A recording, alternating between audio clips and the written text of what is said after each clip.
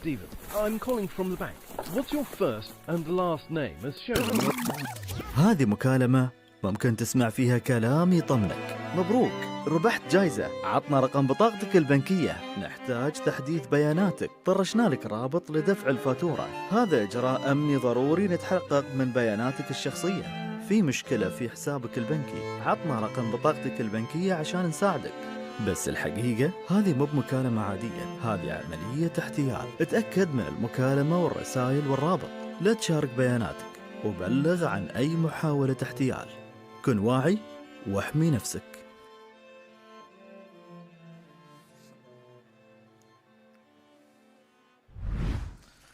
Assalamu alaikum wa rahmatullah. Sabah al khair or good morning to you, ladies and gentlemen. We're back in day 2 from the Dubai Police Esports tournament in its 5th edition. My name is Abdullah, also known as Tox, and joined with me is Wiped and Faceless. Did you guys sleep well yesterday? Alhamdulillah, we did sleep well after the action we saw. We slept well, alhamdulillah. Alhamdulillah. Faceless? Unfortunately, we slept late, so that's not nice. But today the sleep routine will be better, hopefully. Today, inshallah, you'll sleep even Yeah. worse.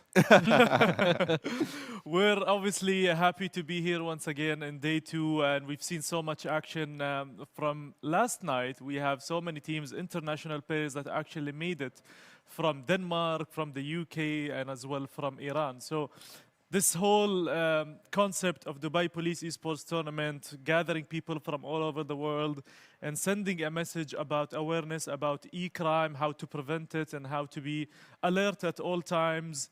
It means a lot to us in the community. What do you think, Wipe? It's suggested that we need it, to be honest, because there's a lot of people who doesn't know how to protect their password, protect their private information. So I thank Dubai Police for this just information that given to people that will help a lot. To be honest, Tox, it's a great way to give awareness through esports games, especially. Like yesterday, we were talking how we unfortunately got scammed because we didn't know not to press unknown links. So that's a great way for all the players not to press links that they don't know and all the phishing messages and so on. Yeah, and Dubai Police sets an example here because this is not only a local thing, but it's for the region, for international players to see how things are being dealt with here and how e-crime is being prevented by the police themselves. So this is an amazing gesture. Thank you, Dubai Police, for this amazing campaign and obviously the esports tournament. Now back to our competition. We have Counter-Strike. This is our tournament. Yesterday we saw many round of 16. We saw the quarterfinals. We're gonna take a look at the bracket. I'll give you a quick recap of what happened yesterday. Obviously in the round of 16, lots of 13-0, 13-1s. But then moving to the quarterfinal, we had AB against Elo Delivery 13-4, and then This Isn't Epic Land 13-3 against Level. Today, we're gonna see the first game on broadcast, which is gonna be Scar X versus Yalla. And then next up, we have Power Mix against Acme. Acme was a previous champion from 2023. Power Mix actually has players that are previous champions in 2024.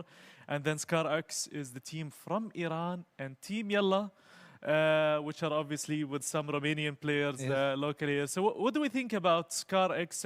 Or actually, before we get to Scar X and Yalla, what do we think about the bracket? Does it make sense, or is there an underdog? You were talking about the dark horse. Are there any dark horses at the moment?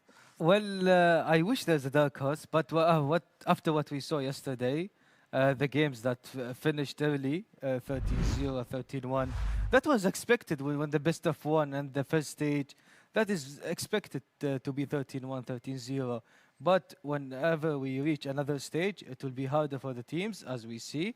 And a dark horse, I didn't see any names of dark horse. But maybe this is, what's it called? This isn't Epic Land? This isn't Epic Land. Yeah. So I think they might do something against APP. I wish they do something against them. Faces, do you feel like there's going to be any upsets now you've seen the teams that are left? To be honest, I'm cheering for Yalla. Hopefully our local heroes they can do some upsets. I'm hoping so. To be honest, Tox, it depends about the prep of the teams, how well they prepared? Do they have any hidden strats? So I think now it's time for them to show what they have in hidden, you know? Now, I've received some information from Team Yalla that one of the players couldn't make it today, which is Lava, one of the Romanian brothers, because he's Okay. also the younger brother Yes. of Freak. Mm. So he couldn't be here today, so they got their sub in. Does that gonna affect their performance, you think? Well, of course, we're talking about Lava. Lava is a player, an OG player. We all know him. He have a huge experience. His experience made the difference yesterday, and it will make difference again. Let's take a quick look at Yalla's journey yesterday in their matches and see how well they did. We're not gonna talk about all of the highlights, but we can see how their game went. This was obviously on Dust 2 against Silent Recoil. Amasai. Yeah, Amasai. is there a player that stood out for you, Faceless, in this game? To be honest, MSI was doing really good. He was popping off this game. Okay, so MSI, something to look for, and look at this defuse. That was an amazing clutch, actually. Yes. But then this game, I think in the beginning, it was back and forth. Towards the end, Yalla managed to pull through, but this is not going to be the... I don't think... Actually, we're going to look at the veto later on, but performance-wise, is Yalla... Is it that team that is able to beat ScarX? Well, as you said, and as what Festus said, it's about preparation. And we're talking about Scarlex, that their preparation took 6 months. And we talk about Team Yalla. Let's say they didn't prepare well. So I think after what we saw yesterday and what we are seeing right now, the performance, this performance wouldn't get you in the long term against Scarlex. To be honest, Tox, I hope Lava's unfortunate, like he's not able to be here, doesn't affect the team. And I hope they have like a strong mindset, like we're here to win. So that will be great. Yeah, definitely. I mean, coming in here with losing one of the major players against one of the major competitors and contenders to win this whole tournament, ScarX.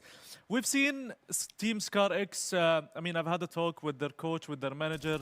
They've talked about how much this means to them, 6 months of preparation, traveling from Iran to Dubai, getting their families, getting their friends, streams, you know, with the Iranian channels, and then all the community backing up this team. So this obviously puts them under a lot of pressure. They need to, you know, prove that they're actually up to the task. But for them, when I talk to them, this is for them a good opportunity. This is their first LAN event outside Iran. So all of that combined, Faceless, does it increase the pressure, or does it make them feel a bit more comfortable that finally now we are at LAN, we can show who we are? To be honest, yesterday they were off stream. They had like almost 3,000 viewers. Like, I don't know, like, let's talk about pressure. That's off stream. Yeah. If today on stream, how many gonna watch? So I hope they don't don't fall in the pressure trap and they can play well. Did you feel the same, or do you think you're going to be pressured from the beginning? No, at this game, let's say at this game, they won't be pressured as much as when they reach a higher stage, because inshallah, when one of them reach semi-final, the pressure will rise. So today, I think, as you said, their family and friends are here, and everyone is watching. That's a high pressure on them.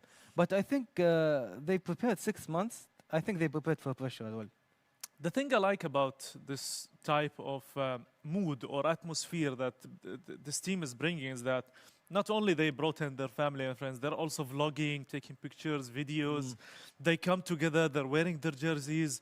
They're actually friendly with everyone, and they're open to, you know, join conversations. And I like that. It shows that these guys are not just here to play and go home. No, they're actually here to enjoy their time, participate in this competition. Obviously, I think the later stages, if they do qualify, it's going to be tougher matches, but I mean, shout out to them and their community for being here and being present. And hopefully we see more international presence in local competitions like this. I think we have the veto, if I'm not mistaken, so we can take a look at which map. Oh, it's going to be Inferno. Faceless, this is the map they actually played yesterday off stream, and they won 13-1.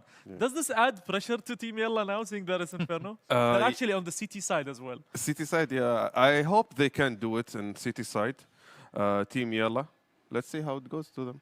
Do you feel like it's Well, let's start off. Inferno is my favorite map of all time, but I prefer it old, of course. yeah? I think Inferno needs a lot of teamwork. And we all know Inferno is about teamwork, it's about utilities, it's about mindset. So I think Scarex are ready more than Yalla in this map. And this map in specific is one of these maps where it's almost impossible to have an individual play. It's Exactly. all about teamwork. It's all about executions. It's all about strats and crossfires, crossfire stacks in B-bomb side or A. It's so important, especially on the CT side. Now I feel like Team Yalla coming into this. If you were Team Yalla right now, Faceless, and you're up against a team that's been practicing non-stop, so you're obviously expecting them on the CT side to have crossfires, maybe some aggressiveness in Banana. How do you approach this game as Team Yalla? To be honest, I'll try to get banana control, use util, try to have chip damage. If not, fall back to have an A execute, keep on in banana. Try your luck here and there. See who goes for the peak first. Why, before we give it to the casters, we'll take a quick prediction. What is the score going to be, in your opinion? 13-3 for Scarex. 13-3. 13-11 for Scarex. Okay, so I'm going to go with Scar X as well with 13-7. And this is going to be our prediction here from the analyst desk. I think our casters are ready. Tony, in Time to Light, show us what you got. Really excited to see what the players have as well. This is one of 7 teams with a full singular nationality represented. 4 of them, by the way, are Filipino. I'm Time to Light. Joined alongside me here is Why Not or Tony, as previously mentioned. Thank you very much, Desk. I think ScarX seem to be the worldwide favorites in this one. Tony, do you agree? Yeah, I mean, certainly so. They've bigged him up as such. So we have to kind of go along with the narrative that's been built as well as by the results of above all else. You know what I mean? I mean, so some of these things that we've seen on and off stream for some of these teams, you kind of go unnoticed, as well as if watching the mainstream and not seeing what goes on that B stream. You come into these matches that get put up here, and like they were saying, I mean, the viewership goes to show alone that some of these rosters have been given support for one reason or another. So it's going to be exciting to see what they can do when put pen to paper. The one problem, as brought up, is the lack of lava today. Usually a good thing if you happen to have homeowners insurance or something similar. But in this case, it's just a problem. Missing your, I'm not going to say main rifler on the squad, but a core of their success yesterday. Again, they've only played 1 game thus far. It's a little bit of an awkward schedule where yesterday everybody played their round of 16 game, but only 2 of our 4 quarterfinals were played. This is one of our 2 remaining quarterfinals. The other one will be off stream. This is ScarX and Team Yalla. Power Mix and Acme still to be played. Winners of both will play each other in the semifinals. That'll be in about 4 hours' time, give or take. And our other semifinal already decided. It's the Danes versus the Brits plus a Ukrainian. It's AAB Esports, and this isn't Epic Land. Wow, what a banger that'll be. That's actually kind of early, I feel like, for that to be shown in this tournament, to be frank. That's going to be a little bit of heartbreak for either of those 2 teams to be meeting so soon and having to go home without much of reprieve. But we go in either way into this game, and Inferno being our map. You know how I feel about this as we've talked about it. I mean, not really talked about it. I kind of just spat on it a little bit because it's not really one of my favorite maps in the pool, frankly. But in terms of competition, it does make for some decent ground level play.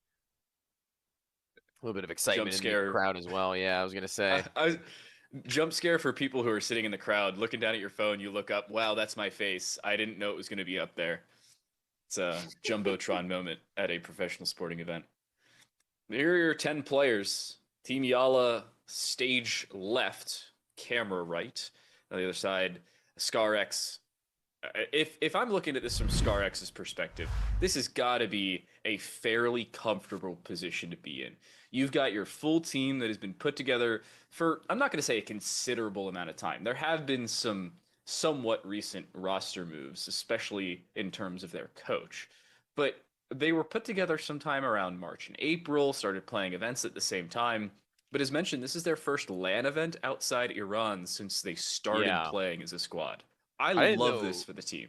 I didn't know they had like local lands going on like this around different places. I don't know how many Iranian lands that there are for CS2, but certainly if given the opportunity, they would take the trip in order to make that possible elsewhere. And already they have. So that's already them getting a new opportunity across maybe a new multitude of different play styles. I think we were talking about on day one as well, as how a lot of different play styles were brought up from obviously now UK team primarily, and then the Danes are going to be bringing a different way of play, just the same, and maybe it could catch players and teams off guard, and that's something I think that they're definitely hoping to do with the time that they've had together, as you mentioned, not really going through all that many roster changes, just primarily the coach. So by and large, the same team, right? Like by and large at the core and at its fundamental floor, the same as it were. So trying to build off of that and trying to make their experiences worth their while to be bigger and better as these tournaments go on, and now taken into what will be new territory. We'll see what they can do on the mainstream. And I'm very excited to see that, because we got a little bit of that action over on a Mirage yesterday. And that was kind of interesting to me to see how mid-centric they really were, both T and CT side, just throwing bodies out. So I wonder what Inferno has to offer. So now here, if you're looking at this from ScarX's perspective, especially in terms of their coach, now it's not as much of a new coach to the team as it is a new coach to the region. You saw him standing over on that right side. That's Amir's, or Amir's. I do apologize if I'm mispronouncing that. I believe it's Amir's, Amirz. He was standing just behind the squad there for ScarX. He's British, at least by birth. However, has not had a lot of experience outside of the Middle Eastern realm. NSC, fully a team of Europe, it's really been a combo of widespread European teams. No real cores, except for the most recent squad before this one with Come Mid. That's a squad from Pakistan. So at this point, I'm looking at this from ScarX and saying, you're bringing in a bit of new ideals into the Middle Eastern Counter-Strike realm. And I will always say this, new information can never hurt, because you always see those teams who end up going to international lands, play international squads, maybe from different regions, and then they just get absolutely dusted because they've only played local teams. In this case, I love the fact that you're having a coach with a different background from a different continent for technicality's sake. And in this case, hopefully a little bit more experience to bring to the squad of already pretty successful individual players. And they got jerseys. Which is awesome to see, because if you're going to a LAN event, you better bring jerseys. Yeah, I feel like jerseys are pretty cool. Even teams that aren't really actually teams, like unsalaried or just like random mix and pub teams, will come to LANs every now and then with just like, casual jerseys they printed off a website. Like, it's not really all that deep. It's pretty cool. I actually just recently, funny enough, to relate to this, got a jersey from a team that I'm coaching right now, an intermediate in NA right now, that was formerly main, but even still, it's kind of cool that our organization has jerseys going around for us to attend these LANs. Makes you feel like a unit, like a squad, more than anything else. We even got arm sleeves, dude. So good for you. Going above and beyond. Yeah, it's got my little name on the back. It's pretty rad. My number. It's like you're having your own little sports gathering. Hey, I've got an old Sonics jersey. R.I.P. Oh, that's pretty cool. Susquehanna Sonics. It's got my name on it and everything. Paid an extra $1 for it. Oh, nice. Seems like we are just about ready to go. Just about. Couple thumbs up from across, and we saw the dot ready chat time. Message. Yeah, I'm really hoping people start to do it a little earlier. When we first saw that camera angle over the shoulder of one of the players, production did kind of scare me. We had to use that angle yesterday when we had a tech issue or two, and that was the only way of seeing the game. This time it was just for the warm-up, and that's an alt tab, not a game crash. My goodness, talk about your I've been heart having game falling crash through. lately a lot, dude. After this last update they did. You were talking about like returns to form yesterday as well for some of the Danes and the Brits who had come to this event. I want to talk about that for two sets of players here for specifically ScarX. Notably, Krypton and Zyron, those two, alongside Dantic. All of them played for Glory at some point between 2019 and December of 2021.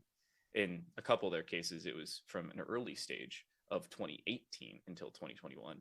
And then for Kiarash and Dilly, it was Team Question Mark, just a kind of little pug squad type thing that still has a couple players listed on it back in 2021 as well. I want to play on land, dude. Am I crazy? I don't even remember this HUD. No, this is a new HUD. I saw this on the replays, and I was certain I was losing it. This is a new HUD. Okay, I'm not crazy then. I thought yesterday it was just like a little bit too early or something. I just don't remember. I blacked out for a couple of hours there, but no, definitely not. We are on this new HUD, and it does look pretty clean, I must say, as we jump into Inferno, the T side for Team Yala, as they already get utility spread across not one, not two, but three Freak, Oxley, and MSI to take that talent over wherever bomb site they so choose, and it's Freak who's afforded it to them. He's bought it all.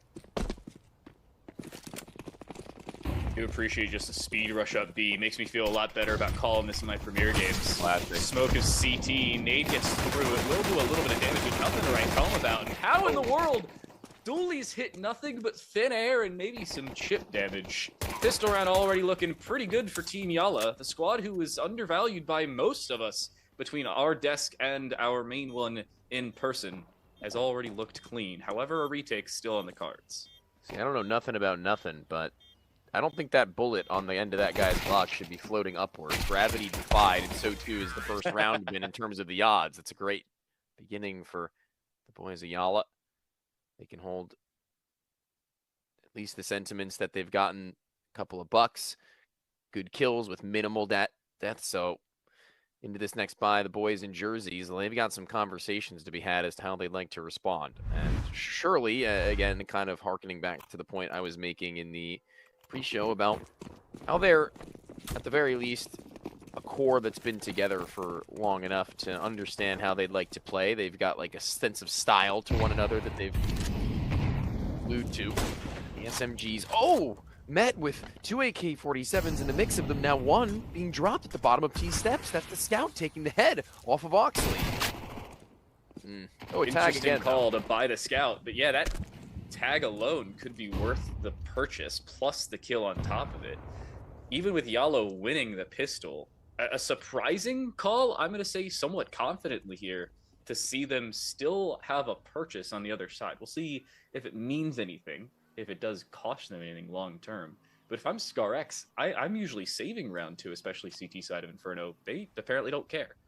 Yeah, a little bit interesting, but I mean, I think they've afforded themselves a little bit more than I was even anticipating, especially without the head armor. So here they'll go into a high-low setup right now. Dancing will be the one to take the first point of contact, but when they don't clear him, you can swing from the backside of Fountain. Now stay alive. Dancing has maybe a little bit more damage and definitely could, but Freak punishes him.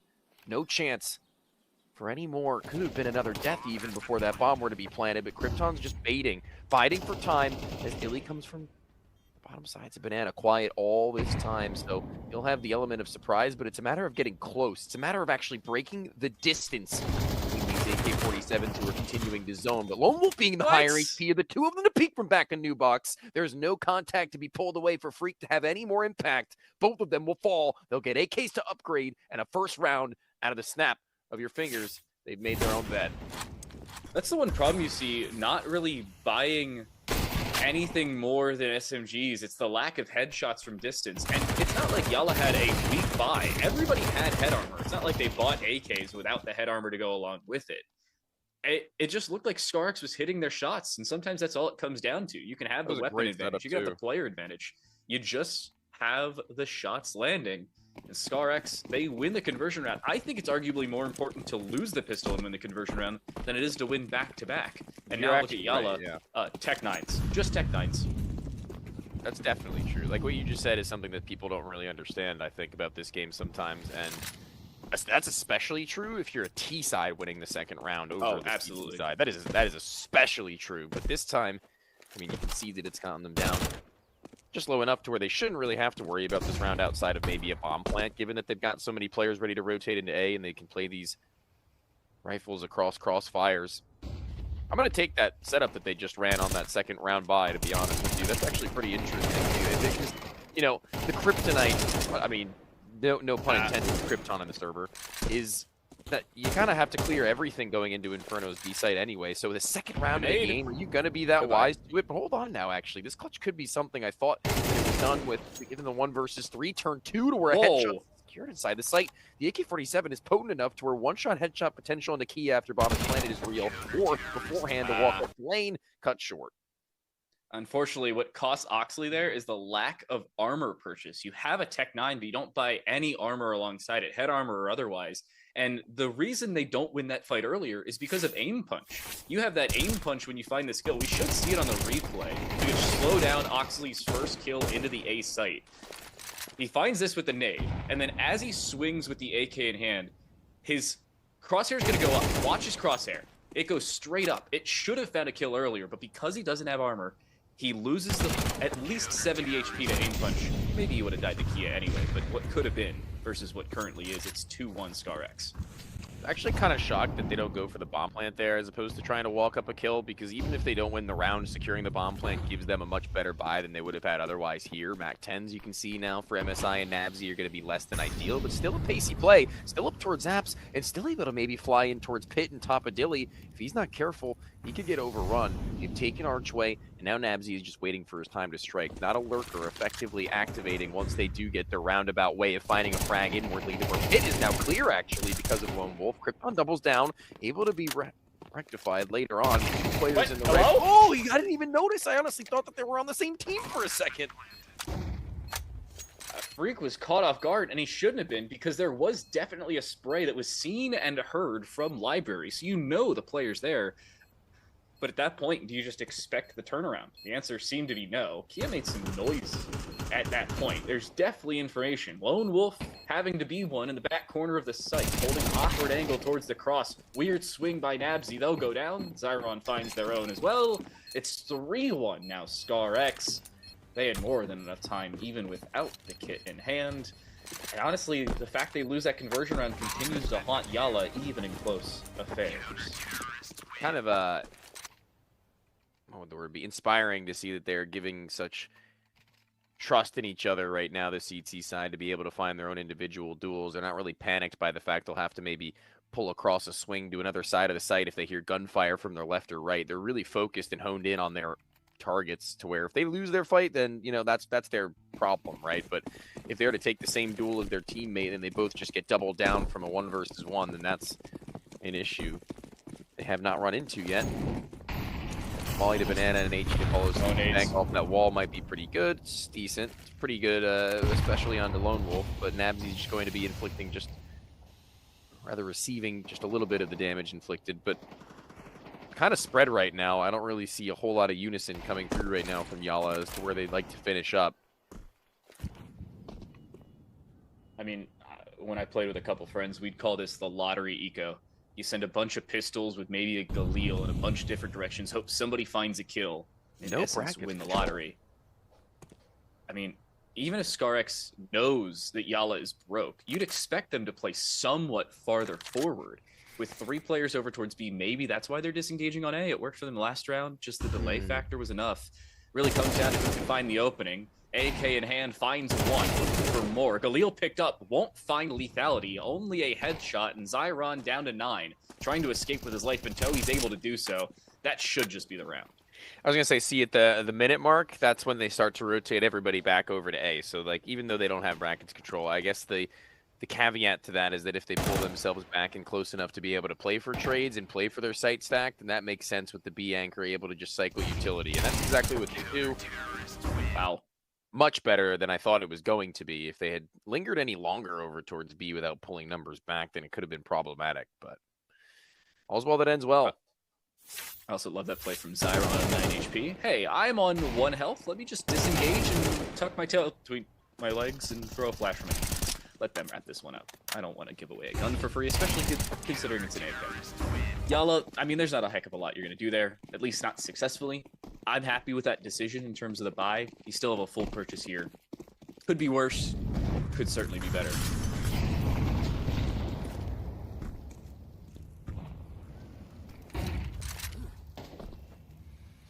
AK-47s on the CT side get to be pretty potent.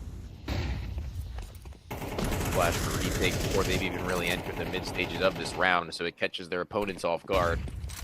They send one back that's kind of superfluous, to be honest. Not really necessary to be throwing it if nobody's going to be going off with it. It's just a burn of the utility that still have very little of if you are the offensive, and now even less, seeing as 2 players have gone down on effective trades, and Lone Wolf trying to make something happen with a lurk out. Apps could very well have caught in the head to Pit, but there's another player upside lane. They're both going to be working towards the same common goal. And they smoke apps. What are you going to do there, Lone Wolf? You either walk out and basically bait your life, or you, again, just play a game of hide and go seek. Molly Long is going to force him out in the open. Krypton plays the perfect bait and switch with his teammate. For all of you without a thesaurus in front of you, the definition of superfluous, unnecessary, especially through being more than enough. I only speak English, had no idea what this word. So thanks, Tony. Appreciate it. Lone Wolf is one of them in a 1v5. He's gone. All right. Well, that glimmer of hope that we once had is no longer around. That beacon. This is a round. Why are you talking about their score like that? insane turnaround. Well, that's what I'm saying. It's been That's still kind such of a good bait, by the way. What a pit bait. I love big and small pit plays. Really good way of utilizing just lesser numbers on this A site, to which actually they're pretty comfortable in doing in a majority of these. That nade just goes sailing over top of Lone Wolf, the first of them better.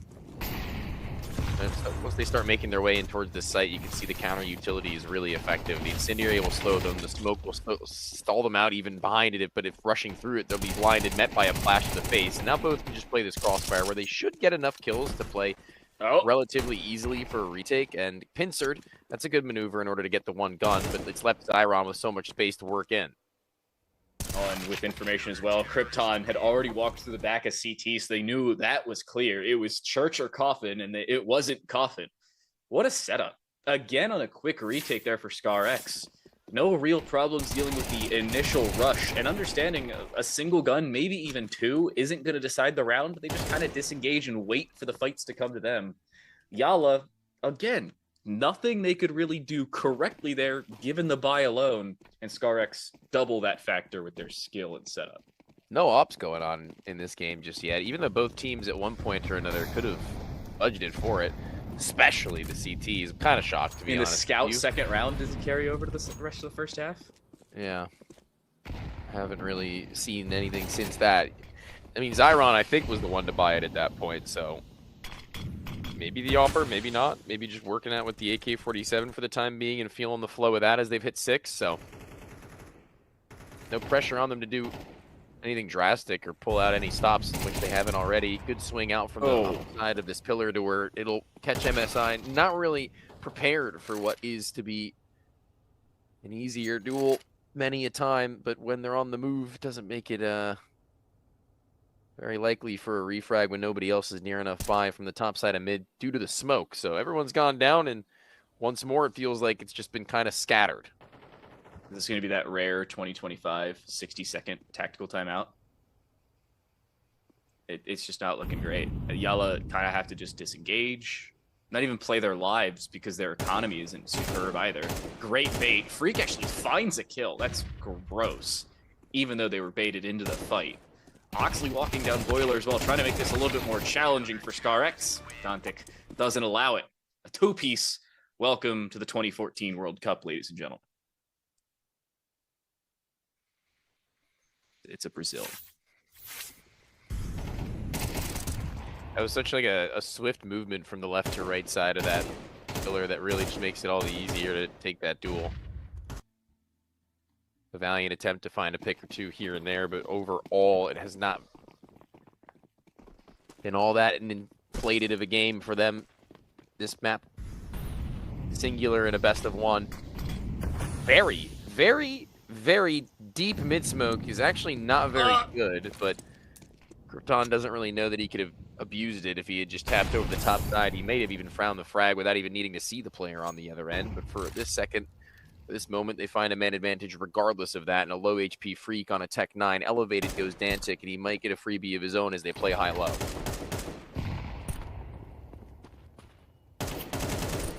Don finds his kill elsewhere. Again, it's really it. I don't even think they saw Dantic. What in the world was that from above the half-wall boost? They had no clue who was up there, even after the first frag. Things looking bad to worse for Yala. Only the pistol round to write home about thus far. Other than that, it's disaster. That should have been communicated. How they don't swing him and him alone, that's a problem.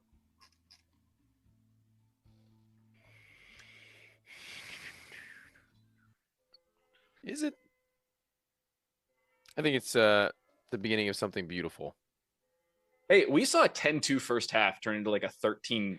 It's gonna be the greatest comeback of all Counter-Strike history. Okay. 11-1 incoming question mark. Happened the other night. Energy wildcard. True. We've seen crazy things in the Counter-Strike world. Don't discount the team just because one side of a fairly common map isn't going their way. That's a very peculiar way of using a HyperX headset, by the way. Your coach leans into a player who's plugged in and talks into their microphone. That's pretty funny. Welcome to a 5 PC LAN setup. Where's the coach PC at? Hey, I don't know. Are Love they in for the like coach. TeamSpeak or something? Because I would definitely have a headset plugged into my phone. They could be. I don't know if it's allowed, but should be. Thinking how it worked when I was over on LAN as well is that we had an iPad or some I think it was an iPad or maybe it was like a laptop of some kind on the floor and they just plugged me into TeamSpeak there. It worked. Definitely worked. It's Feist. Sniper rifle on Zyron now, so maybe it was just a matter of having the AK and kind of wanting to use it while he had it. The game was going kind of quickly, so he doesn't know how much of a T side he's going to have. Oh, Zyron does throw the nade there, just kind of to exploit the fact that they were going for that smoke bracket. Just shut it down. No real need at that point. Their smokes All are kind of five. ugly. I won't lie. Maybe it's a new update. Just a walkthrough. Wait a second. Krypton finds 3, make it 4. MSI's left in a 1 versus 5. Dilly steals the ace. I'd be irate if I was Krypton. RIP the clip. But an individual shuts down a full squad as they walk up brackets. He's treating him like royalty there. He's got Zywoo on his roster. He's just asking if he wants water. He's like, what can I do for you to make you play like that every round? And it seems like he has for a majority of the game at 16-3. And what I was saying, I guess, more so to an analytical point about the ugly mid-smoke isn't necessarily about the appeal of how it looks, is just how deep that it goes and really limits them from going either arch or lane side without appropriate flashbangs to supplement it. And that round is an example, especially just going through to the line of Krypton without vision from anyone else. They can't do much about it when he has full sight lines. 4v4, though, this is probably the best opening that we've seen ever from Yala, even if it isn't a man advantage. Nade onto Oxley, though, makes him 2-shot to thin air. And if I'm Yala, I'm now a little bit more hesitant. Somehow MSI's shoulder was seen through the wall there. He's still swinging this. Will find one, but an immediate trade makes things a little bit more challenging to walk on to A. Nabzy can't find the frag they're looking for. Now with some help, they'll walk forward further. Oxley hasn't seen a player yet and is on 17 HP only because of nades, but they've had some help, and they'll have their life still in tow. Bomb makes its way finally onto the A site, and Yala with a chance, but it's a 1v3 here for Dantic. Walking it up now to where a player at default has noticed his presence and made it known to Oxley, who was low previously, but your HP doesn't really matter when the player that you're looking to take down isn't even looking in your direction, so they're not going to be sweating that one all that much, the CT side, frankly. Letting one loose isn't the greatest of deals, and it doesn't really look like that's all that rallying as the second round is found by Yala, to be frank with you, and seeing as they're this far deep into the game, they may as well pick themselves up by the bootstraps. I mean, if I'm ScarX, 9-2 is a perfectly fine position to be in. Yeah, that round you're hoping you picked up. When you watch this VOD back, you're going to think, how in the world did Oxley not die to nades? But Freak, with a spray of their own, finds Zyron through the smoke, and a lack of information further forward makes Dilly a 1-for-1. Basically, trades pinstriping the kill feed, but ScarX still on the losing end of it.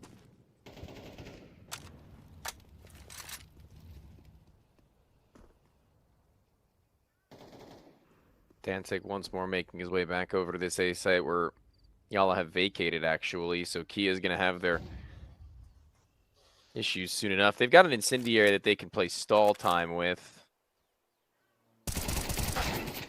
As they find the fight, though, onto the player in the back. They're not playing for stall. They're actually playing for fights as they do duel out to where now doubly so the man advantage has been pulled away, but it is going to be the last of the half, so they have to go in for this one. And Danta can't really do a whole lot when he's just being shot through the smoke. So there's their third, a one tap to close, a nice little neat tidy bow put on top of it. It's got to feel pretty good. You see a long, deep breath let out there by the player center, calling already what they're going to be going into in the setup for the next of the half. So it looks like they're ahead of the game at the very least. Freak the one to give them the words of encouragement. This is a really good halftime speech. At least a good position to give a good halftime speech. I can't hear what he's saying as much as I'd thoroughly like to. 9-3 is not an end of the world scoreline. Again, we saw 10-2 yesterday and ended 13-11. It wasn't a full comeback. They didn't win, but they tied it up twice. This is not an unreasonable game to come back from, especially considering some of the individual stature we've seen overall. Yala, this has to be a one pistol round. I think confidently, you don't win this pistol, you probably don't have a shot. But you win the pistol and you convert it into a second round victory as well. 9-5, that's not an unreasonable position to come back from whatsoever.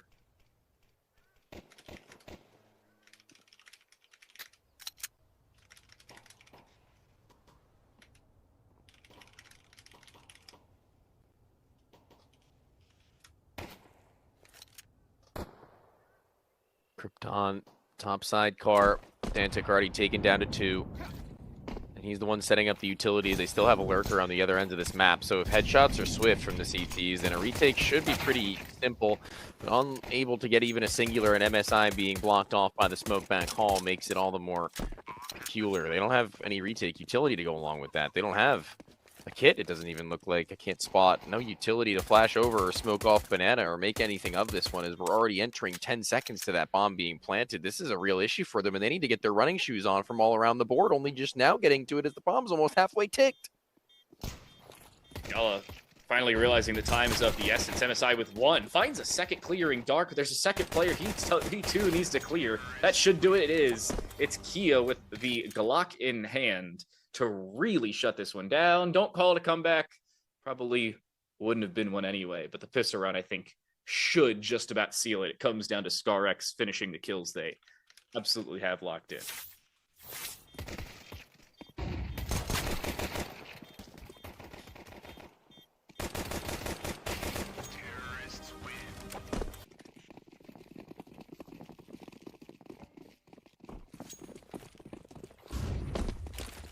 Making work of what they've got and trying to finish this game off a little quicker than Yala would have liked.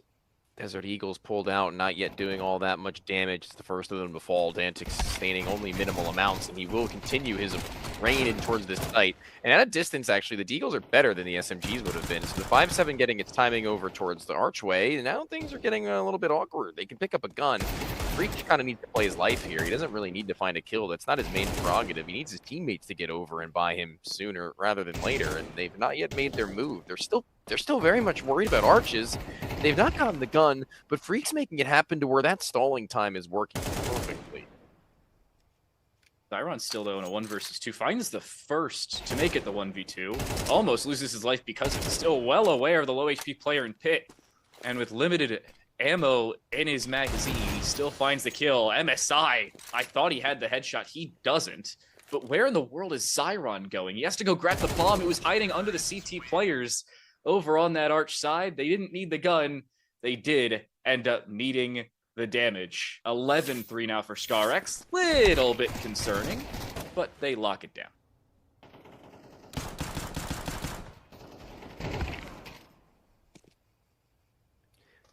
This is important that they give themselves some room to breathe at the very least.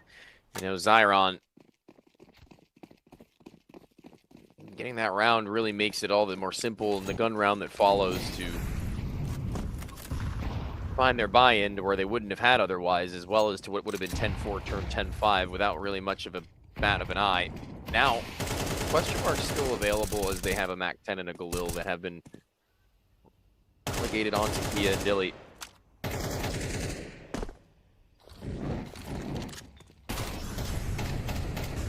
Hop over. Kia makes it happen without all that much of a hitch. It's just a bit of a tick, but they knew he was there anyway. Kia fighting their demons. Ooh. But Dantic wins the fight on a Nabzi. And again, it's an A site that only has 2 players on it. And now with just 1, even if they disengage from B here, ScarX has so many options. The bomb's still at the bottom of mid. They could disengage if they really wanted to. MSI hiding second oranges wins the fight because of it. But now look at the lack of players on A. Because you lost the opening fight at the top of mid, you had to force another player to rotate onto B and leave 1 alone. A single kill basically turns the round over. And I'm not going to say it's over, but it doesn't look good. Yala has to save. They're playing for overtime, and they're going to have to do so by winning 9 rounds. It's not over until the fish jumps. That's a new... I haven't heard that before. Is that like a river?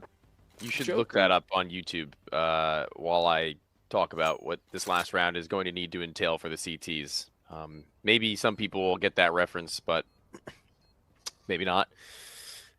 It's the A1S and the AK-47 that they hold on to here. Maybe a kill or 2 more could be something for them to utilize, but they need to hold on to these guns above all else. Oxley is soon to be tested. There comes Krypton around the bend, so an extra $50 into their pockets, another AK-47 if they'd like, and the smoke seems like it'll be utilized in order to grab that, but Kia, will he allow them to do so? A spam could be fruitful.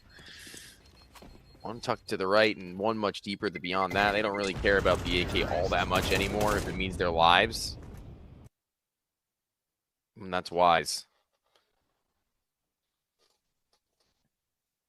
They need to pull themselves together. Dragon Ball Z reference I didn't get.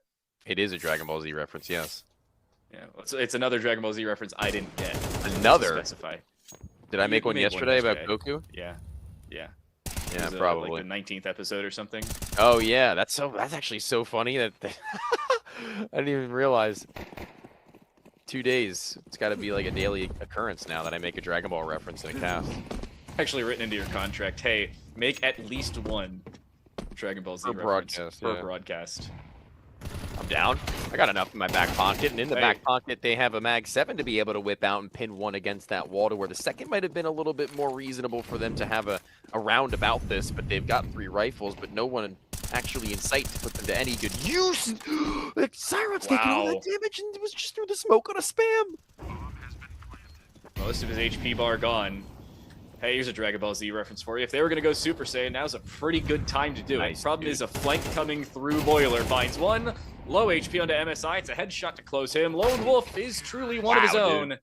He is living up to his name. Unfortunately, that 2 sends Team Yala home. It's ScarX 13-3. No problems whatsoever in the second half. Only a blemish or 2 in the first. They are easily able to wipe this one out and send themselves on to this 5th edition semifinal. I'm not going to lie, that was actually really crisp. That was so clean from some of these individuals, to where we've had this conversation that we built up over and over again, but now is actually starting to shine through more as we enter the deeper ends of the tournament, entering quarterfinals soon enough. As pressure, these guys don't look like they're pressured. I mean, moments where they shouldn't really be expected to find 2 or 3 kills as cleanly as they had, they definitely do it and make it look nice. And I'm very impressed with what I've witnessed in this last map. Excited to see what our desk thinks about this. I'll give you a little sneak peek as to what may happen as well. We do have a game going on off stream that our desk may have a shot to take a look at, so stick around. They've got a lot to wrap up before our semifinal kicks off and underway. Casters, and boy, they didn't crack under pressure, and I think they enjoyed the pressure. Actually, we were there on the stage, we were hearing them saying mashallah, mashallah, and you can tell all the crowd are cheering, the fans and the family and the friends that came with them actually. But looking at the map, Wipe, and I think you're very happy, obviously, because you predicted 13-3, so you win a bottle of water, inshallah. We'll give it to you later. But yeah, since you predicted 13-3, maybe talk to me about it. What do you think? Well, the reason why I predicted 13-3, it's the first LAN, it's the first, let's say, streamed game. There will be a little pressure for ScarX. I knew that, everyone have pressure. But this pressure would disappear after 2 or 3 rounds maximum. And that's what happened. It disappeared in the second round. They got used to, and they start reacting on each individual. And they played really well. Faceless, you predicted 13-11. You expected a closer matchup. What went wrong with Team Yalla? Honestly, they won the pistol. They couldn't build on that. They lost the force buy. And as he said, they had a positive pressure. They could actually win the gunfights. And Team Yalla, I saw a tech pause or a technical pause. I don't know what type of pause. I wish they had an earlier pause to calm the players down. I think they could have a better fight. I want to talk about 2 rounds in specific. The 2 buy rounds where Team Yalla were in a position, they had a good setup. In A-bomb side, they had a good crossfire, 2 against 3, 2 against 4, or maybe it was actually 2 against 2. And then they lost these 2 rounds in a row. They had the perfect setup. They had the good crossfire. But then one was peaking before the other, which made them lose the round, go into eco, then buy again, go to the same position again, lose that round, go into eco again, and that means there was already like 6-1 at that point. Exactly. Why put... Is it pressure when you peak? Is it maybe there's a lack of experience? What was it exactly? Well, it's both. I think both pressure and lack of experience. And there's, let's say, the main reason for this is the miscommunication. That's what I talked about. The communication is the key, especially on Inferno. They lost, they planted the bomb. They had good positions. They always take good positions. In B and A, both sides. One is peeking alone, the other guy is hiding. That's the miscommunication. If you want to peek, tell your friend we'll peek together, or just hold the crossfire. So the mistake that happened is miscommunication. In Faceless, we've seen how ScarX plays. We obviously got a glimpse of how good individually some of the players are, and also in the clutch aspect of that. But have we seen the full potential of ScarX? Not yet. I think they're hiding a little bit because I think the Danish team was sitting. I think they're like, okay, we're not gonna show them a lot. And they started on the CT side. To be honest, their CT side was really nice. Like ScarX was first buy round. They won 3B. So they're expecting that gonna be a B rush, and so there was like some setups. They were like, the initiatives was from ScarX. Yalla, they were very passive. Like in Inferno, it's either you take full control or you wait, drain their utilities, then go in. So they didn't do either. So I'm like surprised. I think ScarX at this point are just like you mentioned, maybe saving strats. What I worry about for Team ScarX is that they only played Inferno in this tournament. So they played 2 games and both of them were Inferno. The next matchup is probably going to be against the winner of Power Mix and I think, Acme. So I think most likely it's probably Power Mix, and Power Mix are previous champions of last year. So this is going to be a tough match. And if it's not Inferno, I don't know. Do you feel like that's a disadvantage for ScarX's, let's say, map strength?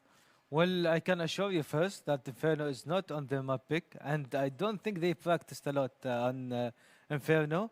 But I think they will do good in other maps. I believe in them. I believe they have... let's say, strong tactics, because I know them, they played well. I played against them, I played with them. So I think Inferno is not their best map. Also, Tox, they were preparing for 6 months, so maybe they're not putting all the maps. Maybe they're feeling confident on Inferno. You know, like Inferno is also similar to Dust 2 and Mirage. It can be like, you don't need to do a lot of strats. So maybe they're saving the good maps for later.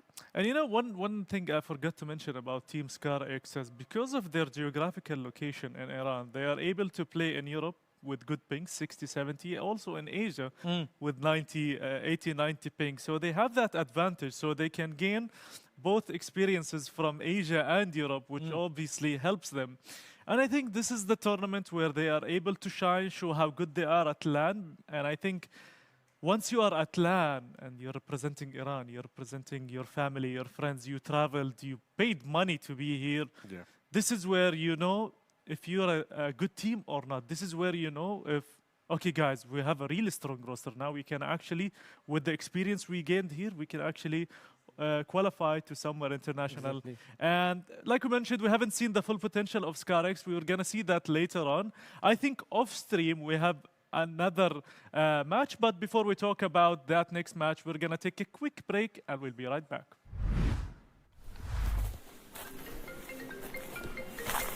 Hello, this is Steven. I'm calling from the bank. What's your first and last name as shown on هذه مكالمة ممكن تسمع فيها كلام يطمنك. مبروك، ربحت جايزة، عطنا رقم بطاقتك البنكية، نحتاج تحديث بياناتك، طرشنا لك رابط لدفع الفاتورة. هذا إجراء أمني ضروري نتحقق من بياناتك الشخصية. في مشكلة في حسابك البنكي، عطنا رقم بطاقتك البنكية عشان نساعدك. بس الحقيقة هذه مو بمكالمة عادية، هذه عملية احتيال. اتأكد من المكالمة والرسائل والرابط، لا تشارك بياناتك، وبلغ عن أي محاولة احتيال. كن واعي واحمي نفسك.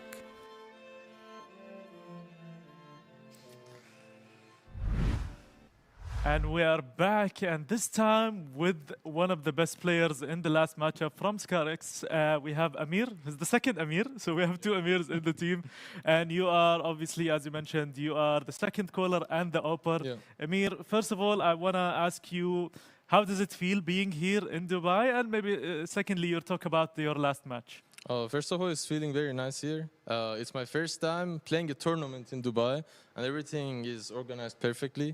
Like I've been to like ISF tournaments and such as like some of the big ones in World Champion, and this one has the same quality, even better in some aspects. So yeah, I like it. And how was your game against Yelena? What did you think? To be honest, we didn't really know them. Like I've heard the name Yalla Esports, but It's not the same. different It's not one. The same. it's Yeah. not the same players. Yeah. So yeah, we didn't really know them. We just went by our game plan and won the game. YP, you want to ask something? What is to you? What do you feel presenting Iran? That's a special for me Mm. and for all of us, being the only representative from Iran.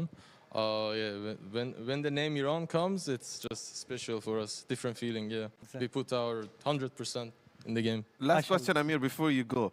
How does it feel you have your family members or friends? I saw a lot of people coming support. How does it feel? Like, are you guys pressured? Are you happy, No. excited? No. When we have a lot of members from our family or friends here, it just feels like home. Like Dubai is very close by Iran, to Iran. So we have a lot of friends, family in here, and some of them came from Iran as well. We have our coach's family member came from USA to here to just watch the game. Wow. So yeah, it's a good feeling. That's great. Okay. MashaAllah. And Yeah. maybe one last thing before we let you go have something to drink is what do you want to say to your fans, to your family, everyone watching in Iran? I just want to thank them for their support. It just gives us a superpower when we know like a lot of people are watching. There is a lot of content creators, streamers watching from home, watch parties. Like I think our last game had about like 4,000 live viewers on the stream. MashaAllah. Yeah, so it feels very nice. I just want to thank them for their support, and also I want to thank the organizers, you guys. It's a very, very, very nice tournament. Thank you, Yeah. Amir. I mean, what a lovely person, what a nice person to have, and we're happy that ScarX are here. Actually, we love to see you more guys compete in our competition. And in a minute, we're gonna take a quick short break and come back to you with more action from the tournament. هي فعلا فرصة ذهبية، بس مو بلك، للمحتال، يغريك بالسعر القليل والمبلغ البسيط فقط لتأكيد الحجز. إذا دفعت بتنتهي مهمة المحتال وبتبدأ مشكلتك أنت. الرقم المطلوب غير صحيح. طبعا ما في رد وما في شاليه وما في أصلا شركة عقارات بهذا الاسم. لا تنخدع في إعلانات العقارات الوهمية ولا تدفع أي مبلغ إلا لجهة موثوقة. وعيك أمانة.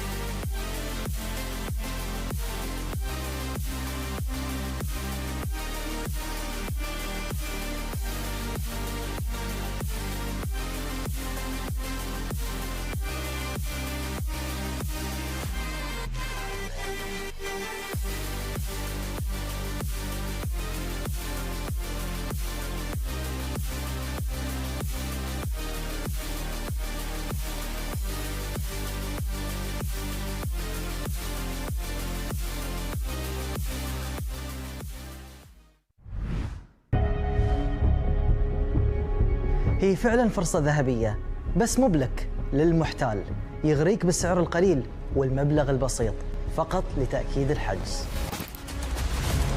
إذا دفعت بتنتهي مهمة المحتال وبتبدأ مشكلتك أنت. الرقم المطلوب غير صحيح. طبعا ما في رد وما في شاليه وما في أصلا شركة عقارات بهذا الاسم. لا تنخدع في إعلانات العقارات الوهمية ولا تدفع أي مبلغ إلا لجهة موثوقة. وعيك أمانة.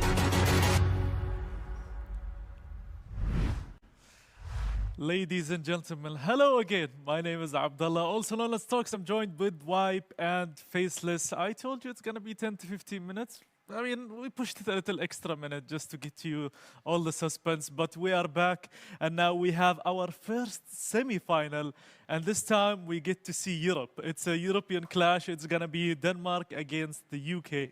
We have Esports ranked 70. I mean, they were 75 yesterday. Now they're 76, and the boys from the UK. So it's going to be a tough match. We're going to find out how it's going to be, who's going to be our first finalists. Now, on paper, it looks like AB are the winners. And we're going to look in a bit at the maps and see how they went. But do you believe there's a potential upset here? Well, I hope there is a potential. I want to see a dark horse. We all expect AB to perform well, but let's think about this isn't Epic Land. They are good players. They have good chemistry between each other. They're friends for a long time. I think they will do more than we expect, inshallah. But still, don't underestimate AB. They're waiting for this moment. They're waiting to shine. And they're here to take the first. What do you think, Faceless? I think we gave Abs enough credit and so on. We spoke a lot about them, to be honest. Let's talk about Epic Land. Yesterday, Nuke, I liked their teamwork. So basically, like I said, they push lobby together. Ramp push, so they have like some plays. So and we saw that they have like their communication were really good. Yeah. So I think they have a good chance to have an upset maybe. I think what's good about this team is that they have confidence. That's the, to push lobby in Nuke, you need the confidence play. Exactly. Something you practice. Also, it comes from within that you take this initiative to push lobby. So I think this is a good thing for the boys from the UK. It's much easier to say the boys from the UK than this isn't like. But on the other side, AB Esports, I mean, these guys have a strong map pool. They've competed in competitions that are global. So they have that experience. If they are being pushed in a lobby, they will know how to react. And we were going to react as well to this recap from the Nuke game yesterday. From this isn't Epic Land? Or this isn't Land? Just Epic Land. UK Land. boys. UK boys. UK boys. UK boys. Okay, I like okay, this name more. So this was the Nuke game yesterday against Level. I mean, it got a bit close in the beginning. We've seen some potential, but overall, we haven't seen much. We can't compare because Level, they didn't play that team play. It was more individual. But yeah, why? When you look at this Nuke, and if we get to see Nuke, do you believe this isn't the UK boys have an advantage? Do you think that they might actually win if they play Nuke? Well, if the map pick is Nuke, I think they will have more confidence and they will do unexpected stuff. But I think AB will be ready for them.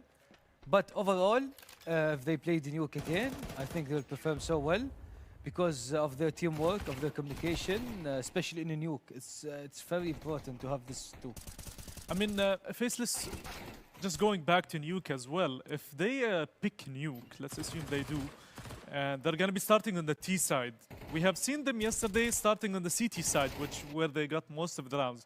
Do you feel like the T side might be a bit difficult, or maybe they'll be more confident playing on the T side? To be honest, I think they have.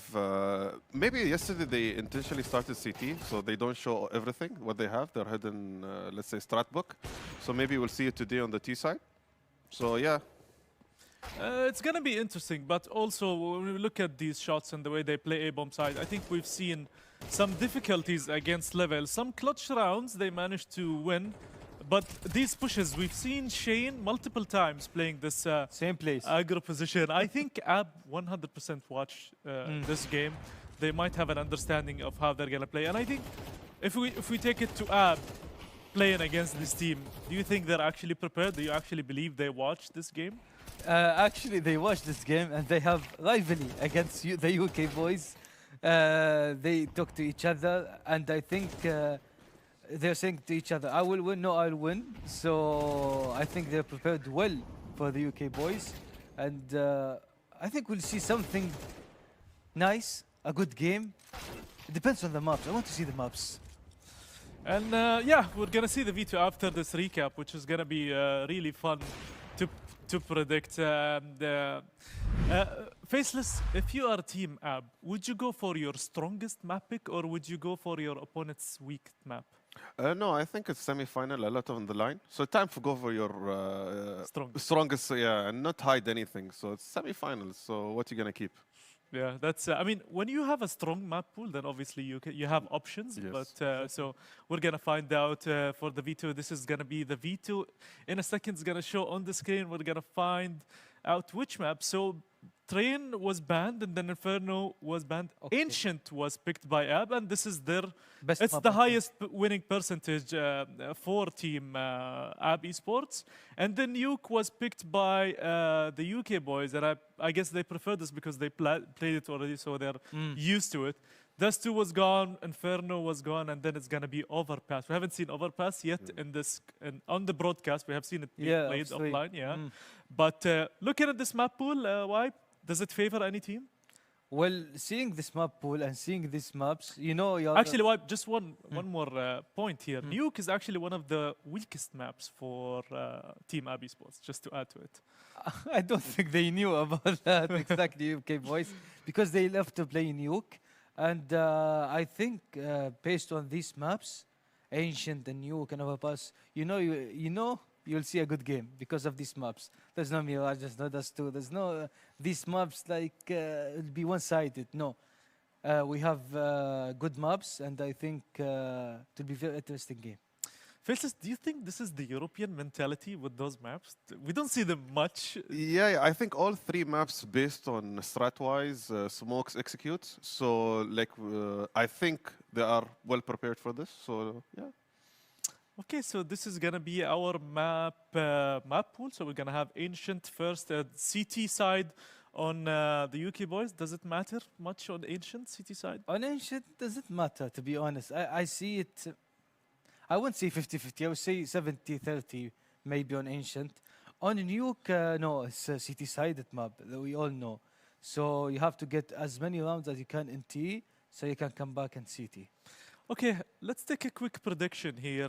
Wipe, I'll start with you. I'll go map by map. So now we have Ancient. What do you think? I think Ab will win 13-8. 13-8, how about you? Epic boys. Oh. Epic Land, Epic sorry. boys. Yeah, Oh, yeah. that's perfect. That's a new name. That's a Yeah. Epic Land. 13-11. 13-11. Okay, I'm gonna go with Ab Esports with a score of 13-5.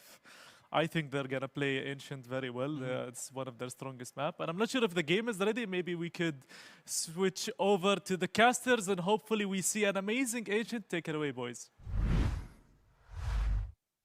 This may not be Epic Land, but it certainly is an ode to the Epic Land from just a few weeks ago. Only one of the players from This Isn't Epic Land actually attended the famed event in the UK back when it actually happened, whereas the entire squad for AAB did just that. I'm time to light that right there is Tony, or why not? And Tony, this is probably one of the most, I'd say, recognizable things to happen to teams where you travel really far. This feels like club sports for me back when I was like 13 or 14. You'd travel really far just to play a team from like 20 minutes away. Just so everybody is aware, however, I just want to preface this just so maybe people who are Epic Land fans know they might have attended. There were 30 teams at that event, and only 24 of them are listed on the HLT. I'm sorry, only 16 of them are listed on the HLTV or the Liquipedia rather. So they could have, they might just not have gone very far. So that's the truth of it there if they did attend. But talking about them being here, being in the now, and being maybe a little bit more, well versed with one another than we may be familiar with as well. These guys are going to be working their little butts off in order to take over the Danes, who this is probably going to be one of, if not the best of threes that we'll have today. I think it's going to be great Counter-Strike played across two maps, or a long best of three that we wouldn't have been in for otherwise without knowing as the fist bumps come through and the shouts come out just as well. The UK boys getting rowdy before it's even begun. I'm sure Epic Land themselves are like, wow, this is great free advertising for us as well. Really. For anybody who may think of traveling. I'm not going to say it's a similar event to this, but it is one that does garner a decent bit of international attention. I mean, just going back to said previous Epic 45, I see teams from as far away as just mostly Eastern Europe, if anything. Swedish squad, a couple Spains,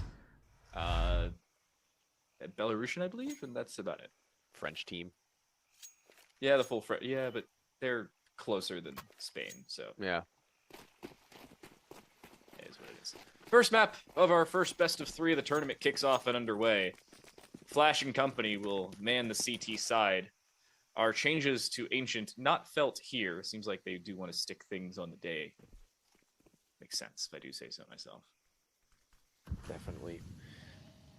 Flash playing at this box. Shane tucked as well, but closer to them than anything else. This Molotov will not burn him out of space. Gonna have to be absolutely perfect about their shots, and they are actually. It's Flash who's just that little bit better as an individual, being able to find 2 before he's flattened, and now Godku's got himself inside a smoke. I'm not too sure about this, but runs it out. Oh no!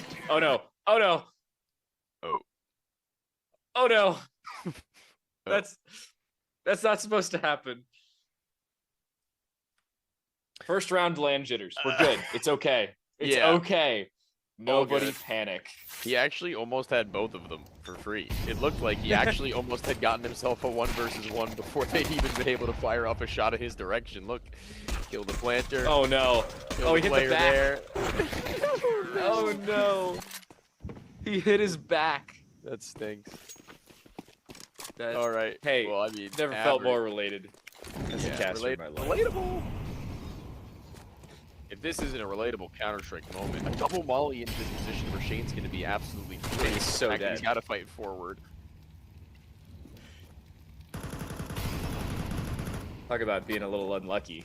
That right there. You get cleared out of that. Round 2, they buy double mollies. They actually bought a 3rd. They threw that to the back of sight. And a spray through the wall kills NCX. Oh my goodness. This is, I'm not going to say bad to worse, but bad to slightly more bad. An attempted Zico from Godku, the Zeus alone, was not enough to do anything, and it's 2-0 already. Okay, let's see how the speed of this one will continue. And this round was a pretty easy wipe. It looked like AB showing themselves to be ready for the task up ahead of them. SMG, even still for Vigo. A WP for Flash, who flies over towards A. May look to go for a close-range peek and pull as he gets really entrenched into A main, looking to get them with their pants down, but there's nobody near enough by. Instead, it's been mid-swarm and Shelf that's going to be pushed up upon as well as the FAMAS. Sees nothing. Sacrificed, actually. It's shocking. I don't really know where you go from there. If you're the CTs looking to make more aggression, it's a look in towards mid, a pull off of the A site itself, seeing as that op hadn't found anybody there. You know, I really hope Soli has been sitting here the entire time, or hasn't been sitting here the entire time, because you put one player at the front of cave and then have somebody pick up a spot just slightly further back. Make it 2 for 1. Wait a second, Soli playing both players there? This becomes a reasonable round, if not nearly a guaranteed round, until Soli gets overzealous. A fine line between confidence and arrogance. Soli plays hopscotch with it and promptly finds his demise. And AAB now has a shot. The bomb, not even making a rotation, walking through a smoke while your teammate's not next to you. What? What are we doing? Now it's only Boy. Opper is a good head to find first of them all, and now he saw Shadow at the side of the pillar. I think he did. Yeah, NCX. He's got to be known to be in this spot, and as soon as he swings to the side, he's gonna have to be precise. And what a clutch from Boy! Very, very well composed. Although things had gone a little bit haywire in terms of the decisions that have been made, they rein it in. Really good information gathering. Slow swing. You know you're not fighting against an op. You'd only heard one, and you'd just taken it out. Might as well take the fight while you can. Helix, I think, gets a little overzealous here. Even though Boy is going to grab the M4 instead of having to play the rest of the round with the Galil, I still would have waited, even with that smoke dissipating. I'd rather take a 2v2 without a smoke up rather than a singular 2v1 with some vision obfuscation. Doesn't work great, but it's around anyway for AAB. Things got, again, a little concerning. But worse things have happened, they still win it. Yeah, smokes to obstruct. They're going to walk down this ramp dry, and they'll be met with 2 players a holding, not just the one. That's absolutely perfect from the offensive, not letting them get aggressive beyond a certain extent. And as they go funneling in one after another, it doesn't work any better than it had last. Flash, good luck, my friend. I mean, any turn you'll meet with a T more than likely, as they've gotten themselves in a horizontal line across the bottom stretch of that mini-map, and now just crouch upon B, finally breaking from that formation and seeing the success. They're still very much so locked in. Given that early work that had turned them a new fortune, we're going to need to see this next rifle round be a bit more inspired from the UK boys, the Epic Land gang, because right now it isn't doing it for me. I do have to say, this is an interesting spot to be in if you're Epic Land, because you've a 4-0 deficit, but another round where you're able to at least buy a considerable amount while using your utility, I'd say very studiously. 1-for-1 trade, both with ops, but Sync finds another. There's no way they expect a third. They won't hit a 1-for-1 trade, but Boya with 2 of their own. And that's the save call. NCX in the span of 30 seconds goes from holding nothing on A to now trying to play hide and go seek on A. Unfortunately, it's a horror game, really. I'd say that if QX turned back around. Maybe QX is the one in for a rude awakening. Boys, Mr. Refrag right now, and they're on one. These headshots look so smooth. Barely even needing to commit to a full spray many a time. 5-0 up. I mean, the day ain't getting any shorter. Or rather, I guess longer would be more accurate. They gotta start coming online. Haven't been taking a quick look at the bracket. Our quarterfinals had a total of 12 more rounds than was the bare minimum. 13-4 AB over Elo Delivery. 13-3 Epic Land over Level Esports. 13-3 for ScarX over Yala. And a 13-2 that just wrapped up. That was Power Mix over Acme. So our other semifinal has been determined as more eco frags come through for AAB.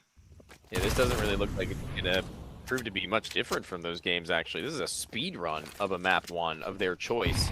It looks to be that, and you go onto a nuke where they get CT side to begin with. Time to light, that is rough. If you are on the Epic Land squad, I mean, they're gonna have so much room to build momentum right now. We're going into nuke if they can't get their feet off the ground tactically as well as individually. Both of those things need to be the case, and I don't know if I don't see that soon. Wow. What a blunder it could be here in the semifinal. I'd say double the fact that when you go onto nuke, it's really hard to start on the T side. Once you get going, it's kind of a little easier to snowball than it is to just get started from nothing. And if you have a let's say 13-4 for the sake of argument, as Ancient here, because that's what I see this being. As much as Epic Land doesn't have a heck of a lot of kills, they have shown some individual prowess to make a couple rounds close. I'd say trying to turn a disappointing Ancient into anything on a nuke T side is going to be hard. Couple that with a spray, make it 2. Stesso with a perfect flash setup from spawn, and oh my goodness, it's been 17 seconds, and they find 3 kills. What? This is one of the fastest best of 3s I think I've ever casted so far. Or rather, the map. It doesn't help they're on the T side as well. I mean, yeah, I mean, the Epic Land team are going to move on to their T side, and they're going to be the ones who get to dictate the pace of this game, right? Like, they get to choose how fast or slow they'd like to take their map control and perform executions, to where if they go any faster than this team right now in Abar, I mean, they're going to be in hyperdrive, man. They're going to be oh, no, okay. In space, I was going to say. No, surely not the same play twice, right? That's, I don't even know where Sync got his kill from. I think he was looking he was through the smoke, if not onto Cat. Maybe he got boosted even? I don't know. Oh, probably a cat swing. Yeah, that would make sense. Yeah. can see the quick cave play. Vigo with nobody in front of them. It's just more eco frags. And Stesso with 2 more. My goodness, man. Spraying people out of mid-air. It's skeet shooting for a spray transfer. That's not skill. I don't know what is. Living through both of those fights. Not Goku, but Godku. Has to be Godku. And maybe a couple different deities need to play a part in Epic Land getting back into this map of Ancient. Because as he goes into the temple, a couple prayers must be answered. Godku is Dragon Ball nerd slang terms for Super Saiyan God Goku. So that's another Dragon Ball fact for you. Comes to the circle. Just slotting them all in there when they come, may as well. There's probably like one person that might appreciate this. Stesso, I mean, he was about as clean as you can easily be. His A main pressure has really not gotten to him. A third player before the bomb has even been fully planted, he's saying to himself, yeah, there is. What's up? Imagine being an A player. Just to think about being an A player at this point in the game. Maybe not in this round. The last couple, they've just kind of gone, oh yeah, hey, let's pick a couple of mid fights and then walk on to B. They're gonna like let them come into their bomb site at some point. Surely, right? Like, this is really unfortunate, by the way. No way you're expecting a third player fighting you mid. There's just more and more problems starting to develop. Here we go, actually. They will go to their bomb site, but it's that boost from the back of the big box. The op flash needs to be perfect. Blind. Flash onto his face actually does hit, but a timer on that shot does land him a net kill, and they've got 3 still here. Oh, nice free frag for Flash. At that point, though, Stesso had to pull a Neo. Somehow still lives. He's going to take this fight. He's going to win the fight. What in the world are you doing? How does that work? QX in mid, he will go down, but he does at least damage to make it reasonable for Stesso. 1v3 is not the end of the world here. He's going to get in front of the smoke and win the fight. It's a foot race to A, and one that Stesso shouldn't win. It comes down to where NCX goes. The answer is Temple. He's going to play for the post plant. Does Stesso expect the quick swing? Does NCX go for it? The answer is going to be very much yes. He's so dead. What a setup for NCX. Patience is a virtue. He, a virtuous man, takes advantage. And it's finally around.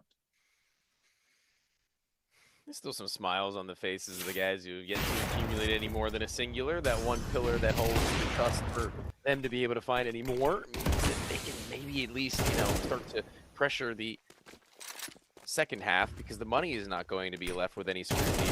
The AB can buy until the end of time. $16,000 among 3 people by the end of that round, so that is the first time I think I've seen 16K like ever, let alone across 3 players in an actual match. In an actual match is crazy. Well, this is an actual match. This is like the fact that you have to specify there is like, yeah. Well, I mean, I probably have had that much money in an MM game. I say probably. I very recently had that much money in an MM game. I'm pretty good at the game, all right? He's trying to pretend he's good at the game, guys. He's a caster. We all know he's not. He's not. In the land.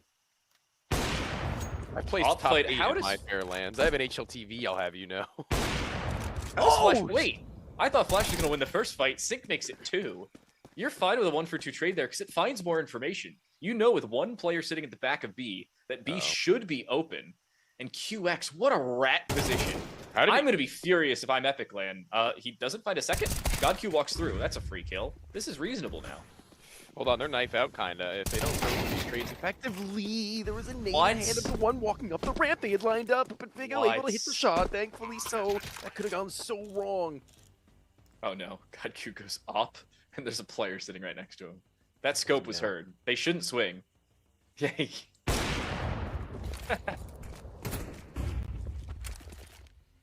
Nice little bait.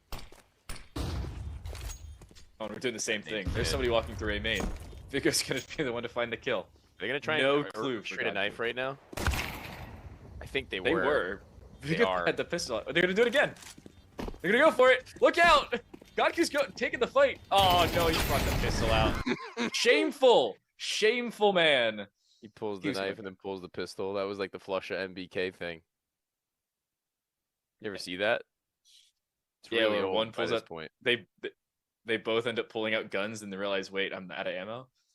I think it was a bait. It was supposed to be like a bait onto him to where he misses all of his shots, and then MBK pulls his knife. He's like, "Oh yeah, let's go for a knife kill." And then MBK like backs up and pulls his pistol out. So then Flusha pulls his pistol out, which has no ammo in it, and then MBK pulls his knife out again and kills him. So he basically like makes it so he doesn't have his knife out, so he can't even knife him if he wanted to. It was like a psychological game.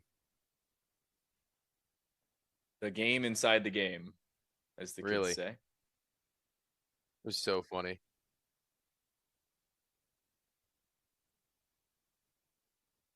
So funny. Yeah, I just watched it back. MBK pulls his pistol out, shoots at the wall one time, and then pulls his knife back out while Flusha pulls his USB to reload it.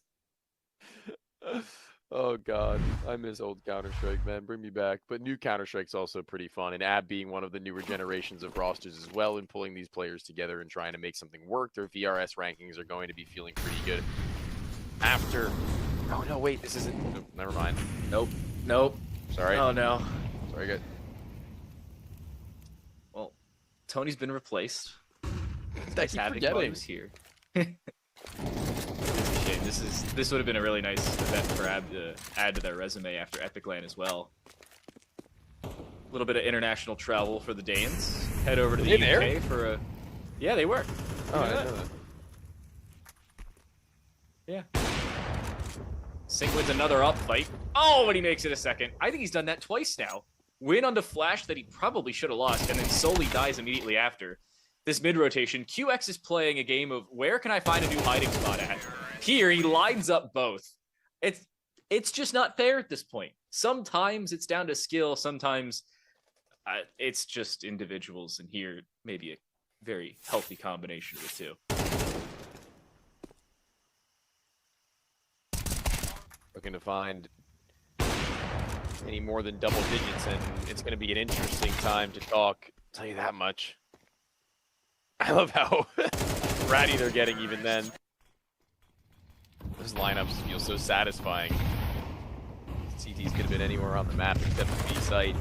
They just so happen to be right on the opposite end of QX's crosshair, and he never would have known it. He crawled out as he had. Another spray held in one, and CX and Shane both falling in the same breath. And this is going to be 11, undoubtedly so, with these SMGs so far a ways away removed, and there being a lurk in between them right now in the sense of, boy. I do just want to say, if I was on Epic LAN right now, the amount of times I would have said, "Why are you there?" in this game, like right there, solely gets that kill. If I died to Boya just kind of sitting in the corner, I would have screamed, "Why are you there?" The bomb going down on A. And we know the obvious answers of, oh yeah, he's holding a flank or sitting in a lurk, but that is just so much map control there for AAB, and it's showing how effective it can turn into a spiral effect. Not a heck of a lot of responses for Epic LAN. 11-1 in the first half.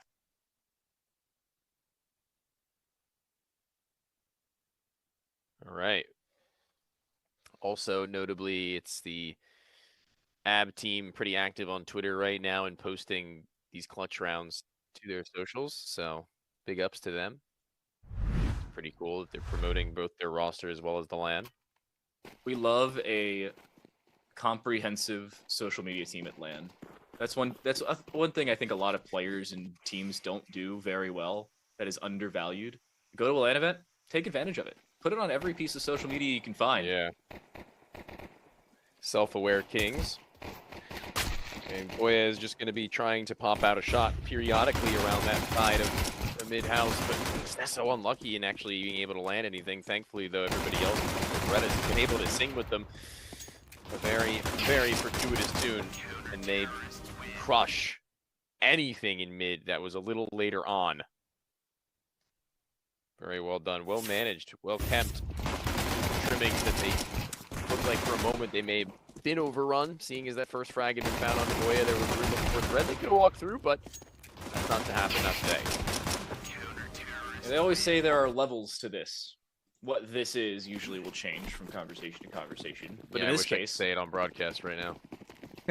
in this case, Epic LAN beat Level Esports. That's the reason I said there's levels to this. 13-3 in their quarterfinal matchup. They are currently In the process of losing 13-1, assuming this round goes the way it absolutely should, but it will require a retake for AAB just to brush up on their CT side as we head on to Nuke. It really just comes down to what Epicland can do to respond.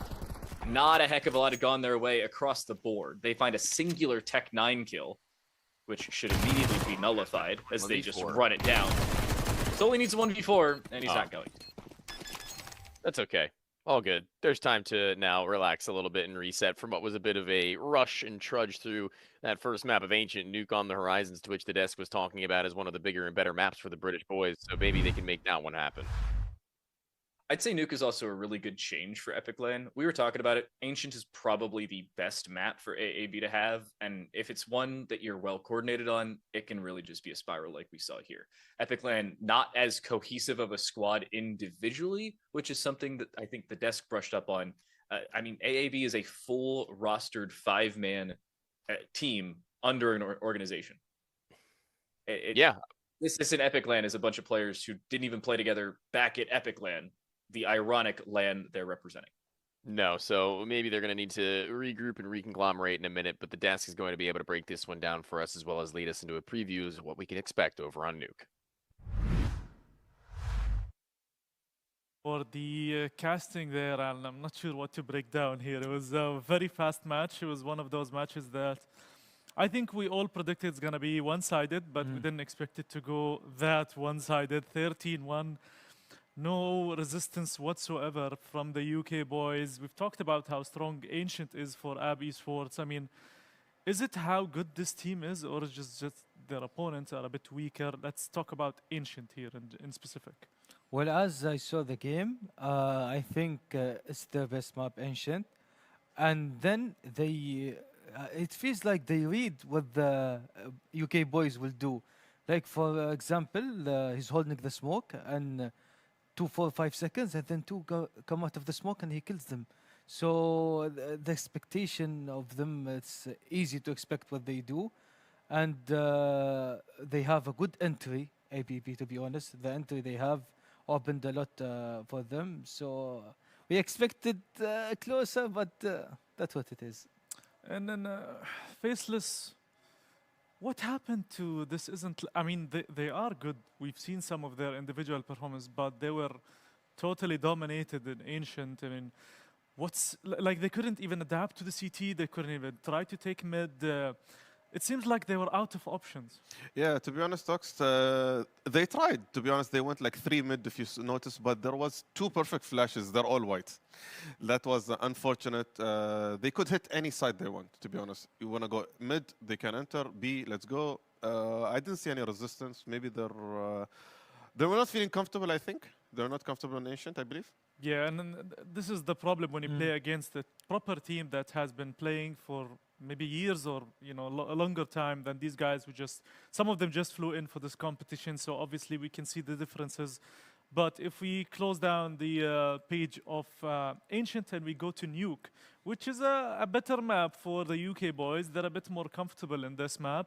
They played it yesterday, 13-3 against Level. I mean, they're playing a team with a different level, but they get to start on the T side on Nuke, which, it's a bit tougher on Nuke. Exactly.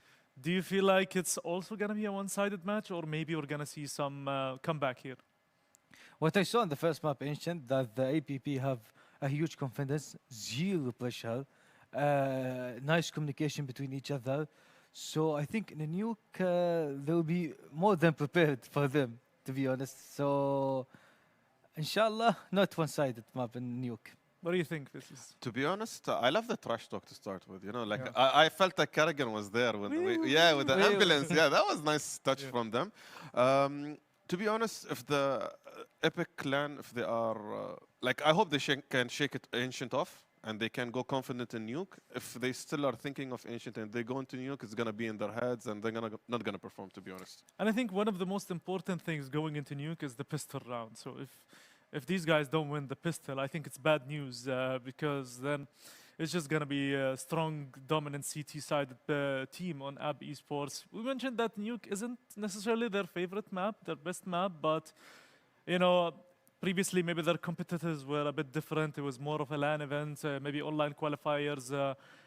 These guys even they're not even a full team. So even though like they might have met sometimes before, it's probably not the same team. So there's always a difference there. But talking about the pistol round, as a T-sided team going into Nuke, what would be your plan? Do we play passive? Do we go all out, show them that we are not, shaken by that loss? Or how do you approach that round? Well, if it was me, I won't play it passive at all. I will show them that Ancient didn't affect me, and I will try even harder on a Nuke, and I will win the pistol round, I will win the game. Wow. That's the strategy in my mind, to be honest. That's the dream. Yeah. Is it your dream as well? No, to be honest, I'm gonna see Abs Gaming gonna be so confident. They want to show them like who's boss, who's dominant. They're gonna bully them. So I'm gonna wait. Like let's bait them and win the pistol, and you can build on that, build confidence. Like you have two ways to approach this. He wants to go aggressive. I want to go passive. Maybe win the duel. So, do we expect a third map? Do we expect to see Overpass? No. No, at all. No? We want to see BO3, but I think no. It's a bit tough. Yeah. I think it's a bit tricky. We're gonna have to see. I think the first early rounds will set the tone because 5-6 rounds on the T side of Nuke can make a huge difference when they switch to C. We've seen how good they were on CT yesterday. I think it was 9-3. Or something similar to that, but we're gonna see. I think right now we are ready to head into Nuke. Our second map, is it gonna be AB Esports taking it 2-0 and be our first finalist, or is it gonna be a comeback and we're gonna see an overpass? Tony, time to light. Mic is yours.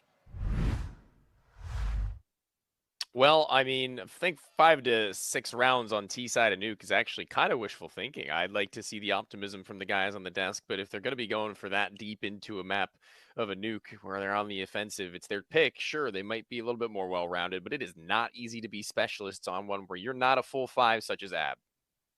I'd say the map veto went as poorly in terms of side selection as it possibly could have against Epic Med. Now, correct me if I'm wrong, because you're more of the player perspective on this and maybe the mental fortitude on that side as well. But you go on to Ancient.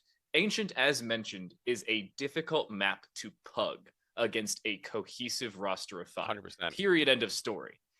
Combine that with the fact that you're starting CT side in your first real challenge of the event. That's just like a culture shock, despite the fact that, yes, one of your players did see the opposing team a couple weeks ago, or 3.5 weeks ago, forgetting the semantics, back in the UK. It's not as easy to do. Now, moving on towards Nuke, where you didn't really have a T side because we saw 2 rounds played, and both of them were not full gun rounds. If it's not a pistol round win, I don't know where you go from here. They're going to nade Squeaky and just send it. What's the answer? It's a Zeus. Oh my goodness, it's a Zeus. Vigo, what have you done? They have families. A Zeus to start off Nuke. Godku does at least get 1, but a plant now all they may walk out of this pistol round with. Stesso trying to shut down the 1v3. He will. Oh my goodness. AAB. What a start to map 2. Momentum, baby. It's all about that momentum. I was mentioning it on the last to where I said if I didn't really get to see a start from the Brits, then I don't know if we were ever going to get one, frankly, and not yet. It's not been a beautiful sight. It has been a very ugly one, as a matter of fact, where Vigo gets that Zeus kill off as well as a second. Although they win out that round, a bomb plant will come from the T's that may budget them to take a little bit of a risk and a purchase, and frankly, I would as well. I do to say, I didn't bring this up earlier. I meant to do so. We do keep saying the UK boys, the guys from the UK. Flash is not British. He's Ukrainian. Yeah, Ukrainian? I thought he was Bulgarian. That's my bad. Just a quick side note. He's the only non-Dane or Brit in the server. He's the lone wolf. And he actually had a couple of good shots, actually, on last map, I do recall. So, yeah. Maybe show some of that now. Couple missed opportunities, but Flash will ironically be the only one to fall to Stesso. Blame Tony. That's his fault. Sorry. 100%. And Vigo's playing hide and go seek at the double doors. He finds a kill, tries to turn for the spray. He does damage, but nothing lethal. 3v2 without the bomb down. This is hard now for Epic Land. Oh. He's SMGs at range, whose will be better? It's Shane, who has actually taken less damage than I would have thought after the burst of Boy. The bomb should still be down. Yeah, Shane does have to go and get that, and they will meet in just a moment or two here, as Boy's not anticipating that he could have made his way to the double doors. That's a round out of nowhere, out of thin air, and the investment pays out. ROI. Unless you're really in a rush to walk, by the way. There's no reason to have your knife out in a 1v1. Unless you just really like your knife skin. In which case, understandable, but that's a round you kind of need to win if you're AAB. That's also a round that can turn momentum. We were talking about it, I don't know, 60 seconds ago. Epic Land, that's a round that could turn things. Second rounds, we talked about it in our first map of the day. Yeah, that's what I was going to say. You brought up the point about how that second round can sometimes be more financially important to win out than even the first of them would have been, and then I turned it onto its head and said the CT side feels those ramifications even more so, and you're seeing it now with pistols and SMG on 2 and a shotgun, to where you kind of have to be honest with you, knowing what's going to be up ahead, but they're winning. They're winning. They're not just buying. Oh no. Oh, and a head has been seen. Oh no, that's a missed opportunity. But a head turned a different direction is always a difficult one to finish off. Nova around a corner. Flash is dead. It's just a matter of who buy. $300 is going to be missing from the bank account, but it may not matter. Winnable. NCX 1v3 with an M4. He's got 10 HP though, and a molly to force him further back. He's dead to the molly. R/. Unfortunate. I don't even know. I don't even know. I'm sat back in my seat now, just kind of absorbing and contemplating what I just witnessed. These positions are so ratty. I can't believe a USP gets a kill somewhere on the map, and I also can't believe the QX wants to make his job as difficult as possible with an AK in front of him. I didn't know QX had some Bosnian blood in him. I get it. You get the reference? I get it. Nuke. Yep. Bosnian player. One of the best. Boy, okay. An A-nade. Didn't know that we had representation out here right now. Here. He saw his head. Diego gets hit by that. He was definitely hurt. I was dead. I was not dead. Oh no! Godku finally hits the shot. But it may not matter. It took him 7 bullets. And he had to reload. Flash needs to 1v3 with a Glock and no armor. That's... Oh no. Oh no. This is one of the games of all time. It's really hard to remain composed as a commentator right now with what we're witnessing, frankly, and I think everybody at home is feeling the same sense. Yes! Yes! Prod rightly. Expose them. Air them out. 1, 2, 3, 4, 5, 6, 7. Shots 1 through 3. Shots 1 through 3. First bullet inaccuracy. Shots 4 through 5 clearly missed. Shots, you ever see that? That shot. That's good. Okay. Doesn't usually apply to Deagles, but it can in this case. Jane makes up for it. There we go. Almost actually got another, but Boy just took damage to the wall. You still got a 3v3 here. The lower the numbers get, the more variability is introduced to the round outcome. This is not an impossible task, albeit the lack of armor doesn't help, but there's some plausibility here. Well, the thing is that they kind of need to just pull apart the CTs into positions where they can actually sneak into either a sight or a gun, or maybe even just a tradable kill. But seeing as they've gotten QX and dropped down this vent, they can get that bomb planted absolutely, positively, solely, leaving himself inside this vent to cut a rotation. Sync can 1 versus 1 the player center site. And now it's all onto Soli, who still could isolate this one frag onto Boy, who's been very quiet about his rotation back, though. Oh, now that footstep is heard. Wait, but Boy should have just been heard opening the squeaky door. That's the main problem. Now it's a near guarantee as to information. Close the door, grab a gun. Soli seems to want to stick with the P250. It's a game of time. Looking at the watch on his wrist, he loses the fight anyway, maybe distracted by the time he was relying on. Both doors were closed. He seemed to be way too rushed about the possibility of ramp. He heard the squeaky door. Did he not know the drop came from the vent side? I thought he did. Pretty sure he did. Yeah, it's a little bit of nerves showing perhaps there in a clutch moment. Boys, however, is not. I mean, doing all that was required and then some. Great first P250 shot to where Soli, I believe, would just hightail it over to the top side of the silo, honestly. Safest space to play from, and also that weapon goes unretrieved, as you mentioned. for outside. Fight for over this one from Shane.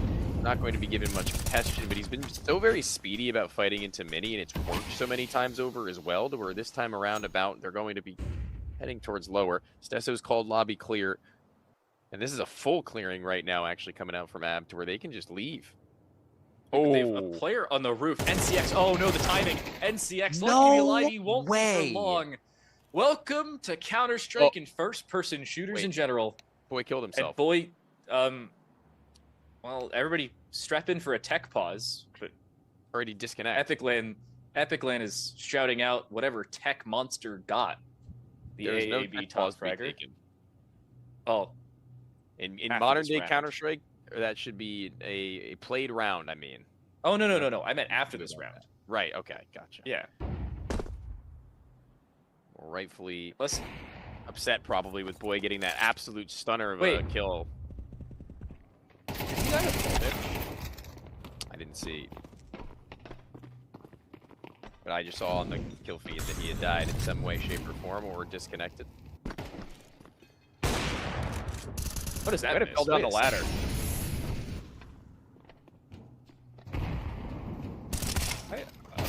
Be questioning Cut that one off. for a little while. Nice shots from Vigo. It doesn't look like anybody's concerned about him disconnecting. I think So Bro he may have just accidentally fell down died the to ladder. fall damage. That happens to the best of us. It's weird because in the kill feed it's the same sign. There's just no way to define which one actually happened.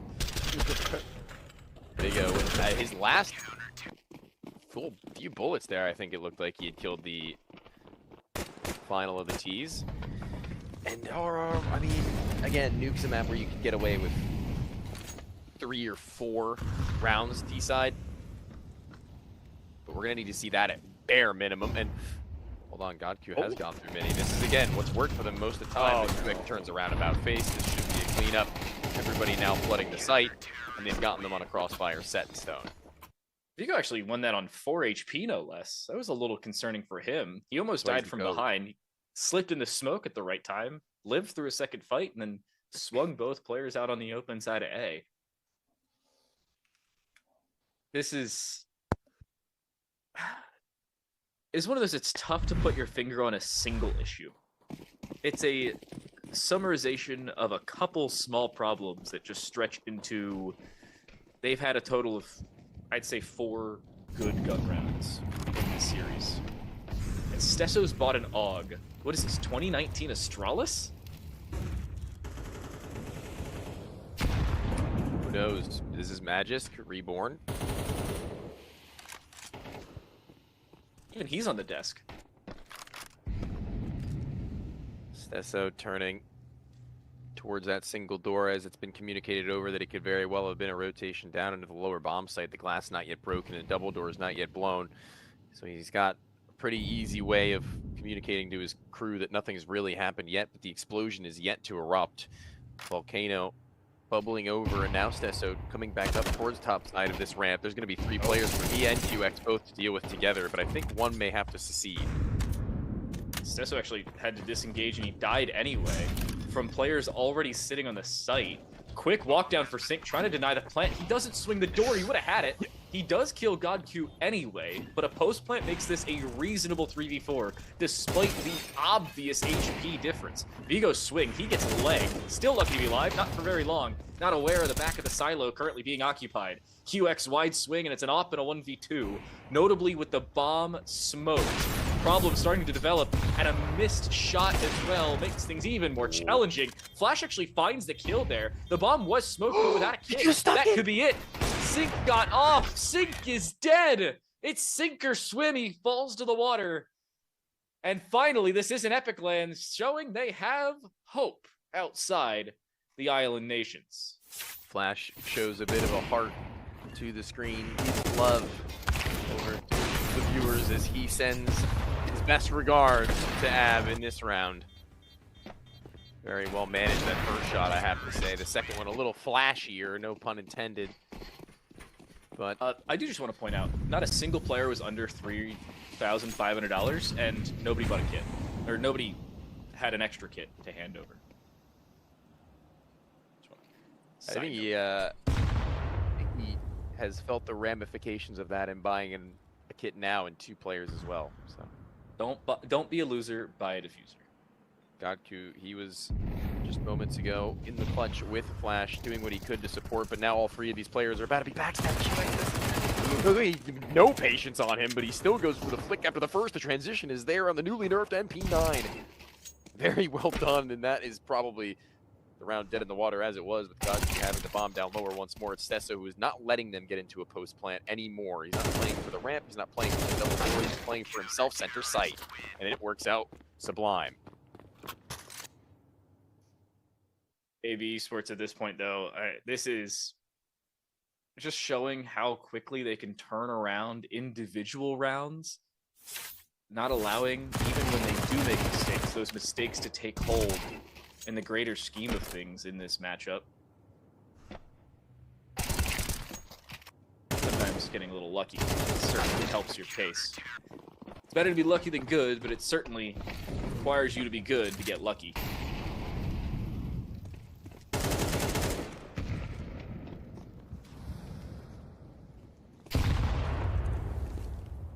Nothing to do with it right now for AB. It's all skill. I mean, they're just shooting them down one after another. A gallery for QX on the AK-47. He tears them apart, limb from limb. Outer is nothing to be seen.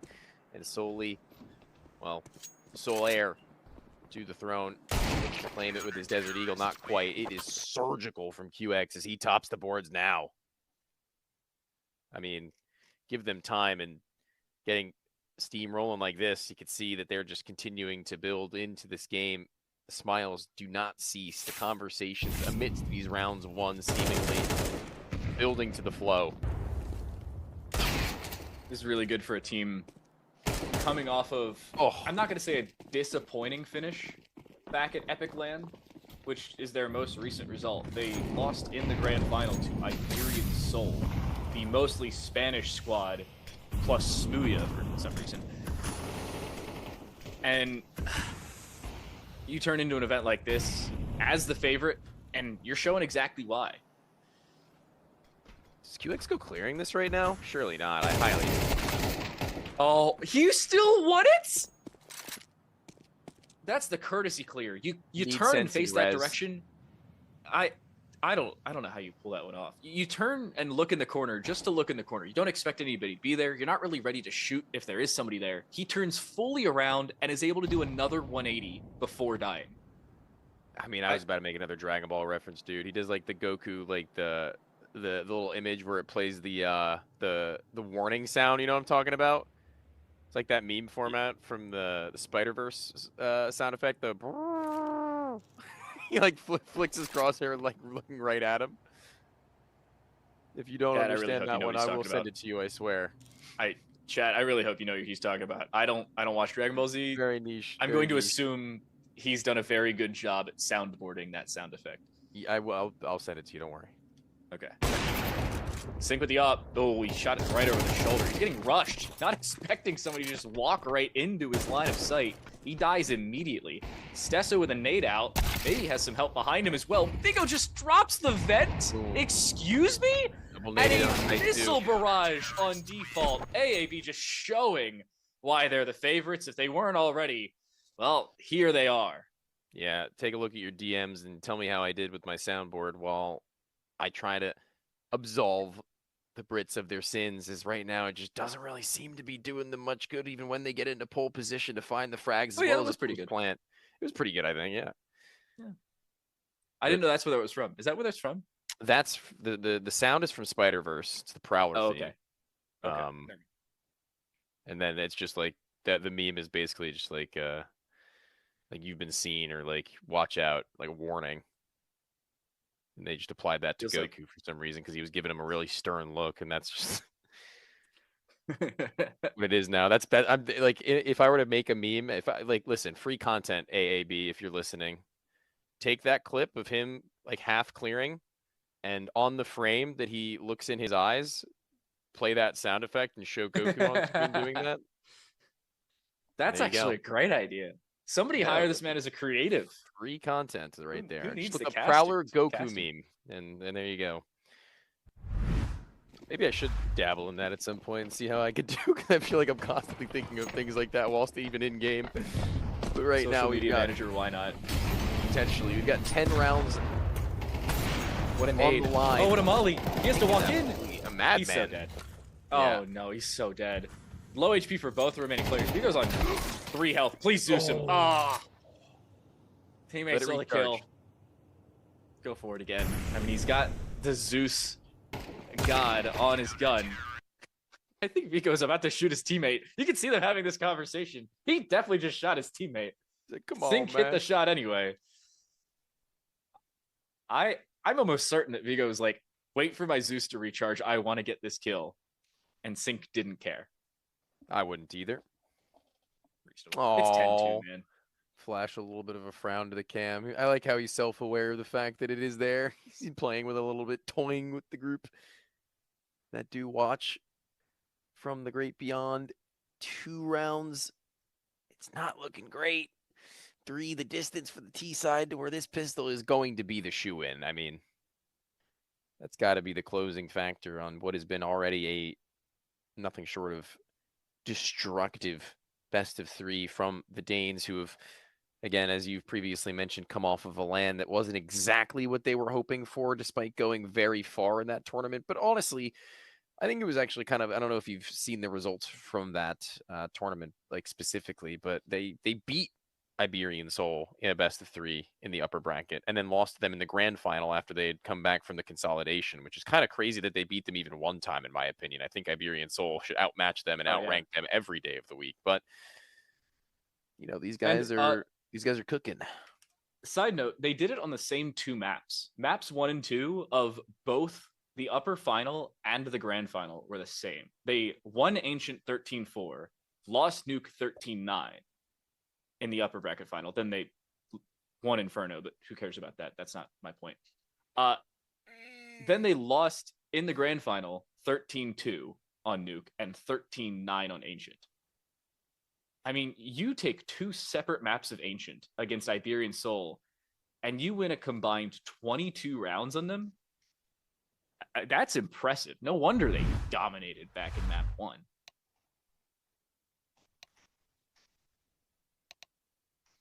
Nuke, by the way, not the same case. They won a total of 11 rounds in 2 occasions.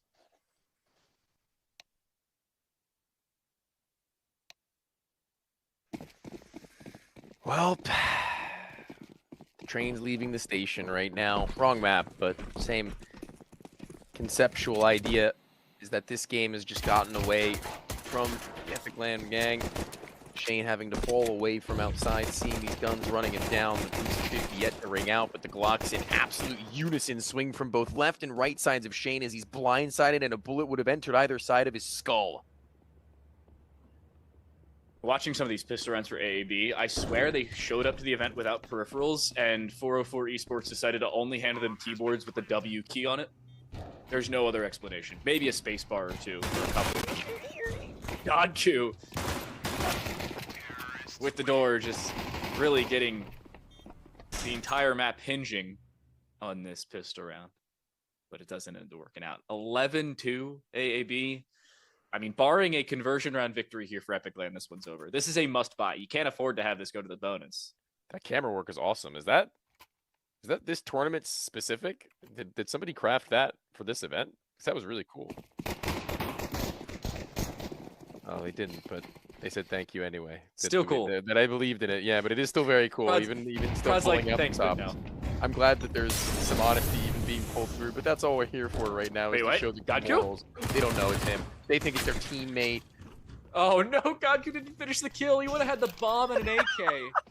Oh no! He didn't hear another player drop behind him. If he didn't start shooting, they would have never known it was him. They would have thought it was their teammate. Oh no. That kill alone, plus a bomb plant and a couple taps. Oh my god! The Marshmallow. QX, the individual showing, and it's a scout and a 1v5. Herculean effort may be required. Doesn't happen. 19-year-old QX, man. This guy is crazy. Look at him. He's so loud and rambunctious about this one. New Magic 2.0 question mark? If we've seen this much skill from a very young AAV squad. It's impressive. You did hear the sound cue, by the way. GodQ definitely heard the ladder pop behind him. I was wondering if it was just like a silent drop somehow. It was not. That's QX. That's crazy. They're doing it again! Oh no, and it's working. Stesso is really the only one on low HP. Say maybe for QX. But a scout in a 1v5 in back-to-back rounds is certainly no recipe for success. And AAB Esports, blink and you miss it. No blemishes on their record through now 2 best-of-1s and a full best-of-3. They are your first of 2 grand finalists here at the Dubai Police Esports Tournament 5th edition. Absolute cinema. Yes, Absolute I was cinema. waiting for it. I was From wondering AAB. what the hands were. Yeah, that was just something special, something to behold. It was not necessarily, you know, the most masterfully orchestrated piece that you've ever seen. It's more like the 7 out of 10 slop that you like to tell your friends about that you throw their way on a night with a couple of drinks, man. Like, this was something absolutely crazy going from these guys in this match. And I wish there was a little more for us to talk about. I wish there was a little bit more for us to watch. But that concludes our first of 2 semifinals here, Time to Light. Yeah, we will have a new casting duo when our next semifinal kicks off, but we're getting a little bit ahead of ourselves. Big thank you to our Dubai Police Esports Tournament friends. Thanks and for having 404 us. Esports for having ourselves individually on. But we're not done with this tournament as a whole. We've still got another semifinal. We still got another grand final. Before we get to all that, we've got a desk to break down this one. And we got a desk to talk about. I don't know what to talk about. But thank you to the casters. It was a pleasure having you guys. Tony, Time to Light. Hopefully we see you more often in tournaments that are, you know, in our beloved region. Thank you guys. But Wipe, Faceless, what to analyze? That was some beating, man. That was some beating. I mean, in total 2 maps, they just got 3 rounds. And that's the actual, that's the last score of their win against Level. So what do you want to talk about here, Nuke? Is there something to highlight? You want to highlight something, Wipe? I mean, it's obviously pure dominance by AB Esports, but the UK boys they're like, we're done. I don't know. I think they didn't get out the first map. I think they still in their mind, no, guys, we're going to lose. Just do whatever. Even though just finish the game fast. Let's have fun. That's what I saw because I didn't see the UK boys yesterday. Yesterday they were dominating. They played good pushes, good angles. Today I didn't see any of these. So I think it's a give-up game. Did you see anything, Faceless? To be honest, I think Ancient still haunts them. And there was like a lot of emotions coming from them. Like, you know, someone slams the table. Like, I think they're still thinking of Ancient. They should focus on Nuke. So yeah, they didn't shake it off, to be honest, Tox. I mean, now we've seen AB Sports, we've seen ScarX. I mean, ScarX are going to be up against PowerMix. So PowerMix actually beat Acme in the quarterfinal. So the next semifinal is going to be PowerMix against ScarX.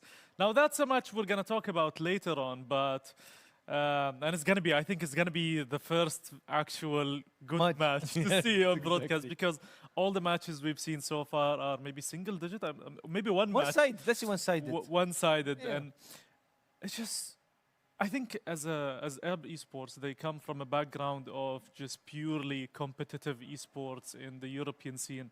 And this is where I think some of us lack in terms of we take it for fun, we don't take it as serious as the European scene when it comes to CS. But talk to me, how does that play a factor in developing the mentality of these players? To be honest, Tox, like I like the dedication. Like they didn't give them a single round. Even that single round, they were upset. Like, how did they get that round? So that shows like they are here for the prize, 40K, man. They're focused, so that's good. Why? Is it very different than some of the players here? Do you actually see the difference?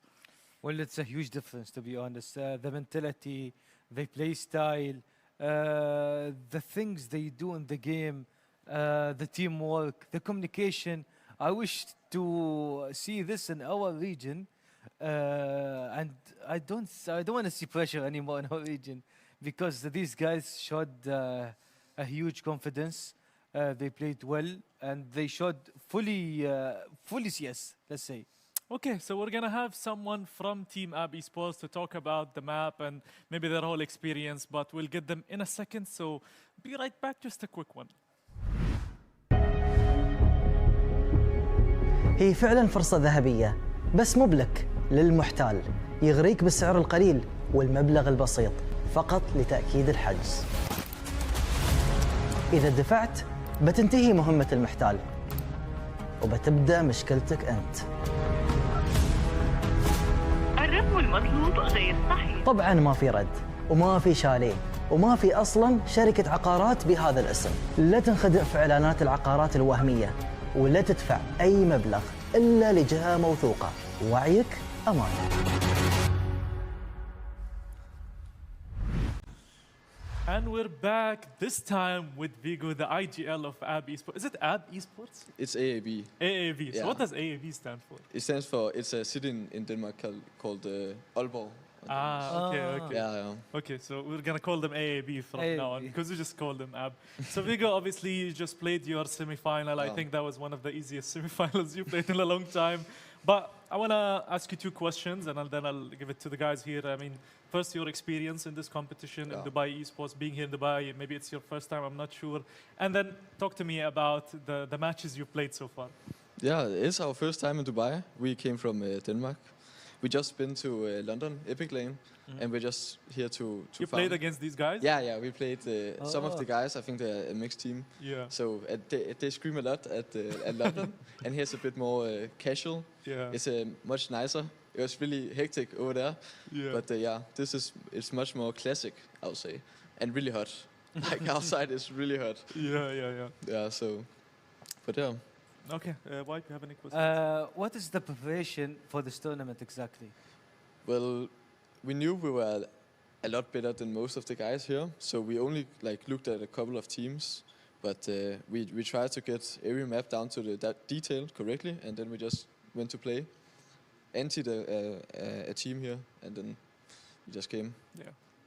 So I would like to ask you, for app organization, how do you choose your tournaments? Like, for example, because it's Dubai Police or prize pool or location-wise. So if you can tell me, how do you guys choose your tournaments? Yeah, we choose for VAS. We tried to get VAS points. This tournament didn't get qualified for VAS, but they really tried their best, so we took a chance. But prize pool and VAS we are looking at, and maybe HLTV matches, but mostly VAS points right now. Okay. That's great. And maybe one last question from my side. Now we're going to be having the second semifinal, which is going to be Power Mix against ScarX. Yeah. Who would you prefer want to meet in the final? Well, we are going to meet ScarX, I think, but ScarX is going to be, I think. But we are looking forward to the match, and it's going to be competitive, I'm pretty sure. Okay, and maybe one last thing you want to say to your fans, to people supporting you back in your country. Oh, I know there's a lot of our family watching. I will just say thank you for the support. It means a lot. I know both for me, but also for the players out, my teammates. They really like that the family is watching. Okay, thank you so much, Vigo. That was the IGL of AAB Esports, and they are our finalists, and we're gonna see if they're actually gonna win this competition, and they hope to face ScarX maybe in the final. So we'll take a quick break and we'll come back.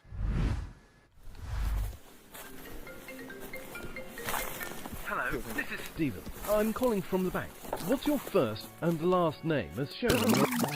هذه مكالمة ممكن تسمع فيها كلام يطمنك. مبروك، ربحت جايزة. عطنا رقم بطاقتك البنكية. نحتاج تحديث بياناتك. طرشنا لك رابط لدفع الفاتورة. هذا إجراء أمني ضروري نتحقق من بياناتك الشخصية. في مشكلة في حسابك البنكي. عطنا رقم بطاقتك البنكية عشان نساعدك. بس الحقيقة هذه مو بمكالمة عادية، هذه عملية احتيال. اتأكد من المكالمة والرسائل والرابط. لا تشارك بياناتك وبلغ عن أي محاولة احتيال. كن واعي واحمي نفسك.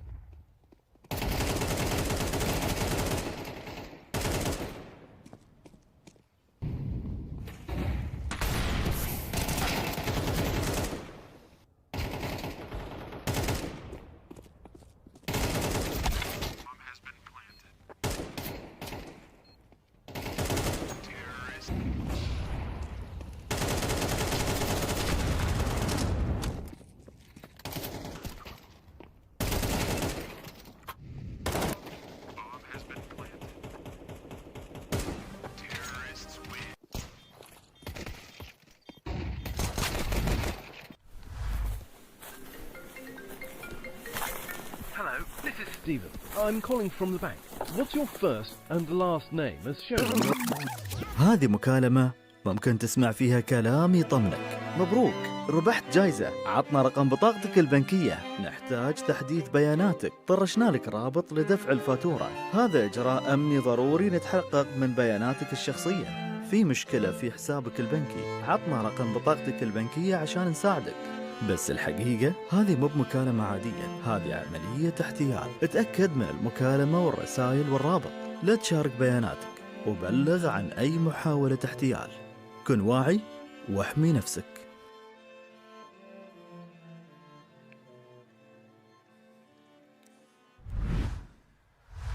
Ladies and gentlemen, welcome back finally to our second semi-final. That was some good lunch, huh? Yes. Did you guys eat? No. Didn't eat? Didn't eat. Well, We'll wait unfortunately later. for you.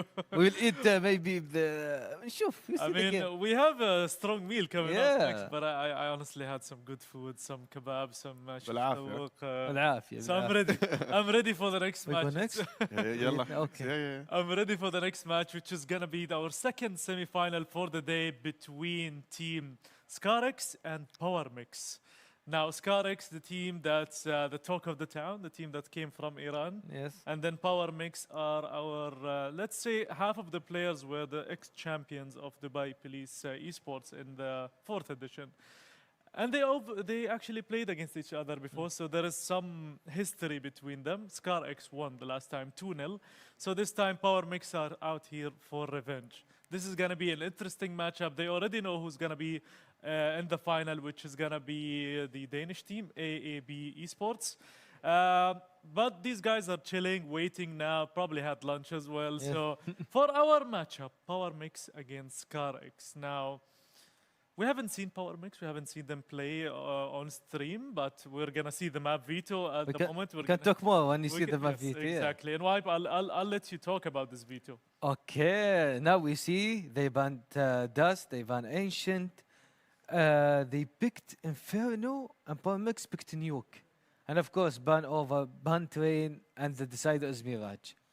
Well, the Inferno pick is a little bit weird for Scarmax. I think this is not the best map. I think they have a better map than Inferno. And I think Power Mix saw the game on Inferno again. And I think they're ready for an let's say, anti-rush, anti-push, anti-aggressive plays. So I think Power Mix will be ready. And Nuke, I don't know. I don't know, to be honest. There's no expectation on a Nuke at all. Faceless, I think the Inferno pick makes sense to me because they played it twice in this tournament. So they know everything in Inferno. They fix their mistakes from one game to the other. But as Wipe mentioned, other teams also saw the way they play Inferno, so they can be anti-strat. So what do you think about the Inferno pick? Talks, to be honest, I had a chance to speak to the Amir, their coach, to be honest, and I was trying to get, what's your favorite map? He's like, no, we're keeping everything a secret. Even, I told him in Inferno, Train. And in Inferno, he told me, like, we didn't show much. We try to default as much as we can. So I think these guys are hiding their strats for the finals. Yeah. I think we talked about a Nuke mix since for Power Mix. They like this map. Oscar, obviously, and sorry, being the Oper Oscar, one of the best players in our region at the moment. So I think he's going to have freedom with the Op. Yeah. And then Mirage. Now, last time they met, Scarex actually won Mirage. So we're going to talk about that. But since the casters are ready, let's take a quick prediction. What do you think about the first game? This is the hardest prediction, but I think Scarex will win 13-10. I will go with him this time. My 13-11 doesn't work. 13-10? Yeah, 13-10. I'm going to say this is going to be for Power Mix, actually. And it's going to be 13-9. Maybe. Who knows? I have to break the ice here. Guys, I think we are ready to head over to the casters. And this time it's James and Sam. And they're going to be casting over the second semi-final for this competition. So guys, take it away. Thank you very much, gentlemen. An explosive first series we saw as far as the semi-finals are concerned. And I think this one will be no different. It's, the desk clearly found this veto to be quite interesting. I think Nuke is always a confidence pick. It's a technical map. It's not an easy one to be successful on. So I think you have to really believe in yourselves. So I definitely think like going into a best of 3 series, I feel like sometimes a team, depending on their strengths and weaknesses, may feel like they need to win it in 3 maps, depending on their opponent's pick. And I do wonder if that might be the case here with that Nuke pick coming in. Do you think that might be likely in this series? Possibly. I think the thing that really interests me is the fact that, one of the coaches was saying, oh, we're hiding strats. We haven't shown everything for Inferno. So if that is the case, then maybe you are trying to get it done as quickly as possible, or possibly, you are worried about what that second map is going to be. And as you say, with Nuke being the second map, a highly technical map, it's one that can kind of swing depending on where you start and kind of how quickly you can start to build momentum. It may very well end up having to go all the way to that Mirage pick, and as we know, there's a little bit of history on Mirage as well. So I'm really looking forward to seeing how they are actually going to be able to compete in this best of 3. Remember, it's the first best of 3 for them. For the tournament leading up to here, it was all those best of 1s. And for both of these 2 teams, they've had really, really dominant wins throughout the last couple of games. 13-1, 13-0, 13-2. Like really, really just smashing the competition. But we had a similar storyline in our other semi-final. AAB and This Is an Epic Land, both of them had some fairly dominant wins. And AAB just wiped the floor with the Epic Land lads. So I'm very interested to see how this rematch is going to look between 2 teams that have played each other before and previous winners who are maybe going to be tested a bit today. The Inferno pick is also quite interesting, especially because I think on the T side of Inferno, it's definitely the kind of map where you can tweak your setup. So if they've played an Inferno before and it's a surprise pick on this occasion and they're bringing something new to the table, I think definitely if you're setting up a default, you can always vary it. I think it's an important thing actually for the T plays on Inferno, where you can create the same mid round and then late round your execution into a bomb site can be quite different, take people by surprise, offer similar info, but maybe trick people into expecting one thing and delivering something else entirely. The ability to do that is going to be very, very key for a well-constructed T round from start to finish, as well as, of course, you need to vary the information you offer. So that will be something to look out for on this first map of Inferno. Yeah, I think especially because of how one-sided a lot of our previous matchups have been, even though we've had teams that have played on Inferno before, because it's been such dominant affairs, we haven't actually had the chance to see everything. And it's not even just a case of, we're holding back a little bit, waiting for the semifinals, the grand finals for when it really matters. And it's also just a case of they haven't really been tested. They haven't been pushed. They haven't been forced to show anything really spectacular. So this is going to be potentially the first time that they will actually have to maybe pull those strats out. And again, it's assuming that it's going to be a little bit more of a close affair than what we had seen yesterday. But there's a lot of family here. Sorry to interrupt you, Sam. Just with what we're seeing on the cameras, I know that I think a lot of people have come from Iran to support the Persian squad, if you will, which I think is really cool. It's great to have that kind of support. It looks like a great studio as well. So definitely come to the right event in that regard. Yeah, really cool. I love that there is a crowd here. I could be like completely mistaken, but I swear I heard somebody say that this was at like the station, which would be like, yeah, okay, so this is at the station. So they've like set this all up, and I'll be honest, our stations don't look like that. Like this is really cool. So Dubai Esports or Dubai Police, you guys absolutely killing it with the vibes, killing it with the venue, killing it with production. Just really great across the board here. And as you said, right, really cool to see so many supporters coming out and showing some love for their teams. But you also got to ask, is there going to be that home ground advantage maybe for the power mix? This is kind of, there we go. We got a nice overview. The station is massive, bro. That's really cool. What? Yeah, that's fantastic. That looks super comfy. Yeah, I know that a lot of the guys just came back from lunch with an Iranian team here. I need to give a shout out. I've been exploring Persian cuisine of late.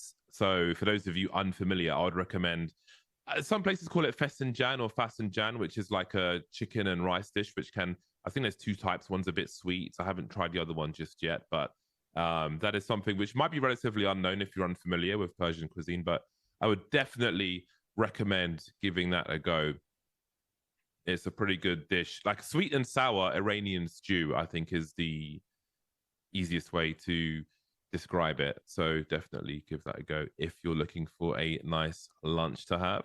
I'm sure that she is just doing some research on Fesenjan right now. Bro, I wasn't ready for my close-up. Shame. I think they're probably just doing a little bit of a warm-up at the moment, so hopefully we'll be hopping into the game as soon as possible. And I do wonder what the pressure may be like for these teams. You know, for the home crowd, maybe it's I suppose a different kind of pressure because again, you know, home team, you're kind of expected to have that home advantage, but you haven't traveled in. You haven't like crossed distances to be here. You haven't like really invested a crazy amount to be able to compete and to, you know, kind of feel like, okay, well, now we have to get results because we've really committed a lot into this. But obviously on the flip side, you know, this is where you're from. Most of the supporters are here for you. Most of the other teams that are from this region probably know you. And they're like, you know, you've got to, since we're not in anymore, you've got to be the ones that lift the region and show what we're capable of. So I do wonder now as we head into the semi-final, it was so close to the end of the line here. I wonder if it's kind of reaching a boiling point, or if we're going to see the same kind of, I mean, Yalla, even when they were getting dominated yesterday, still had such high spirits. So I'm hoping that that's more of the case and that the pressure isn't really like getting to them too much. Yeah, I think you can look at it in two different ways. These teams being somewhat familiar with each other, I think that maybe helps lower the pressure. If you have an idea of what to expect, like if you're playing a lurk position on the T side and you know who you're likely to go up against and you're trying to create mind games with each other, I think that familiarity maybe is something to focus on to take the grandeur of the event out of the picture a little. I mean, it can work either way. If your opponent in that respect got the better of you all the time last time or too much, if it wasn't so equal, then that could be frustrating. So we shall see how it plays out over time. I just out of my window, I had two UK police, London police officers go past on horses. Wow. And you know, I have been looking into the fleet. I don't know if there's horses. I'd be surprised for Dubai police, but they do have a Bugatti Veyron, which I think might be the fastest police car in the world. Wow. I think they added a Mansouri Rolls Royce this year. So, you know, very, very interesting. I think that would apply some pressure if they just put like a Mansouri Dubai police Rolls Royce in the studio. You know, I think that could be a bit distracting. But I think the event's great. I think like if you're traveling as well and you've got your family here for support, I think they're quite excited. I would imagine they're quite excited to play this event, and it does look really cool over there. So I think they'll all be in good stead in that regard. I think they'll all be excited to play each other again. Maybe there'll be a back and forth over the years, a win here, a win there for both squads. That would be quite something. And just so you guys are aware, so it did look like they were playing. One of the players was having trouble logging in, so that was just kind of in the warm-up mode. You know, you gotta keep the muscles warm and be ready for when the game actually does kick off. But we're going to be getting into game very, very shortly, so please do just bear with us. And you mentioned like you mentioned the mounted police, and I've noticed that that's actually a thing here in South Africa as well, more for like the coastal regions, weirdly enough. But like you go to the beach and there's like mounted police just kind of trotting along, which is kind of cool. I actually didn't realize that was still a thing, that you still had the mounted police force. I figured by this point, you know, everybody's like, no, we'll stick with our cars and our motorbikes, thanks. But no, in fact, they do actually ride horses. Who knew? I would like to see a Dubai police tractor, but I don't know how they would do the air conditioning for it. But I don't know. I currently have an obsession with tractors. I want a tractor. I want to drive a tractor around. I don't think it would fit in central London, so maybe I'd have to go live in a village. But I kind of want the tractor life. But I think a Dubai police tractor, they go pretty fast. Hey, I mean, honestly, you'd be surprised how quick a tractor can move. They've got huge tires, good for the potholes in the UK. Relatable. Yeah, I don't know. I think that would be an interesting addition to the fleet. So indeed, I think I do wonder, while there is a pause before this match begins, I'm sure they would have had the time to look at the previous match. And again, the this is not Epic Land team looked in very good form coming into that semi-final, but let's be honest, they were dominated by Aalborg Esports, who said they were in the UK, I think, at Epic Land recently, and I think they played the UK team with a slightly different roster, so I don't think that was their full roster there. I think they may have had 2 people who aren't commonly on the team, but I think that is a warning for what might come in the final. And I'm sure there will be some thoughts. I think, you know, in these moments where you're waiting a little, I think those thoughts might start to creep in. Like, what kind of fight will they be in for should they make the final? Because it seems like Aalborg Esports were running a tight ship. Mm-hmm. Yeah, I mean, what really interests me is what they were saying about how, you know, these LAN events are so important for VRS points and for, you know, being able to compete in some of the bigger tournaments and stuff. And that's actually, weirdly enough, something that I hadn't considered too in depth. But it's really cool to see that there's a team like Aalborg that are taking this so seriously, to the extent that they are traveling all over the place to try and get the best results that they can, so that they can have the opportunity to compete on some of the biggest stages in the world. Because obviously, when you play against teams that are that much better than you, that's when you learn the most. So I think, you know, for the teams that Aalborg have been really dominating this weekend, they will be learning a lot from those matches, and, you know, vice versa, when if Aalborg can qualify for some of these bigger events, then they also will learn, and they can continue like that cycle of learning and teaching and learning and teaching. And it's a really cool like way of thinking about things. And similarly, obviously, for the This Is Not Epic Land guys, you can see that there's clearly like a similar thought train there. So it's nice to see that there's that much passion and that much like gumption, I suppose, to want to be putting up these results and performing to the absolute best that you can, so that you have more opportunities in the future. I've actually heard stories about European teams that have flown to North America to play in things like Philadelphia, right? Like taking every opportunity that you can to try and just claw your way up that ladder. Yeah, Philadelphia is getting quite busy, which good for them. I think that is, you know, if teams from out of region, if you will, are going over there and smashing everybody, then that should, like, you need to play people who are better than you in order to raise your own level. So I think that's a good thing. Some people will complain, but I mean, you just have to get better. It's as simple as that. It's going to make it a more attractive event to attend if you've got bigger teams going there. And I think that's an important region for Counter-Strike in general. However, it seems we may be about to begin this game then. Power Mix and ScarX in the second semi-final for a place in the final versus Aalborg Esports in the Dubai Esports Counter-Strike tournament. Do you have a favorite for this one? Oh, I think that I'm leaning a little bit to the quote-unquote underdogs in Power Mix, because they have lost to ScarX before. But as the desk were pointing out, you know, 2 of their players are the previous winners of the Dubai Police Esports tournament. And I got to cast that one. I got to see, you know, some of the cool stuff that they were bringing to the table, especially Oscar on the AWP. So I'm kind of hoping that they can make some magic happen here. Would love to see them in that grand final. But of course, there is a third place decider. So even the Epic Land guys are not completely out of it. They can't win, but they could still potentially place. Nako's got that premium loadout with the Emerald Web gloves. Very nice. I had a green loadout in the past, so I do appreciate it. My favorite color. Enough about me, though. We'll see if he's able to do anything with his bougie loadout as they look to defend in this first round. Well, a lot of bullets for both those players with the Glock versus the Julies. But I love the patience here, the discipline. Not chasing the ball too much. Not wanting to fall into a trap. Dilly still showing presence here. He may be able to cut off rotation later if there is a play into this B bomb site. Nako could find himself stuck in the pit. waiting for that smoke to go towards B. Now it has gone. Just waiting a moment. Ooh. Nice pop. Dilly is dropped. That's the lurker gone.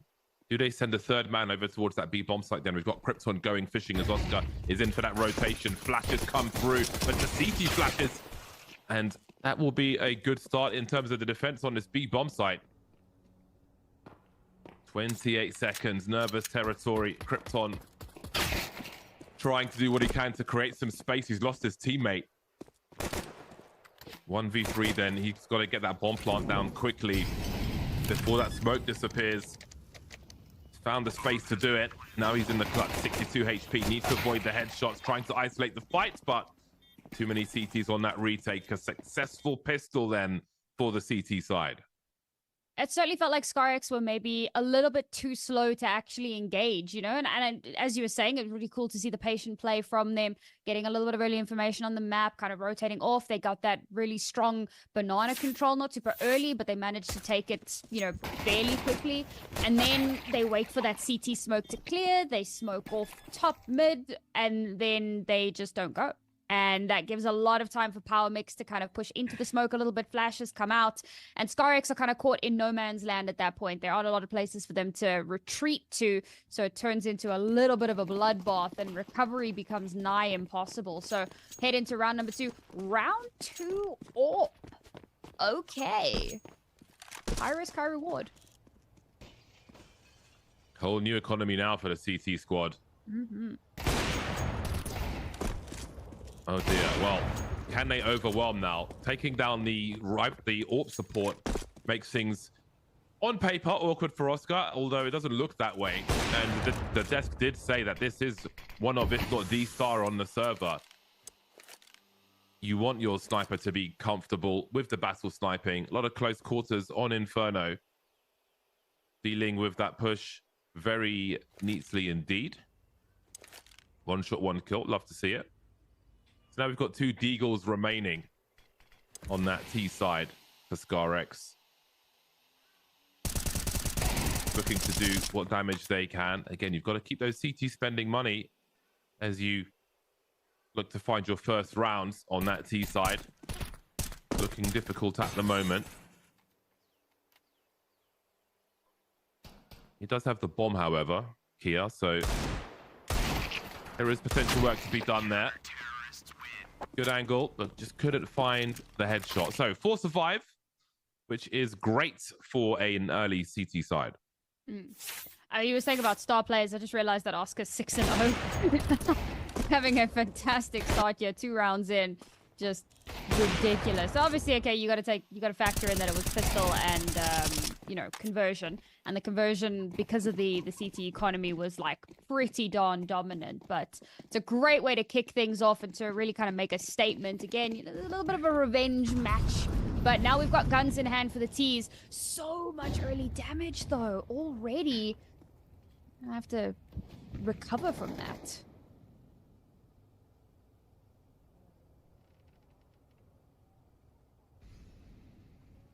Will he wait for the double peek? Looks like Dantic is getting into position. Well, that peek on both sides, bringing past the angle is good. And that's always the danger as well, discovering where the rotating CT AWPer is. You'll often find the information painfully. Oscar not choosing to rotate on this occasion, however. 1 minute on the clock. They jostle for position with the util on both sides. Still 3 towards the A bomb site for the CT squad of Power Mix. Now, often you'll see... Oh, there might not be time to talk about it on this occasion, or maybe there will. There they go through that smoke. They may have to force the issue here. Now they've used their util. Art going straight back in again. How many is he going to find? Able to slip away as well. That is outrageous. A 4-on-2 remains before that bomb's even planted. This one will not be easy for ScarX. Oh, there's too much knife switching here. We'll get into that in a moment. Delete and Krypton then in a 2-on-3. Bomb is planted. No util remains, but they do have the AK. Can they work together? Not sure if Art will both on the kill cam there. Nesnako looking for the transfer, but it'll be Krypton with 25 HP to finish off the job.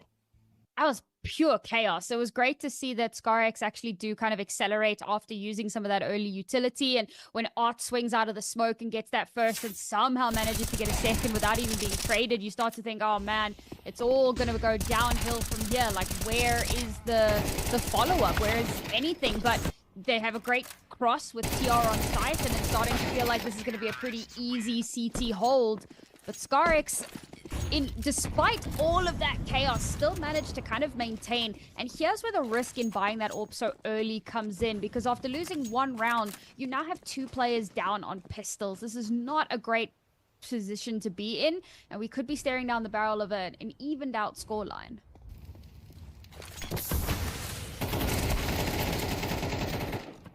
Well, that was a wild one. Very risky timing indeed. And when you're taking risks like that, you've got to look at your CT economy. He's got $150 in the bank. The rest of the team are not doing much greater. So I'm not sure if there was a flash, which I assume was from the CT side. But the timing maybe seemed a little off. Trying to catch players off guard, but how costly will that be? Nako and Oscar trying to get their way back into this game, and they'll do exactly that with a 3K around the A-bomb site, leaving Zyron and Dilly with a lot to do. This has become very awkward indeed. Buying time as more rotation comes through. Bomb's been lost now as well, leaving Dilly. It looks so good for a moment, but look how this has turned around. Night and day in just a few seconds. Leaving Dilly to try and keep those CT spending. Too many angles, 3-1 for PowerMix. It really does feel like the A site pretty locked down. Oscar has been having a great performance, so whenever kind of he's in the vicinity, he's going to have a lot to say about any sort of attempt to regress in. But that B site has been kind of where the weakness lay, or at least in that one round, right? It's very early to be trying to call too many patterns, but seeing it how dominantly they held on to that A site with Oscar and Neko playing off of each other so nicely. And it wasn't even like necessarily a crossfire, it was that high-low setup. You didn't even have both sides of brackets dealt with. Early attempt here on Banana to have some presence, to have some control. Just that one player there, though, as we've got a 3-man take from the CTs. Now, has this been recognized by the T side? They only had one person invested there. That does leave the CTs weak on the other side. You saw some incendiaries to try and slow them down, but it seems the T's understand the mission. They know that this is their best chance to get a bomb plant on this bomb site. And as good as that might be on paper, in reality, it won't be good at all. All 5 standing at the end there for PowerMix. When you hear a certain amount of utility on Banana, and you know that 3rd man is there, you've got to send it towards the A-bomb site in some scenarios, especially when you're on a low econ buy like this. They understood that, the CTs did as well. They tried to delay with util, and were still able to hold the site once that push came through. I love the aggression as well. Knowing that you're on an anti-eco, you can afford to play a little bit more cheeky with it, taking very aggressive Banana control as well, denying that space. And as much as the call had already been made, it was kind of forced onto them. Like, you will rotate now. You don't have any other options. And it really was just kind of sending the meat into the lion's den. Saw a smoke from CT to bottom Banana at the beginning of this round with some mollies to throw to follow up. With the players going towards B, unchallenged on this occasion by the T side, although the lack of challenge does really slow down the round for them, because they have to establish control of Banana to threaten to go towards B. Otherwise, you leave the CTs to stack the A-bomb site when you don't have control of Banana, and you just make life hard for yourself. You might be facing 4 people towards B. So as this half progresses, we'll keep an eye on those early pushes towards Banana. Nako will be dropped over towards the A-bomb sites, and it seems they'll be able to abuse numbers of their own as they absolutely take control of Banana or not. They have stormed the A-bomb sites, and Art is left alone wondering what has happened to his teammates, as every frag has had no answer so far. Oh my god. Both pulled out knives at the same time. Cheeky one, but not sure if there's much else left in this one for Arts. Yeah, it boiled down to communication for me. You know, they know that the first kill has come through apps, And so we've got Sorry kind of weird jiggle peeking, a little bit uncertain about where to actually look, and he does swing out and there's a couple players there, but the player up towards library hasn't checked properly or hasn't communicated that there are a couple more players there. So Sorry's kind of left in a little bit of a chaotic scenario, trying to figure out, oh man, there's so many players here, what on earth do I do? So that really did boil down to a communication error for me. But of course, ScarX don't care. They'll take that round every day of the week. They're going to be feeling good about the fact that they're still keeping this at least competitive. And as you said, right, slowly chipping away at that CT side economy. But I did see that, of course, there was still quite a bit of cash at the end of that. Bro, that was crazy.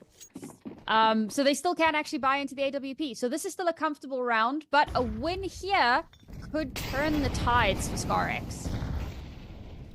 Krypton with a forward position on Banana, making sure they have presence on this occasion, but the CTs have chosen to go aggressive elsewhere. Vibes of Fnatic in the classic days of CSGO. With York pushing apartments. So many highlights with plays like that. We'll see if that'll be the case in this round as well. Oscar will deliver and is able to fall back just about. Getting caught on the furniture, but he's able to support his teammates. And now Nako can play off of him with that frag. They'll swing, look at the AWP, works out perfectly, but Nako's on an island now. Great burst onto Krypton, and he'll catch the bomb carrier as well. Perfect positioning, good two-man setups. Three-man in the end with the one more towards library. A good hold on the CT A site. Yeah, again, Nako and Oscar playing off of each other really, really well. And I was a little bit nervous about that very advanced position, but they understand what they need to do. They know they're taking that aggressive position. They'll have the information, so they know that that team has to be pushing from library. Oscar can very quickly readjust where he's scoped in on. He can get that second kill. As he falls away, he can give the information over to the player on site. So there, that information starts to flow a lot better than what we'd seen in that previous round. And off the back of that, it's still a 3-round lead. And while I said ScarX, if they won that round, they could pivot off of that quite nicely. But now, while they will still be able to buy in, it's going to have a smattering of utility, and a loss here will not only secure 6 rounds for Power Mix, but of course it will potentially send them back down onto an eco. So this is where the pressure really does start to build for ScarX. And I did like that they took some of that banana control in that round as opposed to the previous where they just kind of left it open. But we're not seeing a lot of consistency in how they're approaching the rounds. And you could look at that and think, oh, dynamism, right? You're trying to play to an extent where you're not giving away information. You can't be read into too easily. But there are certain things that you just need to be doing regardless. Oscar's over towards Banana with the AWP posting up. There will be a smoke. Nothing doing just yet. There they go for a boost. Yeah, he's so hungry for frags, and he'll get one as well. Came into this round 12 for 3. Love to see it. I'm definitely enjoying Oscar's action with the AWP, dominating on this CT side thus far. And as you mentioned earlier, he was off to the races immediately. 3K in the pistol and hasn't really stopped. And now ScarX need to spend time establishing presence and control of this area. And who knows where Oscar is? He could be posted up on the B bomb site. He could be rotating towards A. He could be anywhere. But with only 4 people and no flashbangs remaining, someone's going to have to swing. And you may find out where he is in the most painful fashion. For now, though, we see 3 lurking towards that B area as the re-smoke comes through. That is brutal. Brutal timing. See, Dilly might be going to join them on Banana.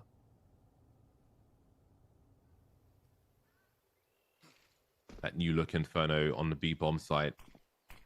A lot weaker structurally, and these smokes just keep coming in, but there is a way through. Again, no flashes, however. And the CTs have been good with their own counters.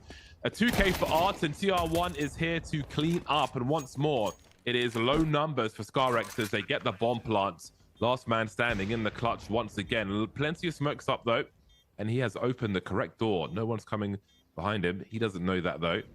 So plenty of places for him to look. He can listen to these sounds, to these footsteps, and identify where these CTs might be. Spotted one, but oh, he is playing it very quietly indeed. Is he able to make it through? Nako's holding the angle, and he's got the 69 to see him coming through the left-hand side. The CTs keep going. This is a very good score so far for them. Yeah.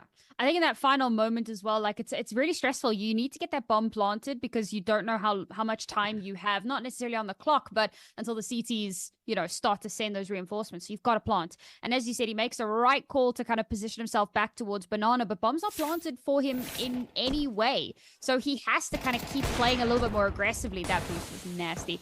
And so he has to push into that smoke, especially once it's up and he has no sightline. Bomb's not planted for him. He has to move. And in a 3 versus 1, it's so easy to find that last player and just pick it apart. And as mentioned, right, this is now bad news bears for economy for ScarX. This is going to lead PowerMix to getting, the lead, a stronger lead, a guaranteed lead at the half. And ScarX, I mean, we came into this with some expectations. They've beaten PowerMix before, but this is looking like a super dominant affair, maybe not in the way that we'd expected. I like a round like this on a map like Inferno from the ScarX point of view, because there are, I think they would maybe need a little more utility, but with a few smokes and flashes, you can absolutely close the distance with Tech9s and have a low buy executes. Let's see what they're doing. It's W all the way towards top mid. They do have 3 CTs here, and I'm sorry, but they're going to get demolished on this long position.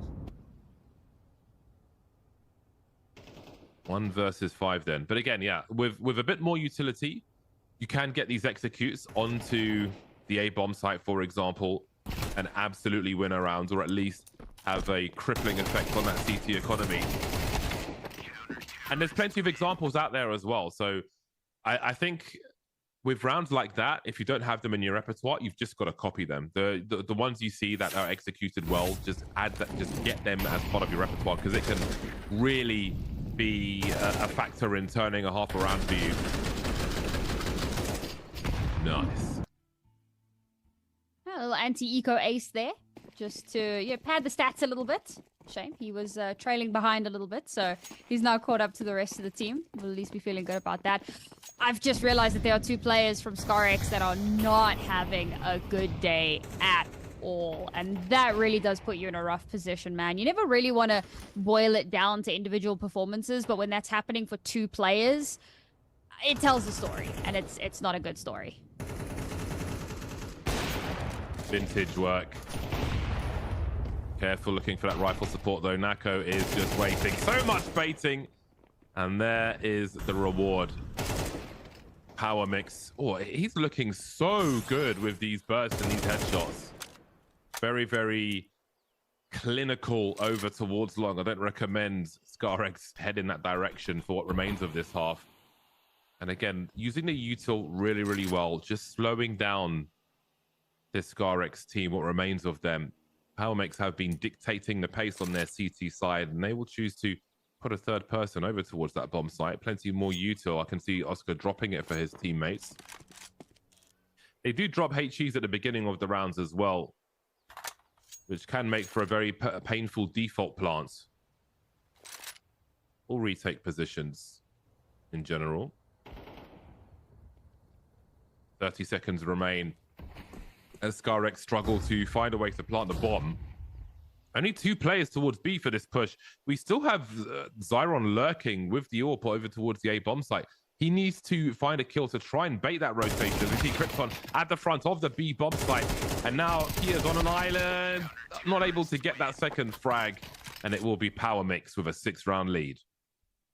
2 rounds left in the half, yeah. And probably worth mentioning, this was ScarX's map pick as well. So just to add insult to injury for how this map is going, this was their battlefield. It's where they decided to draw their battle lines, and PowerMix have disrespected those battle lines at every turn. They've played so aggressively, they've played unpredictably, and they've played off of each other very well. You can see, like, every now and then, maybe there's a bit of miscommunication, but for the most part, it has looked pretty darn clean. ScarX, I'm not even sure, like, sure, part of it is the fact that you've got a couple of players that are not really getting much done, but I think a lot of that comes down to there's too many ones. But even then, when you've got like 2 or 3 people together, which more often happens on your lower buy rounds, the sprays from PowerMix have just been so good. And I think that one of the big things here is going to come down to isolation, trying to isolate single players away so that you can win out those duels, because I feel like they're running out of ideas, running out of options.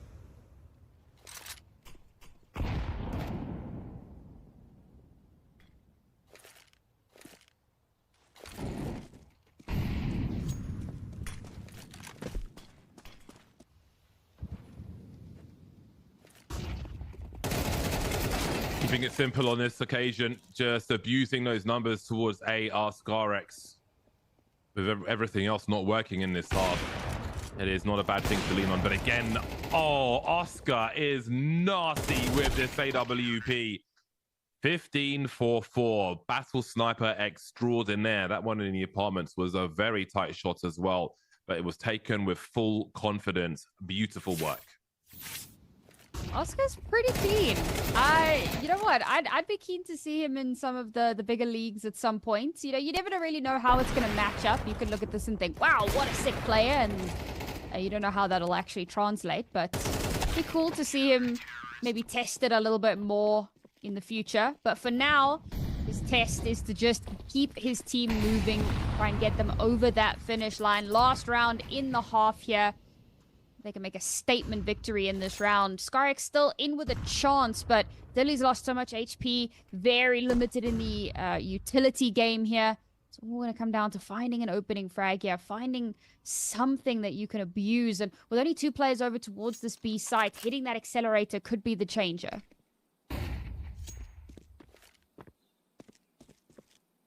Might be a bait, that flash, to see if an AWP shot is fired.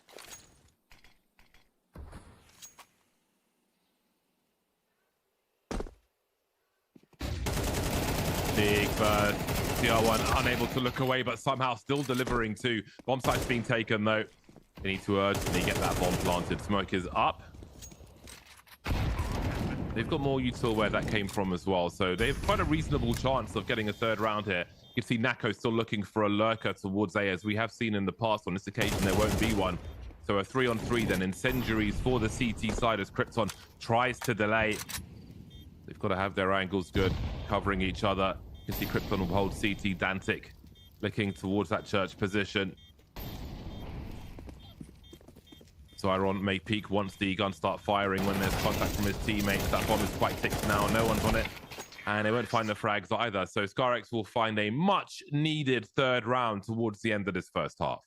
Much better performance as well, right? The flash to bait out the op shot. And a part of me was like, oh man, like what are we doing here? The second flash comes out and still no movement. They wait so long that the smoke does come through. And a part of me's like, oh man, I mean, that's it, right? They're just going to like stall out. But no, they actually do push the smoke and they take that space. And the flash comes through. Somehow TR1 still managing to get 2, but it doesn't matter because they've opened up the site. That was what they needed all along, to finally kind of hit the accelerator and actually go. Commit. Don't just kind of hesitate around the choke point. And once they did that, they managed to turn things around for themselves. But now, still quite an uphill battle ahead of them, but they'll get to be on that CT side. And most maps in an FPS game tend to lean towards a CT-sided nature just by the nature of the game. Obviously, there are their exceptions, but I think for Inferno, this is definitely a place where you can start to abuse. And Oscar now, I mean, we've seen how fantastic he was on the CT-sided AWP, but will the attack AWP still be able to net him the same kind of results? With the geometry of the map here, I think it's a lot more difficult, especially if the CTs are playing a bit safer. So I'll be curious to see how they shut that down, Scarex, how they deny Oscar the space in the sidelines to continue being an absolute problem. If it gets that far. True. With only 3 rounds at half time, there is a heavy dependence on a successful pistol round here. So let's see if Scarex are up to the challenge. Delete drops early. Kia in trouble as well as far as HP is concerned. Dan taking Kia over towards that B bomb site. We'll have Zyron rotating over. That's their one and done flash. They'll still have a little range advantage with the USPs over the clocks, although, oh, well, that one USP on the T side has promptly disappeared. Well then, a rotation towards B for the CTs seems to have been read by our advantage. He's now, but Krypton doing what he can to at least delay. He's given Dantic an option for some angles. A 3-on-2. for Scarex if it is to be a retake. A little util out for the T side as they look to create some space. Try looking to punish this reload, and he will do exactly that. Perfectly poised. That was very smart from him indeed. Down to a 2-on-2 then. Zyron, the only one who's not tagged up, and now Art's in the clutch. 1v2, he's got to jiggle, he's got to dance, he's got to find his headshot, and that's exactly what he does. Double figures for Power Mix. Oh, trying to bait off of Kia as well. So low HP, gets one on the re-aggress on the attempt at the retake, and I'm like, there's no way he's gotten that shot. So now it's a 2 versus 1, and surely all you have to do is bait off of him, and they try, but Art shuts it down way too quickly. Nice little snappy headshot onto that last play onto Zyron. And that's all she wrote. Up to double digits now. And as you said, a much-needed pistol round does not go their way. They're opting to force into this. They kind of have to with how the scoreline has gone. It'll take a bit of a miracle to keep them alive and afloat in this map.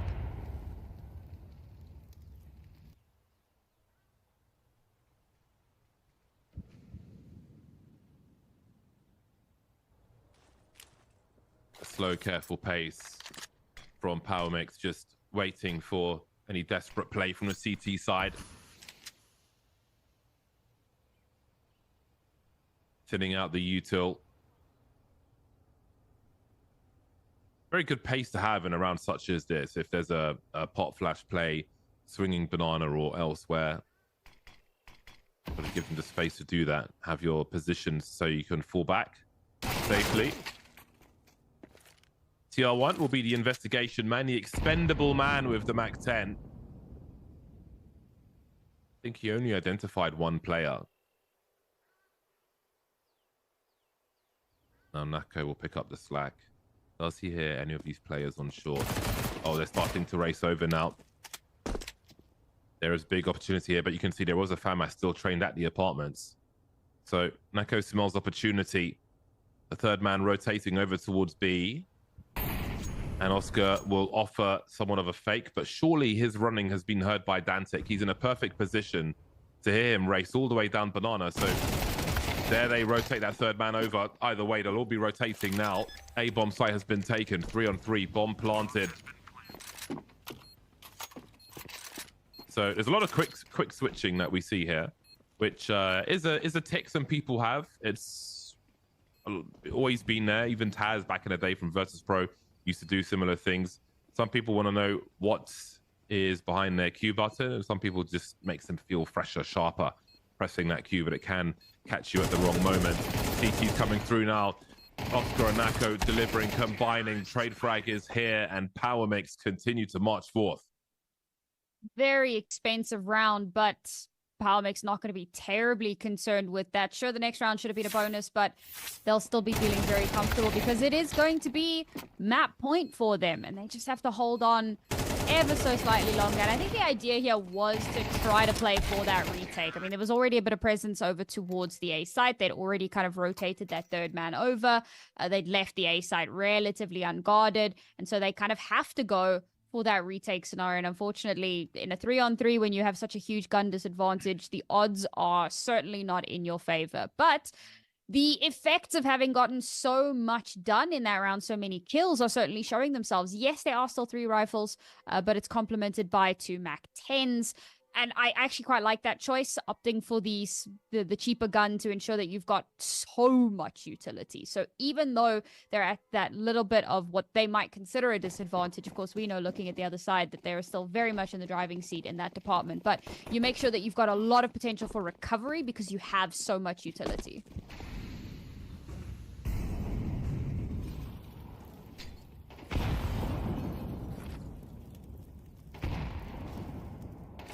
Chunky nade there onto Art, as there's big urgency in the fight for Banana for Power Mix. Minute 30 on the clock, and there's not much util left for the CTs. It has been a difficult game of Inferno for them, and Power Mix look to want to close it out quickly. The trades will be advantage CTs for now, but the fights are isolated. Those numbers continue to be abused. However, Nako finds himself in the 1 versus 2. Will he have any more success in the clutch? He's got a smoke in the hole. There's a molly to his right. Picks up the AK. 19 bullets may be enough. Doesn't want to risk a reload giving his position away now. That element of surprise would be very, very crucial indeed. He didn't manage to pick up the molly. He was walking nearby. That may have had a role to play in this round later on. So a scout and an M4. Surely the scout goes for the defuse here. I don't think anyone's got a kit either. Oh, he's run out of bullets after all. The Glock now as he closes the distance, and he will find the connection as it is game point for Power Mix. Started spraying that smoke a little bit early, and I thought, oh no, you've given away your position now. There wasn't even anybody in there. You didn't wait for the sound of the tap. You wasted bullets, and everything started to feel like it was going to be absolute chaos. Pulls out the side piece and manages to get that final kill. And even then it was looking spicy because he was aiming just a little bit too far to the right. But finally, in the final moments, there's the slow-mo. The shot, the spray and pray dream does connect. Map point now for Power Mix, looking to close things out on their opponent's map pick with a superior buy. The T-side AWP in play and SRY to open it up.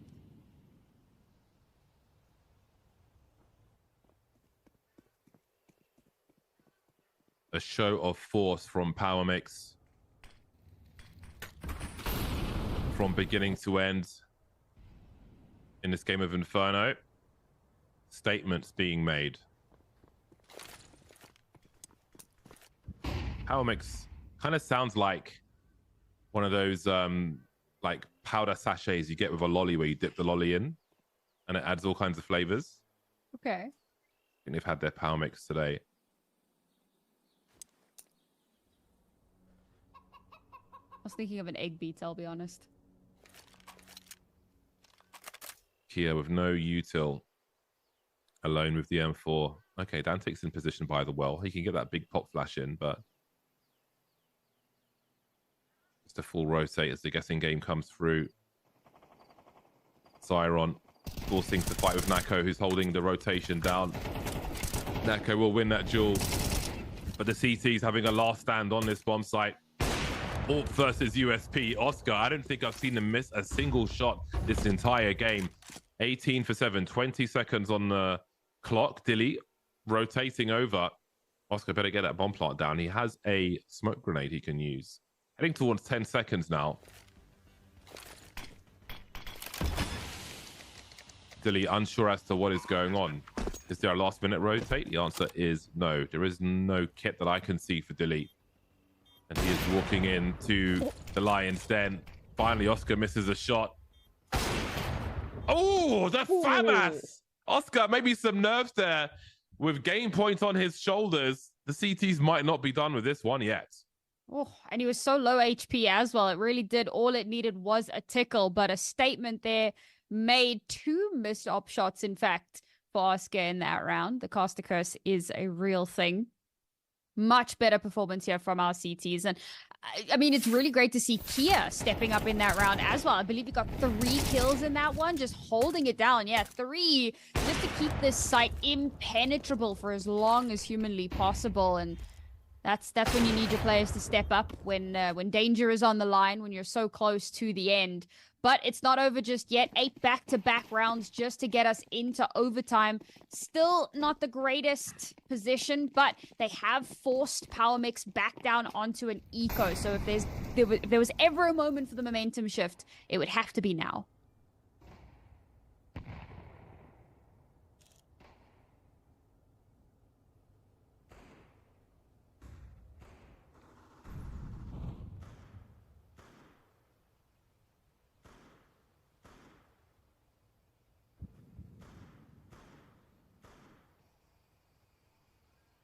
You can't stand still if you're playing CT on CS2. You've gotta just jiggle non-stop.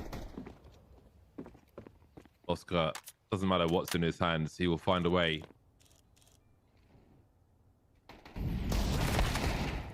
Oh, things getting awkward now. Things getting very awkward indeed. Kia is on the wrong side of the map, and the dream is collapsing on Inferno for ScarX. Outmaneuvered, outfoxed, outnumbered, outplayed by Power Mix. Krypton has the kit. 1 versus 3, made 2. 42 HP in a dream.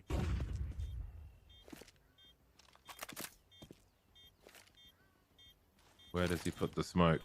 Oh, he's going for it on the bomb. He knows he's being baited.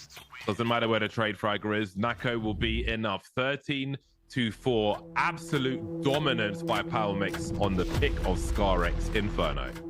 Honestly, it felt like from start to finish, they knew what their win conditions were round after round, and they played into that perfectly. And honestly, I was looking at what, our CTs were doing, what ScarX were doing, pushing down Banana, trying to catch them off guard, get around them. And I'm like, this is great. You're pincering him. You're forcing them into an uncomfortable position.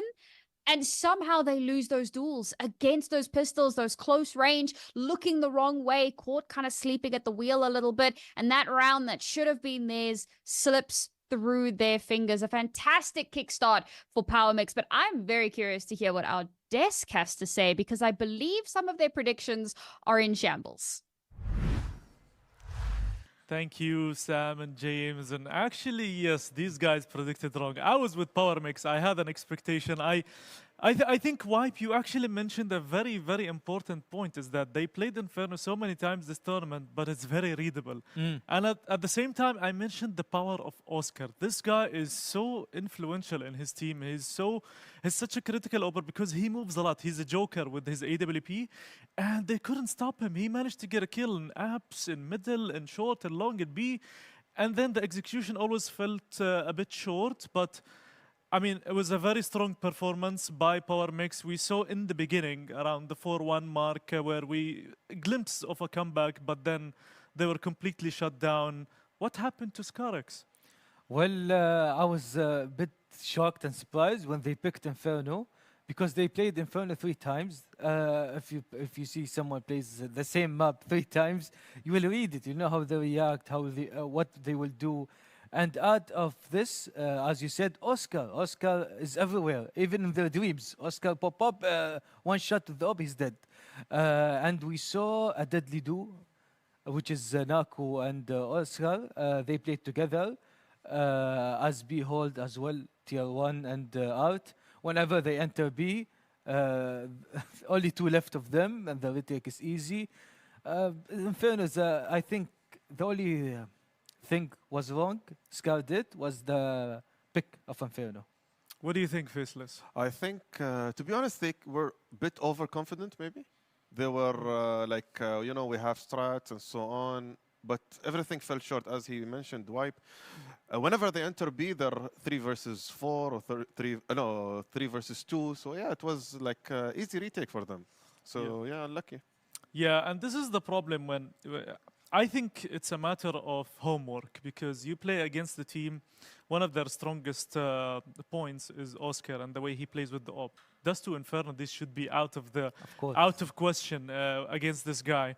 And then obviously the guys overall as a team played amazing as well. They had good crossfires, they had everything, while ScarX, they just fell short to the pushes. They couldn't execute anything on the T side. Everywhere they go, they were always stopped by a good crossfire by the CTs. But now, looking back at this game and now moving into Nuke, this is actually, Inferno was the map pick of ScarX, and now we're going to Nuke.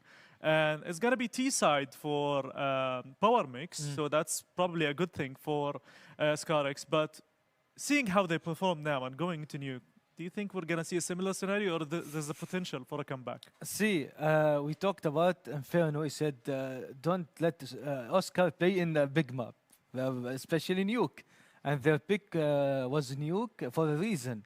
Oscar will take his time to peek, will go ramp. You will see him air, ramp, heaven, outside, probably.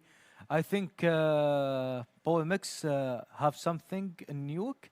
And I hope ScarX are ready for them in a Nuke, because it won't be easy at all. So you were looking for a dark horse, and we found one. So the upset is here already. First upset for map 1. So I think now Oscar is their kryptonite. Yeah. He's going to chase them in Nuke outside. So I don't know how they're going to deal with him. Yeah, and historically, these guys didn't play Nuke, but they played Mirage and Anubis, and they won Scar X. Different rosters, but very similar.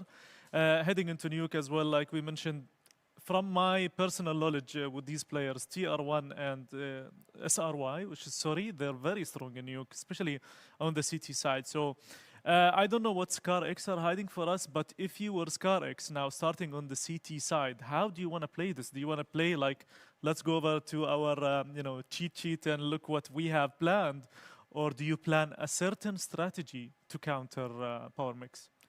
There's no strategy to counter Power Mix because you don't know how they play in Nuke. You don't know the players well. Let's be honest. I don't know. I don't want to say it, but let's say it. I don't think Skylex did their homework with Power Mix because the way they played against them, they were surprised by the players, the aim, which you have to expect. Well, these guys won the last. Many of them won the last edition of the tournament.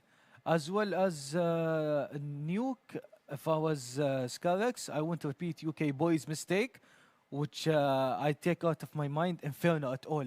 The loss in Inferno, I forget it. I start a new chapter, a new page to Nuke, and play as I used to play, with confidence. The thing is, I think Faceless, because it's Nuke and they're starting on T-side, Power Mix, Oscar's OP is not going to be very, influential as the CT. And if maybe Scar X has a good CT, a good strong CT side, let's say they get so many rounds, and then over the T side, do you think they'll also be capable to make a comeback and win the map, or is it going to be a similar scenario as Inferno? See, to be honest, it depends on the first half CT. If they have a very dominant side, shut down Power Mix, show them who's boss, I think, yeah, they can show them, like scare them that we can win this map. The first loss doesn't matter, we reset, professional mindset. So yeah, I hope so. That's what we could see. So besides the mindset, what do you want to see Scar X do in this game? To be honest, this game, Inferno, their comms were like a bit low. You can see there's frustration. I don't want to see them frustrated. Like, we mentioned, we spoke about them. They said we were prepping for 6 months and so on. And you just tap out very quick. No, put a fight. So it's all a mental battle here. Exactly. It's not about the mechanical skills or any of that. And we know they have tactics. We know they have everything. But sometimes, and this is, in my opinion, what makes a team go from good to better to best, is how you adapt to a certain match in a certain tournament. Because I'll tell you, when I used to compete, sometimes we have so many strats, like 20, lots of strats, and we have plan B, plan C.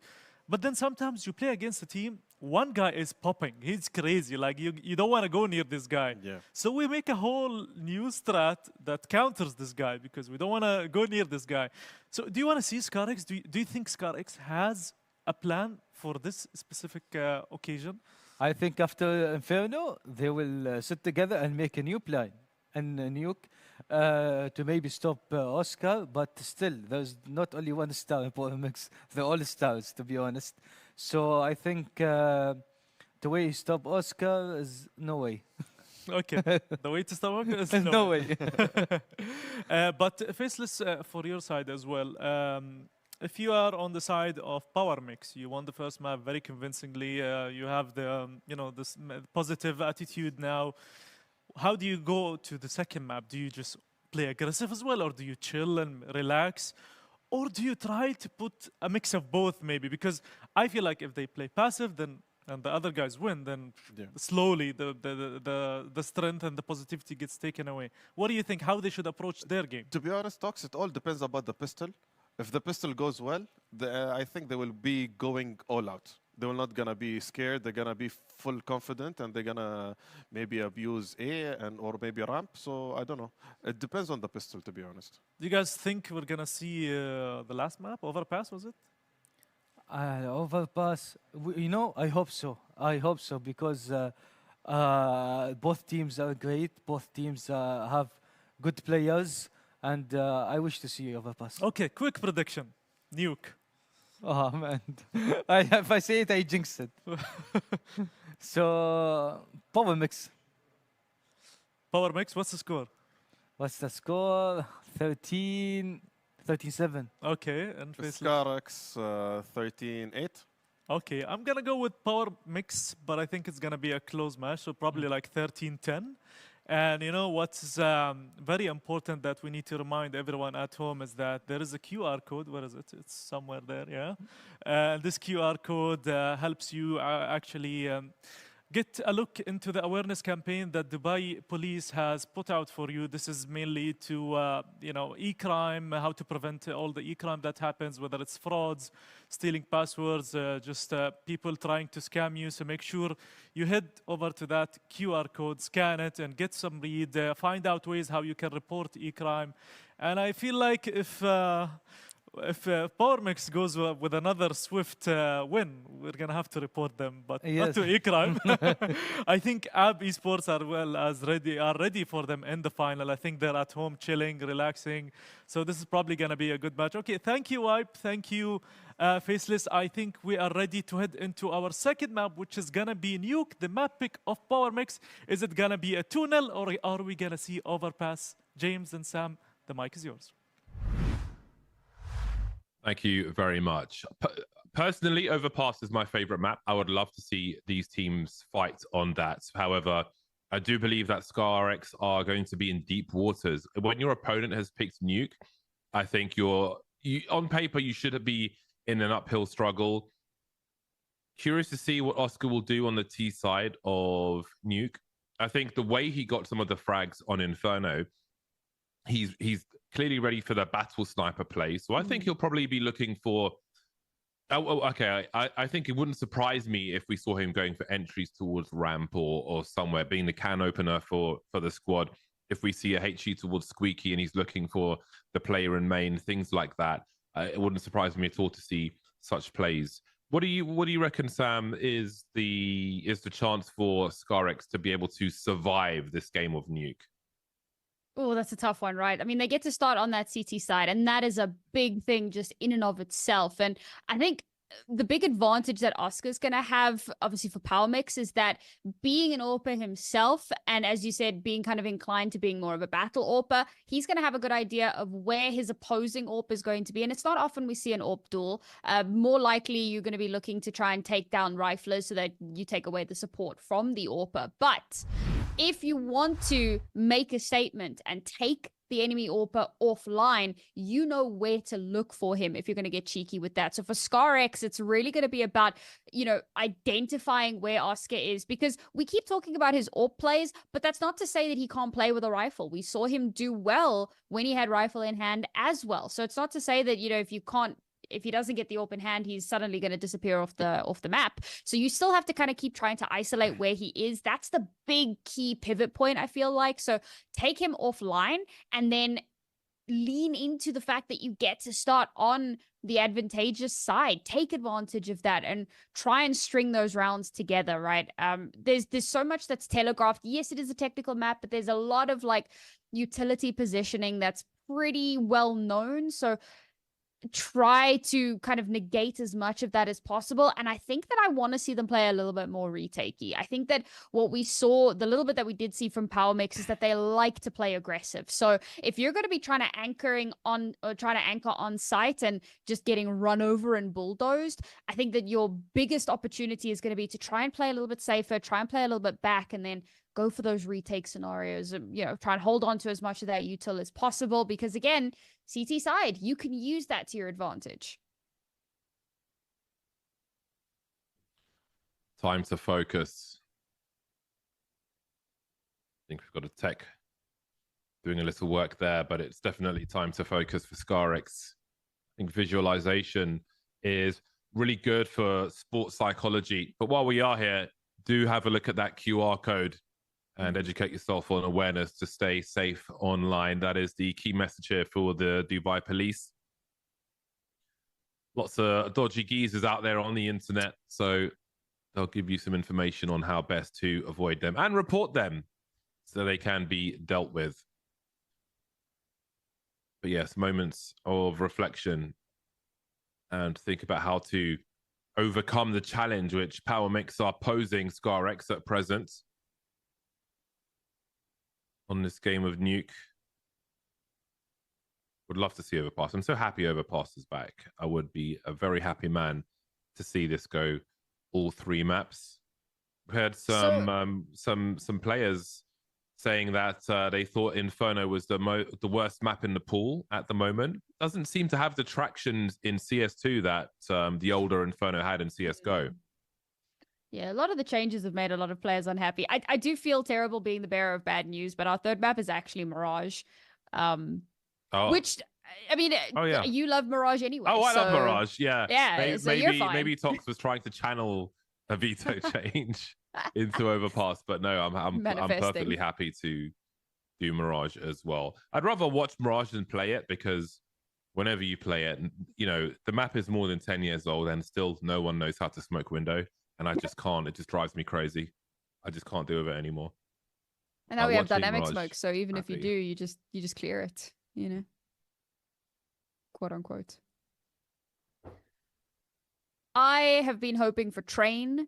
I feel like it's not getting nearly enough love, because I was one of the people that was advocating for Train to come back for like since like CS2 launched. I was like, okay, but can we get Train? But can we? Okay, what if? How about we launch Vertigo into the sun and we bring back Train? It's all I've wanted, and a lot of teams are still not wanting to play it, and it makes me very sad. And then, well, it's not what it was. I mean, when we talk about Train historically, I think the layout of Train was iconic, and what they've done to the A bomb site. I think the B bomb site is relatively fine. They are significant changes, but the A bomb site, the whole reason that Train was so beloved does not exist anymore with how they have changed that bomb site.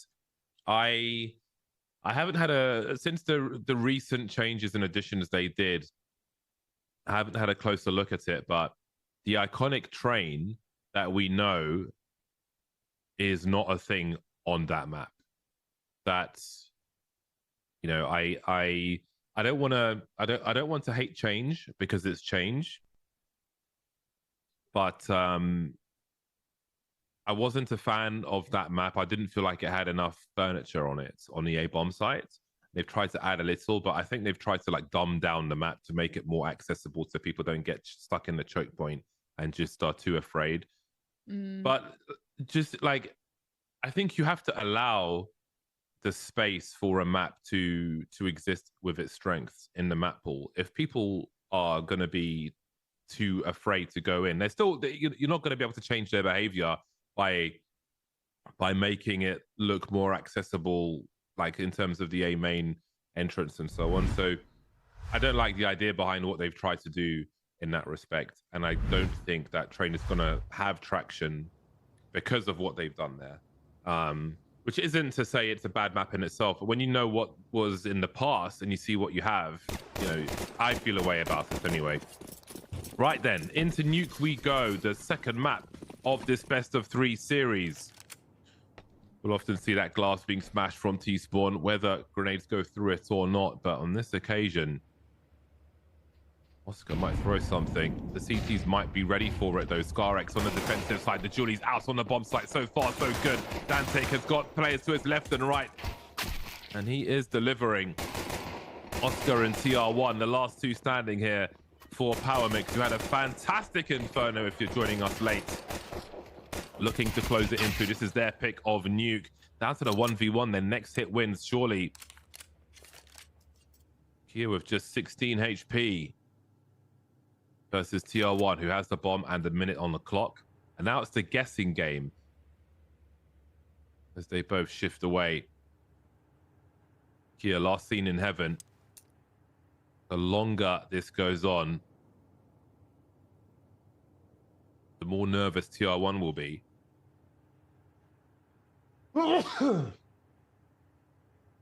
Because the threat of Kia coming from multiple positions increases. He could be outside, he could be inside. Now it's not safe to plant, or not in either direction. He could be in main, waiting for you to plant on this side. He could be in heaven.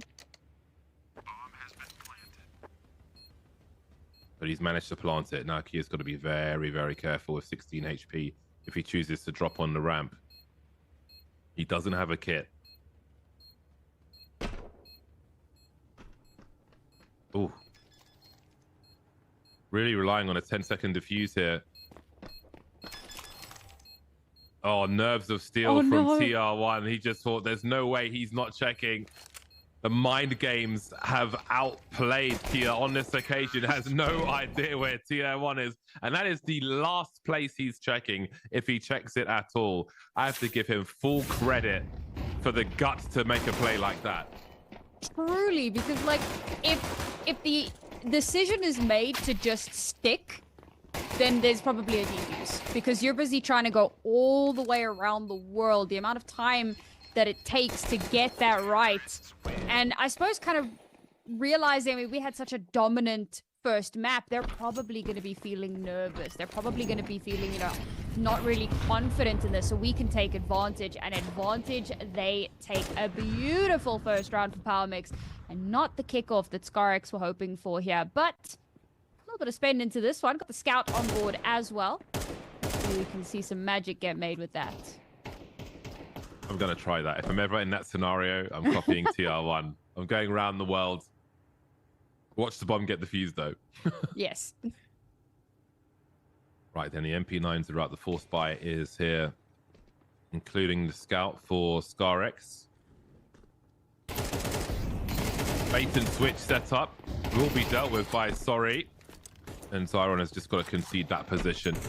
He can't take another bullet. Can't take a fight here. ScarX are being dealt with handily by Power Mix.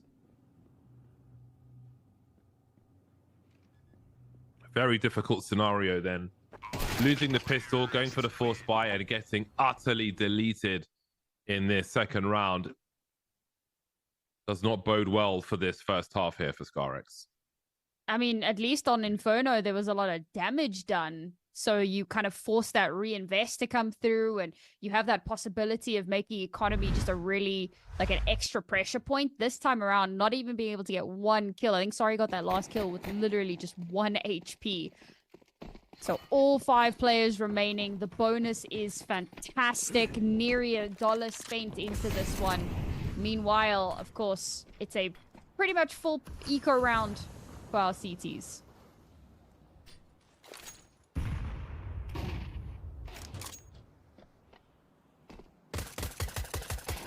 Gone fishing.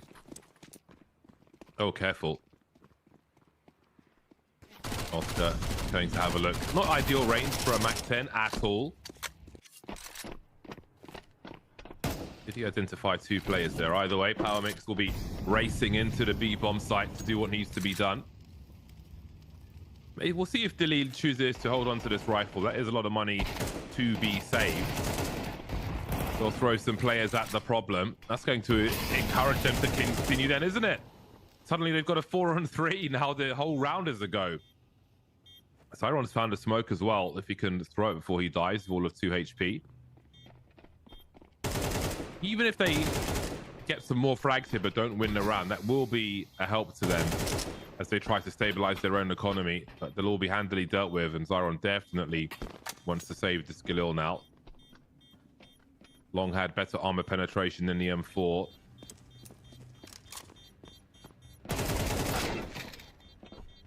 Manages to make a few more die. I think he's inviting them to get close to that bomb, but they don't believe he's got a defuse kit all the time, either way.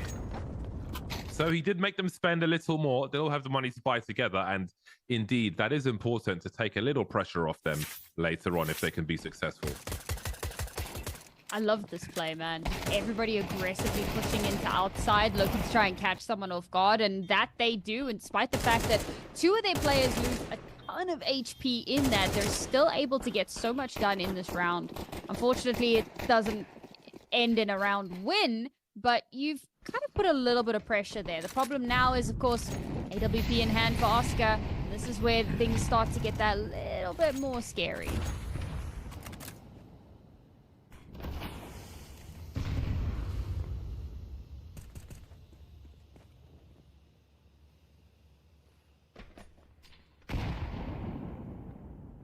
Up on both sides.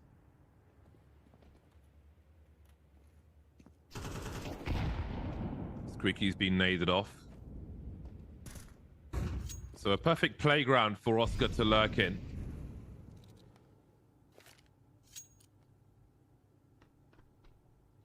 See the T's just looking for info, trying to understand the setup, showing a little shoulder, trying to bait a shot.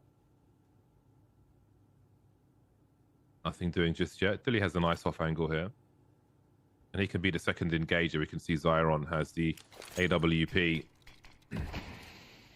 There's a lurk smoke out, inviting a response. Good angle for Dilly, though. 40 seconds remain. There are still mollies for a good execute here. Seems Oscar will go up to heaven to deploy into that A-bomb site.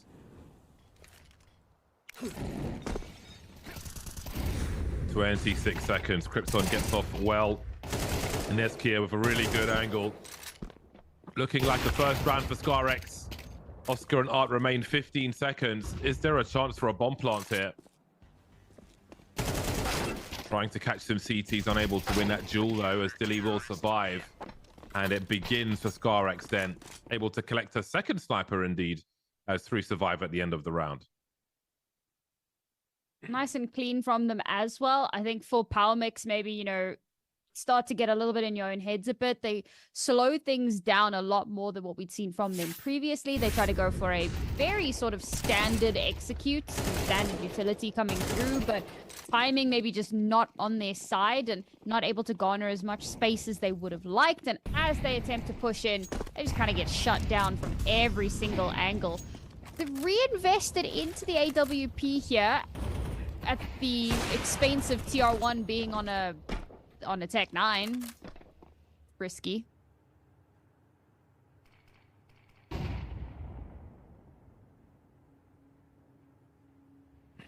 Right, then will we see some more aggressive seeking? Indeed we will. See Oscar posted up. An exchange of util. So we'll see how long this pace continues. There are some faster plays that can be made into the A-bomb site.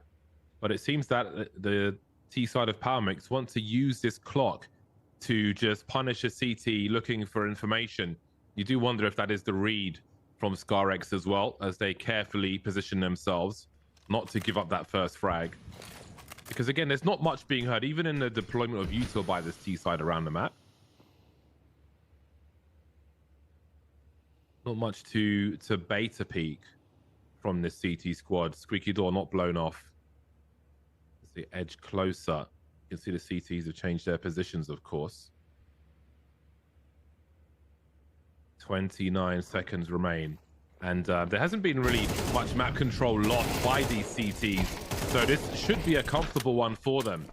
Indeed it will be. They'll all get railed. And now Oscar is left to lose his AWP.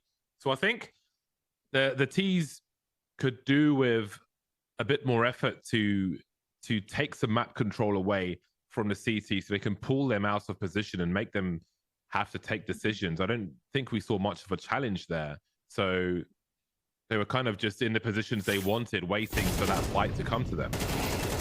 Also not seeing like a whole heck of a lot of conditioning either, just to try and kind of keep things a bit more scary, a bit more kind of paranoia inducing for those CTs. And you really do need to be doing that to try and split up those forces as far as possible. Instead, they left a lot of space to be garnered pretty easily for ScarX, and as soon as they get that information, like, okay, well, no one's heading down towards B, no one's heading over towards ramp, it's probably going to be a lobby push, so we'll just chill here towards the A site. And they have a lot of time to position themselves quite nicely. I love that elevated position again, somewhat telegraphed, but none of the utility forcing him out of that position. And with all that space garnered, we'll finally see them start to close the gap.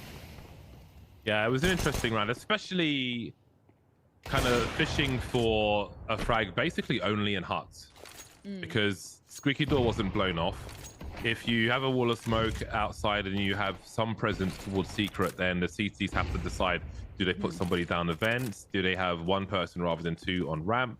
All these questions need to be asked and how they rotate. But without that challenge, they can just patiently hold their angles, especially without the door being blown off as well. So that is food for thought. An early round for them to think about as things continue. Of course, we have an eco round here, while ScarX currently at 500 HP. A little less now as Krypton is dropped.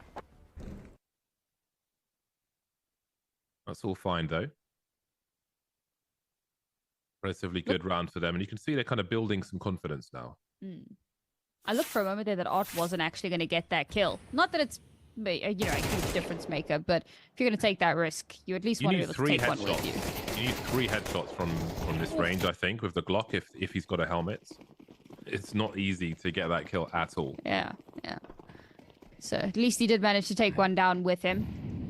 Now, back in the money, 3-3. And to be fair, for your T-side Nuke, 3's okay. It's not terrible. It's not great. It's certainly workable. We'll see if they can extend that a little bit. Yeah, the double AWP setup is still rolling for ScarX. We haven't seen too much from it, but haven't really needed to. It's been a couple of lobby crunches, but no real, opportunity to get results off of that. So now with a bit more outside presence, maybe we can see that activate. I wonder if that gap in the smoke was there the whole time, because it looks like it was being spotted by the rifler before they changed positions. If that tells them no one's in secret, then that's really good information. And so is a 5-on-3 as Dilly drops one towards that ramp area. Expectant of those hut lurkers now. You see the response there with a deep HE by ScarX, who are absorbing the information from the rounds prior. Things looking much slower for Power Mix on the T side of Nuke versus what we saw on Inferno. Again,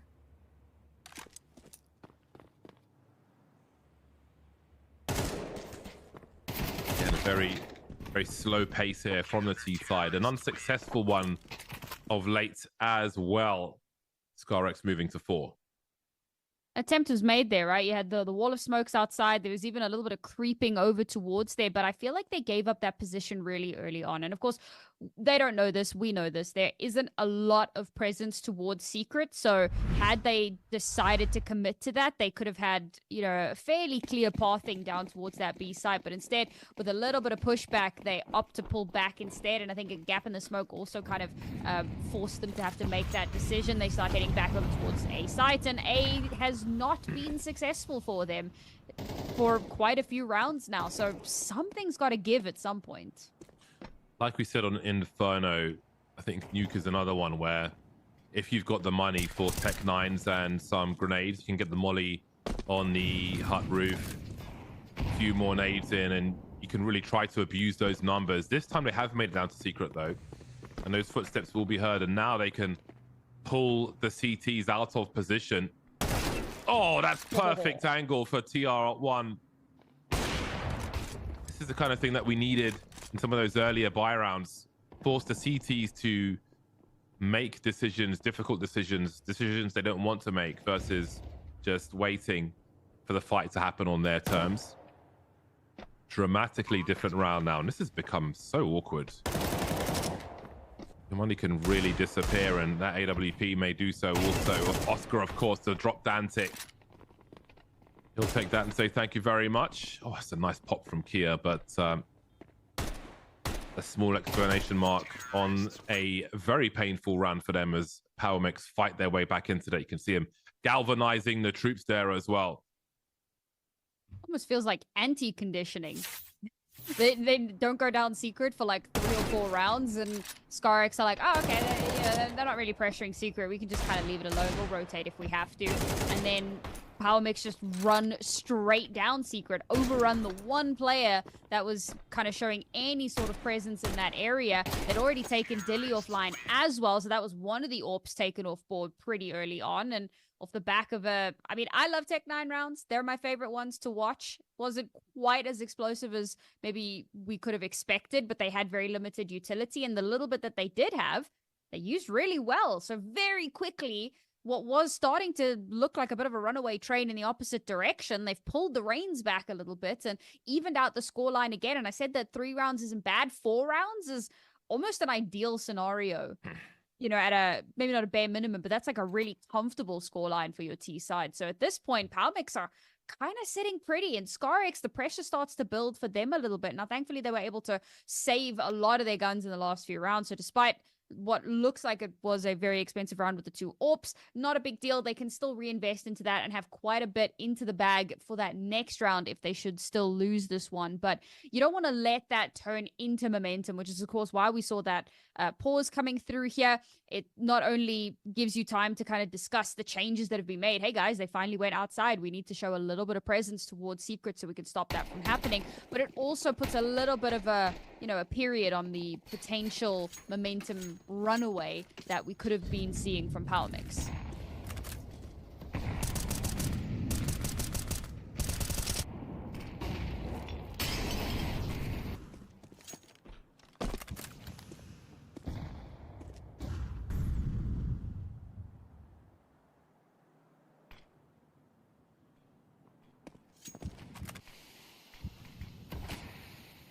Getting more into default territory now.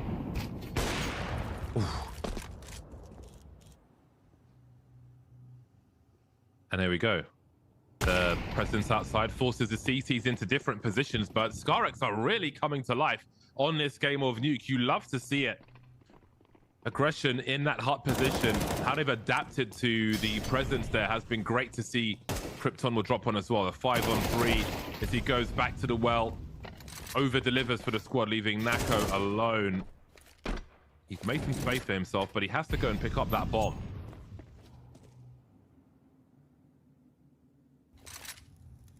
"48 seconds, bomb collected." He probably feel like he needs a few more frags now before he can get a bomb plant. He's got half the info, but where is that other player?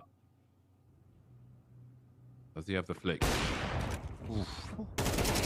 12 HP. There might be a way upstairs for Nako. Not on this occasion. AWP will deliver. Nice work from start to finish with the sniper rifles by the CTs.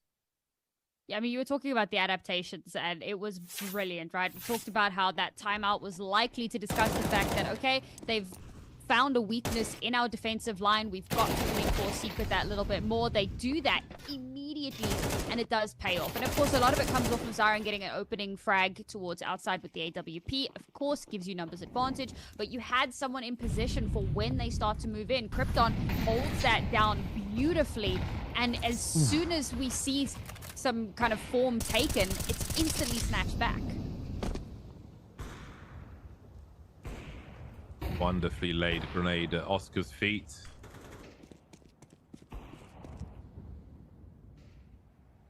Scarex showing plenty of fight in this game of Nuke. That's a big frag though. That's a lot of information lost outside. And that is a key frag where it really makes things awkward in terms of how you position your remaining CTs for Scarex. It's going to leave individuals with no support. Good angle for Krypton though, and there's no one to find revenge. Scarex still able to hold on this occasion. 4-on-3 for now. Bomb collected. Sorry, we'll take the sniper rifle. Low health. Can't take a fight with the AK-47s. Great timing on the util. Kia positioning himself well. Dilly keeping an eye on the ramp. He's got a quick rotation to B if necessary. Where Zyron has an AWP. 25 seconds now. Oh, hold on a second. They have picked the right door. Krypton needs to stay alive as this rotation comes through for his teammates. Oh, it's the bomb carrier caught on the window.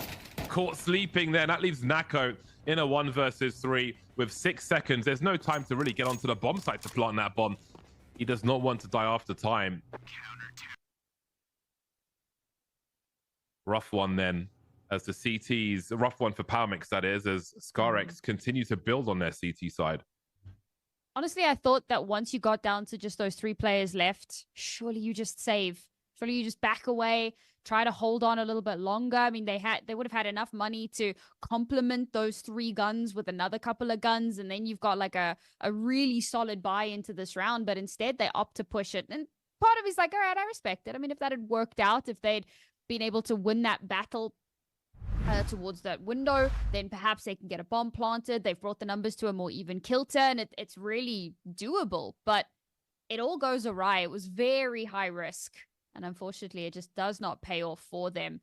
Again, it's just been really solid from Scarex, a much better showing than what we saw on Inferno here. But again, you know, they didn't really have an opportunity on Inferno to mount much of a CT side. So this time around, they're really leaning into that. Maybe both of these two teams feeling a little bit more comfortable on a CT side. And now with quite a bit of leeway garnered for them, we'll get to see a lot more out of them this time around. Or still in play. I saw they were kind of flirting with the idea of the hero AWP to an extent, but I think this is the right call from Power Mix. One hero rifle.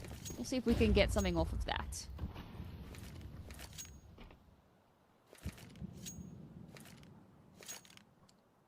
This looks like one of the executes I was talking about previously. Plenty of util, plenty of pistols. Although they are offering a fake as they get absolutely drilled by Dilly on the ramp. Arton, sorry, remain with the rifles, but again, by the time they get on a bomb site, their numbers are so low.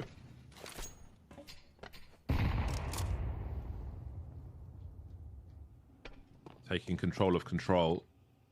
But all this hesitation is allowing a big rotation from the CTs. Oh dear, you can see his head bounce below the grenade there. Not much damage though, but still, looks like there's plenty of damage to come in a 4-on-2. Art in the clutch now.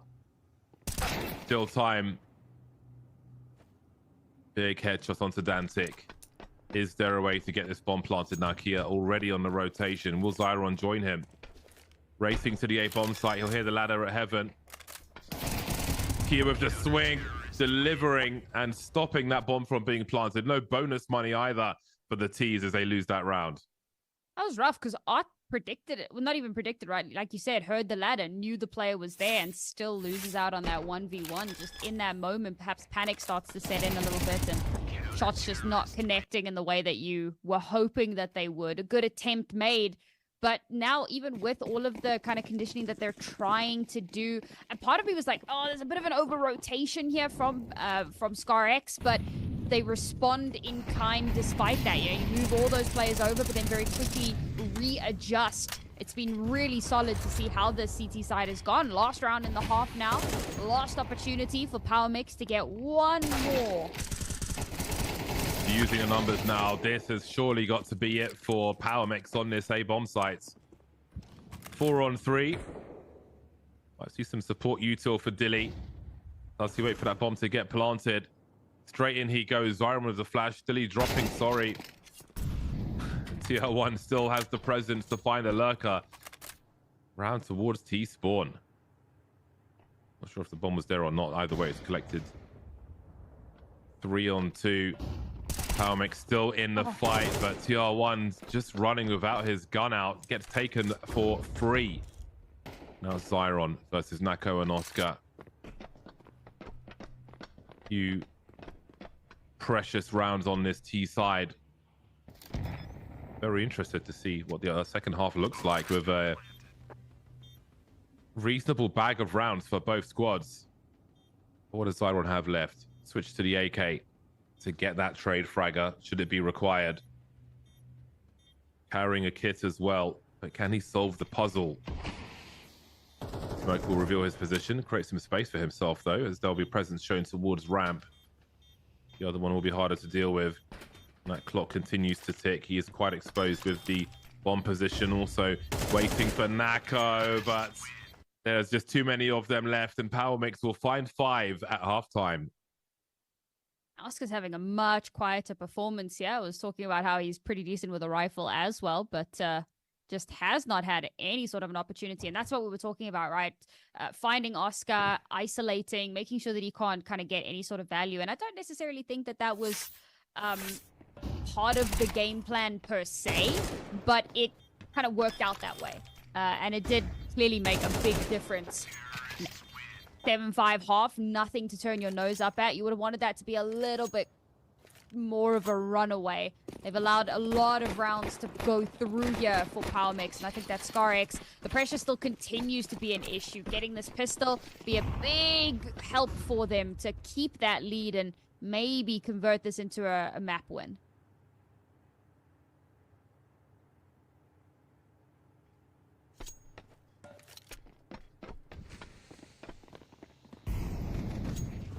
scoreline like this in a pistol round, this pistol could really have a big impact on how long the second half goes for. Power mix now 3-1 with Dantic left standing alone.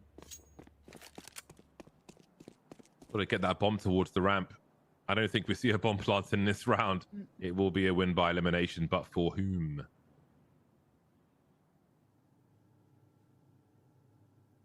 Clearing the angles on the approach. Oh, Oscar with a great angle of his own. And we are game on here in the second half of Nuke. Just one round between them now. Plenty of family in attendance. 7 for ScarX, 6 for Power Mix. And you start to wonder now if they can rise to a 2-0 scoreline with the luxuries of the CT side. I think Oscar's a little bit of a CT merchant. Only gets 4 rounds in the T side. CT side, first round, 2 kills already. 50% of the previous scoreline. Just looking so much better already, but not the way that ScarX wanted that first round to go. Okay. That certainly helps. Yeah. I see a few Glocks though, so further damage may be difficult, but there are 2 Desert Eagles out there. Hand cannons. If you miss the first map, the score is just above the mini-map, so you can catch up quite quickly. A very strong game for Power Mix, who have put themselves in an interesting position now. Fighting tooth and nail for those rounds on the T side, but Zyron will have a deagle kill of his own. So they are making the CT spend. Yeah, and I think that jumping accuracy did get nerfed on the MP9 recently, but they will still be successful on this occasion. Game on Nuke. Yeah, certainly an attempt made to make the MP9 a little bit less of a crazy go-to, but yeah, still very much a terrifying weapon at the end of the day there. All right, evened out scoreline.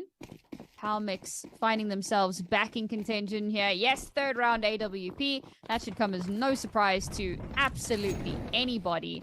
What is the response here from our T's? How do ScarX turn this back around?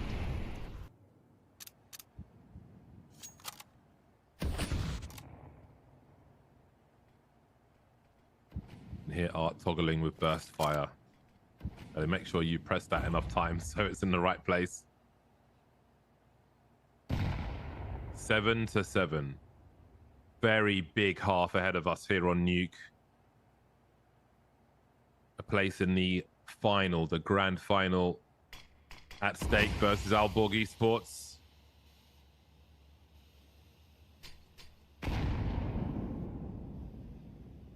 I've been to Denmark. There's only 2 things there: bougie coffee shops and Counter-Strike players.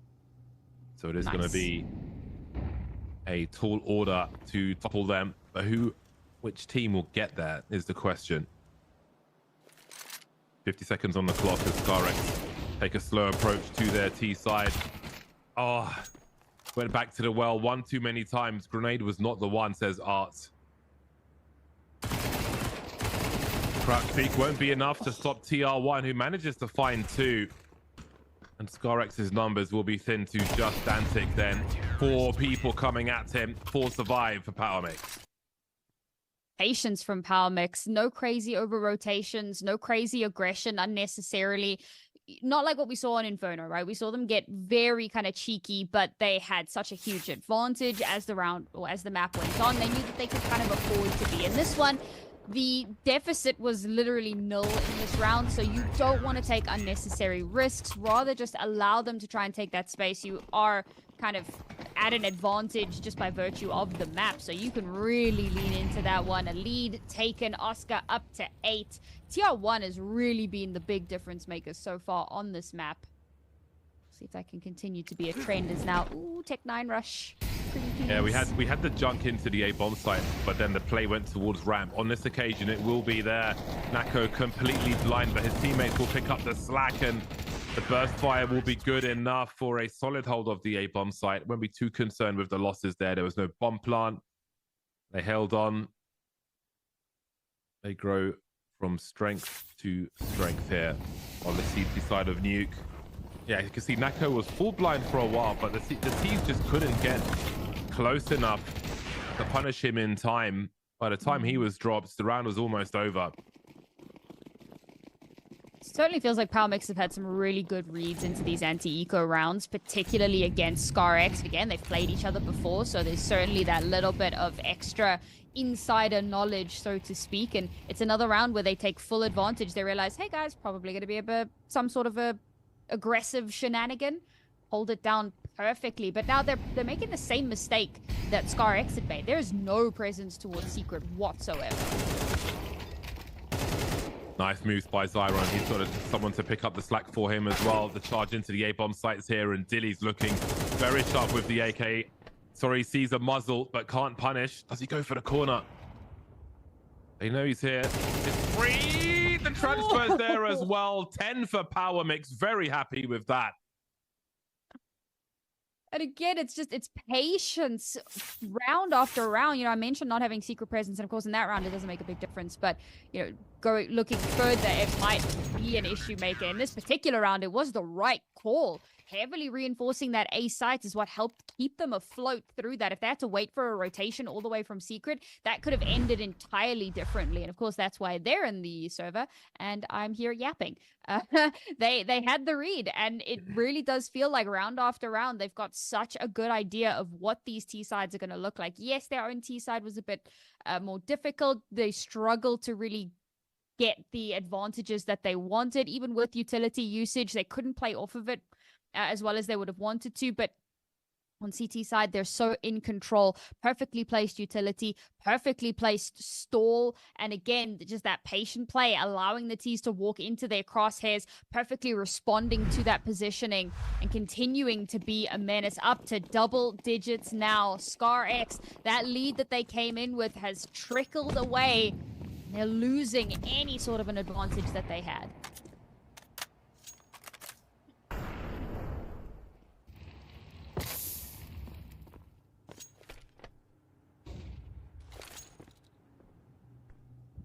Three-round lead. ScarX have got some catching up to do if they want to force a third map. And it gets harder. Limited util remaining, even at the 1 minute 20 mark for this T side. Oscar with some target practice, spotted another one, and he will deal with that handily as well. Falling like Skittles around this map of Nuke. Just targeted, victimized in that round. Didn't really get much of anything done there. Just swatted by Oscar and the rest of the team. ScarX are certainly losing confidence. Yeah, we can see it with how slowly they're not really committing to anything. You see a little bit of utility going out, but they're not really like pushing. They're not taking that space, and everything starts to dissipate. And in those moments, and again, the reads, man. This time around, they put two players towards Secret, towards outside. It's exactly where the positioning is. And again, look at the read.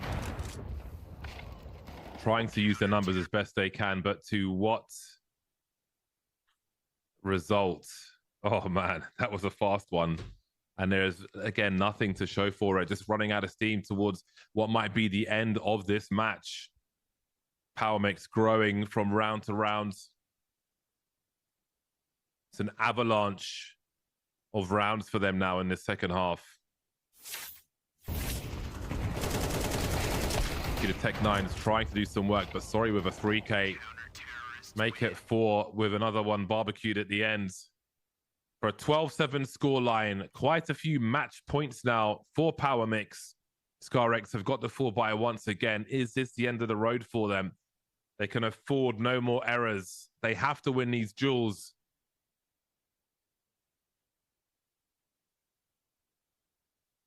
PowerMix is living rent-free in ScarX's heads right now in multiple ways, right? Like in terms of the mind games, but also the fact that it feels like PowerMix just know what they're going to do. Round after round, they reinforce A, it's an A hit. They split, they have two players out towards Secret and Garage, and it's a Secret push, and they shut it down. The very next round, they're like, all right, cool, they're going to be on an eco. They're probably going to be going for a lobby push, so they reinforce A again. They know exactly what's coming. They have definitely, this feels like a team that has done their homework, that has come into this knowing full well what their opponent's playbook is going to be looking like. And all of you players, don't think I didn't see those playbooks. I saw the coaches walking around with sheets of paper and like looking and rechecking all of the strats and stuff. I know you came into this with playbooks, but someone from Power Mix is in your servers. They're in your back line. They're in your heads. They know what you're doing. Map and series point now. Scar X, everything on the line. Yeah, this round will be reset. Before we continue. But yes, Power Mix. It's shaping up to be an exciting final, if it is to be Power Mix. We're not counting out Scarx just yet, though, but I think stylistically, Power Mix versus Aalborg would be very interesting indeed, but we'll see if Scarx are able to fight back and force this third map. It's not over until it's over, as is often said. 5 rounds in a row required for this team of Scarx. This full Persian team, plenty of family here in support of them as well. They don't want to see the end of the line here. There is more work to be done by the squad.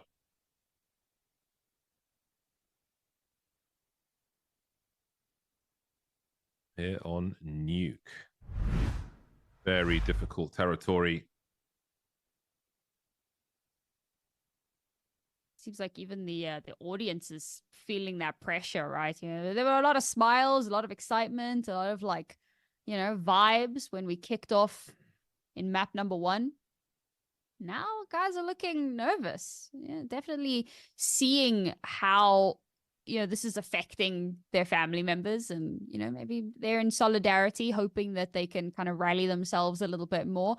And of course, this is like the worst possible time for there to be a tech issue. Maybe not if you're Scarx. Maybe you're hoping that this is going to be something that kind of shuts down that momentum a little bit. But for Power Mix, I mean, you've built up a runaway train, 7 consecutive rounds to get you to map and series point.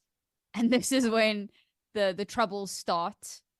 Hopefully it hasn't had too much of an effect on them. Because, of course, during technical issues, you're not actually allowed to discuss. You're not allowed to talk. You're not allowed to... So you're just kind of sitting there in your own thoughts, stewing, ruminating on what you can change. And, you know, when you have a moment to discuss the game, when you get back in, what are you going to tell your teammates? What is the plan going to be for... Because this could be the end of the line. So Scarx have to come through with something bordering on magical if they're going to get the next 5 rounds and take us into that overtime.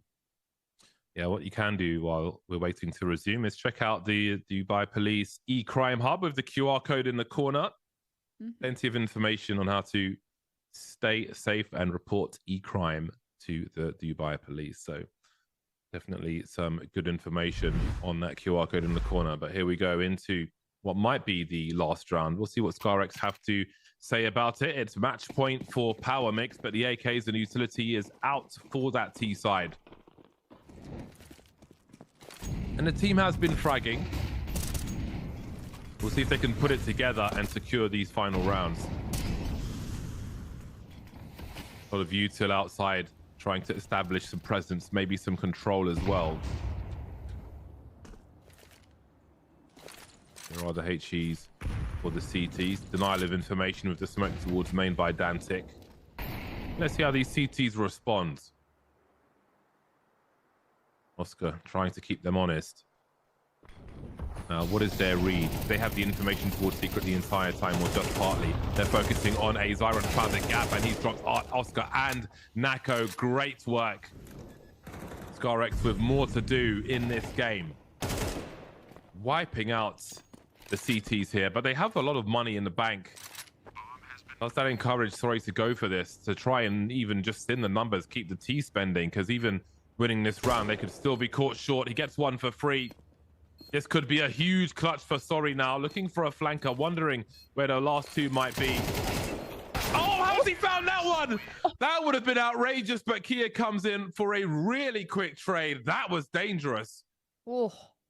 Because the timing on that was perfect, right? Waiting for that bit of util to be thrown, and he's like, now's my opportunity. And he just gets his head blown clean off. But yeah, the return fire.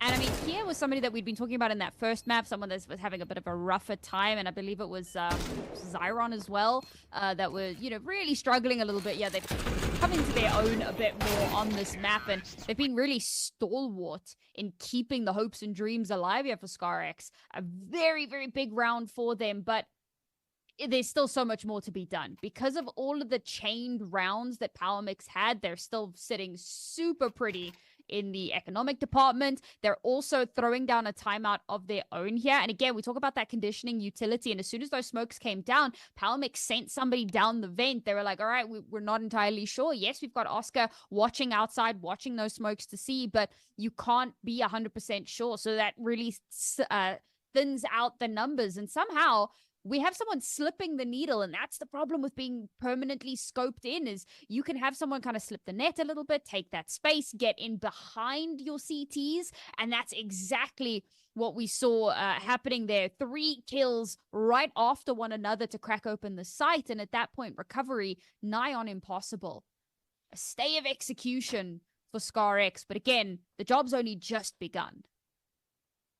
You can see how important those final frags are for Power Mix as well. If you look at Dilly, look at Zyron, lacking all the grenades they might otherwise have if more people were alive. Like those frags count when you have 10k plus on that CT side and you're in the deep end of this game. So those can be difference makers. We'll see if they have a part to play in how this round proceeds. As you can see them trying to juggle their grenades and figure out the right combo to make based on what they want to do. They'll have plenty of flashes though, which is also important. But again, we haven't really seen that classic execute onto the A bomb site. We've seen some utility thrown, but then there was a ramp push. But neither team has just gone for the straight A play. That could still have an appearance in this game. We'll have another tech pause before we resume things. I always like to look at the setups that the players have as well, because I do remember when, you know, years ago most people had those full-size keyboards, and now we're like 60-65%. I was building my own years ago, but the kind of retail space adapted to the keyboard enthusiast community and started making those shorter keyboards, especially 65%, which essentially gives you the arrows on the right-hand side. It can be a bit tedious when you don't have those. But anyway, enough about keyboards. W will be pressed as we resume. Another match point for Power Mix. Again, no issues with their buy. But there has been some juggling to get the right util with the money that ScarX have available. Krypton leading for his side with 15 frags, 19 for Sorry. Taking some shine away from Oscar for Power Mix on Nuke. These smokes that side have been consistent now, but you can see the CT's fishing for info. I feel like they may have had a good read as to whether or not T's have been towards Secret. But now with those sound cues towards the hut, their positions will be somewhat compromised as Zyron makes his way towards Secret. Early, minute 20 on the clock. Plenty of time to establish presence, and now they can make some better decision-making when it's time to strike one of these bomb sites. What a position from Oscar. Surely this will yield a kill towards the left. Swing and a miss. We've got the rifle support, but if Nako drops here, that might be the end of the round there and then. We have seen a few multi-frags. Now the urgency rises for Nako. A huge swing from Kia, though. Makes no assumptions. TR1 here as well, looking for a third. Has he made this clutchable for Sorry? Up the ladder he goes. Dilly having a look-see. Has he spotted him yet? No gunfire. He has now. Ooh, have a look at that. Absolutely silent. Dilly's got no idea. He's on the bomb site. That's beautiful from Sorry. What a clutch this would be. But Krypton says no.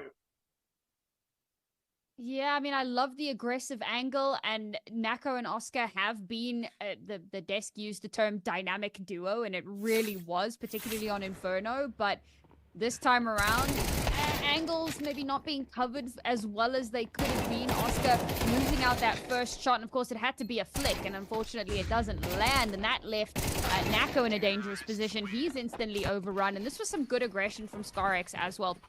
As soon as they realize they've taken Oscar off the board, a lot of the big threats, they feel like, have been eliminated. So they can really hit that accelerator. Now only at a 3-round deficit, and that economy is slowly being chipped away here. But again, can't afford to make a single mistake. Every single round has to be clinical.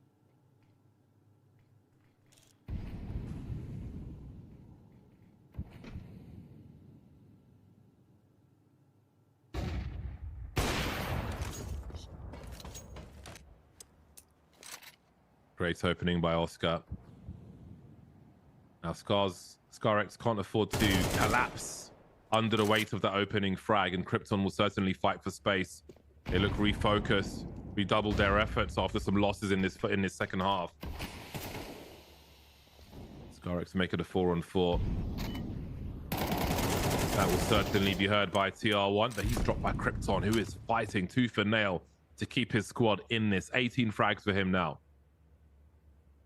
44 seconds, and that urgency rises for the CT. Someone's got to make an individual play, catch the T's off guard, maybe get a multi-frag.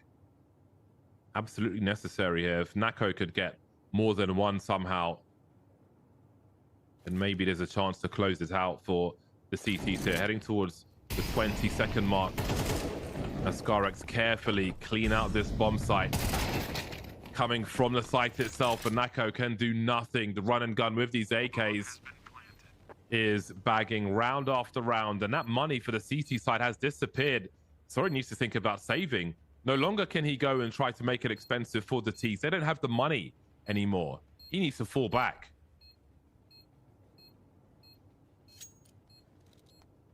And then the tides turn, and suddenly it's Scar who are very much in the driving seat.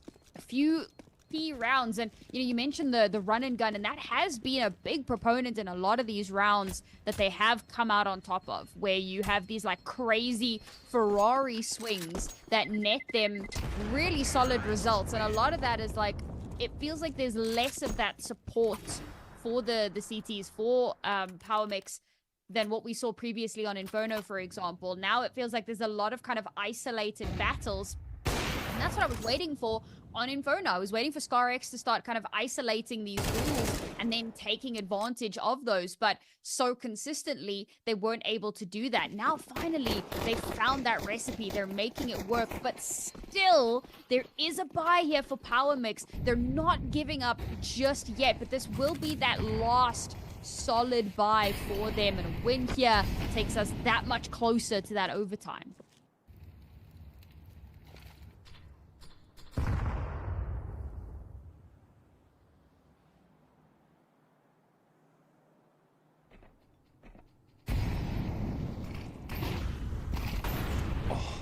Looking for the entry, but that flashbang just slows him down. Art can raise the alarm, and now they can expect, but can they do anything about it? The AKs are still ripping and tearing on this A-bomb site. HG towards the plant spot will yield a great reward, and now Krypton's in the clutch. 1v3, but it is Power Mix who will make their way to the final. 13-10 over ScarX. Not with a bang, but with a whimper. Really just barely one-sided round, and honestly it felt like ScarX had some advantages there. They make their way in on towards the site, they're checking all of the known angles, they're getting some really impactful kills, they're shutting down a lot of the presence up on those elevated positions, but still they continue to be whittled down, chipped away at. One of our closest matches throughout the weekend, so close to taking us into that overtime, but it's Power Mix. We mentioned before, two of the players on that roster are previous winners from the Dubai Police Esports tournament back in number 4 in December, and they're looking to make that a 2-time victory, but they have a huge challenge ahead of them in the grand final. Let's throw things over to our desk to see what they have to say about this. Thank you so much, James and Sam. And that was an amazing game. Finally, we see some action, an actual fair action, balanced game between both teams. Even though we've seen Power Mix dominating throughout the second half, but then there was a chance for a comeback. It was stopped at 13-10. I think my prediction was the closest, if I'm not wrong. So yeah, I'm very good with predictions. So. 2 rounds different, so me and you are close. Yeah. Unlucky today. Unlucky. but guys, that was an amazing match. Nuke, we talked about the firepower that Power Mix has in, especially in the CT side. We've seen a glimpse of a comeback on the T side from Scarex, but they lost too many rounds. I feel like when they were too at late. CT, it was a bit too late. They lost many rounds. They couldn't adapt to the aggressive. I think we've seen lots of Rams pushes, and I think they played it well. What do you think about that match in general, Wipe? The match in general was going one-sided, to be honest, in New York, as I expected, as we expected, me and you, not him. Okay. They played very well. They did their job at the best. I think even if 1v1, they were better in everything for MX. And the comeback, I think the cause of the comeback is the technical issue that Oscar had. Maybe stop the momentum they had.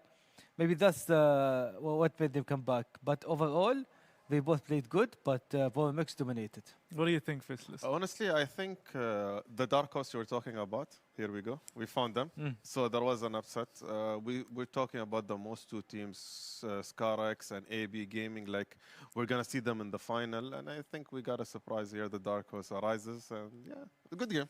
Yeah, I mean, I honestly wouldn't call them dark horses because they were the previous champion of last year, but definitely their performance has showed why they deserve to reach where they are, even though there's a slight change in the roster, but very, very strong performance, especially in Inferno and Nuke.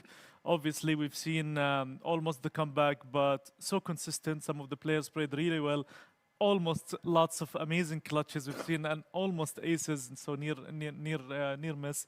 And I think in a bit we will have some of these guys to talk to them and see what they have in mind for us. But you know, wrapping up Nuke real quick, do you guys believe AB Esports got this, or it's gonna be a strong final?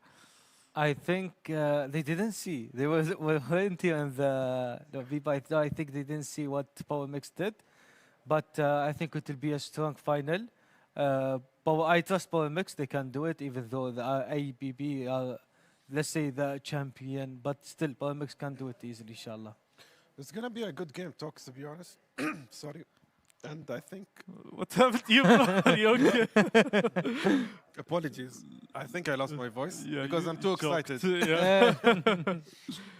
All right. No, so I think we're ready to have the guys in a bit. So we're going to take a quick ad break and then we're going to talk to the guys from Power Mix.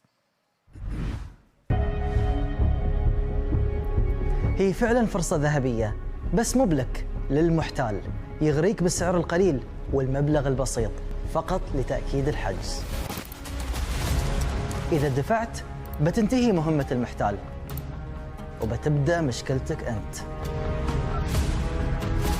الرقم المطلوب غير صحيح. طبعا ما في رد وما في شاليه وما في أصلا شركة عقارات بهذا الاسم. لا تنخدع في إعلانات العقارات الوهمية ولا تدفع أي مبلغ إلا لجهة موثوقة. وعيك أمانة.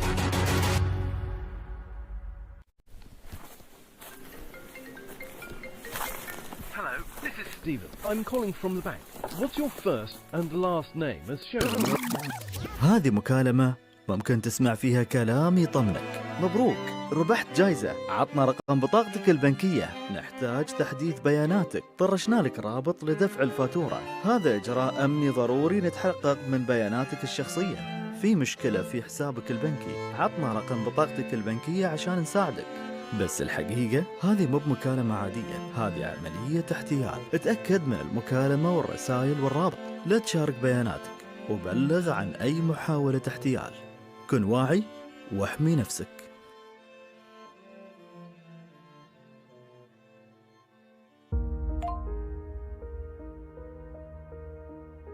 واضح أن الجهة مجهولة، وواضح بعد أن المرسل محتال.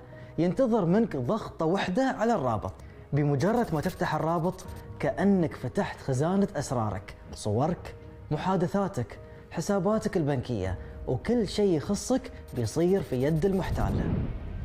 خلك واعي ولا تفتح أي رابط قبل ما تتأكد أن الجهة المرسلة موثوقة، دائرة حكومية، مؤسسة أو شركة تعرفها وتتعامل معها. وعيك أمانك.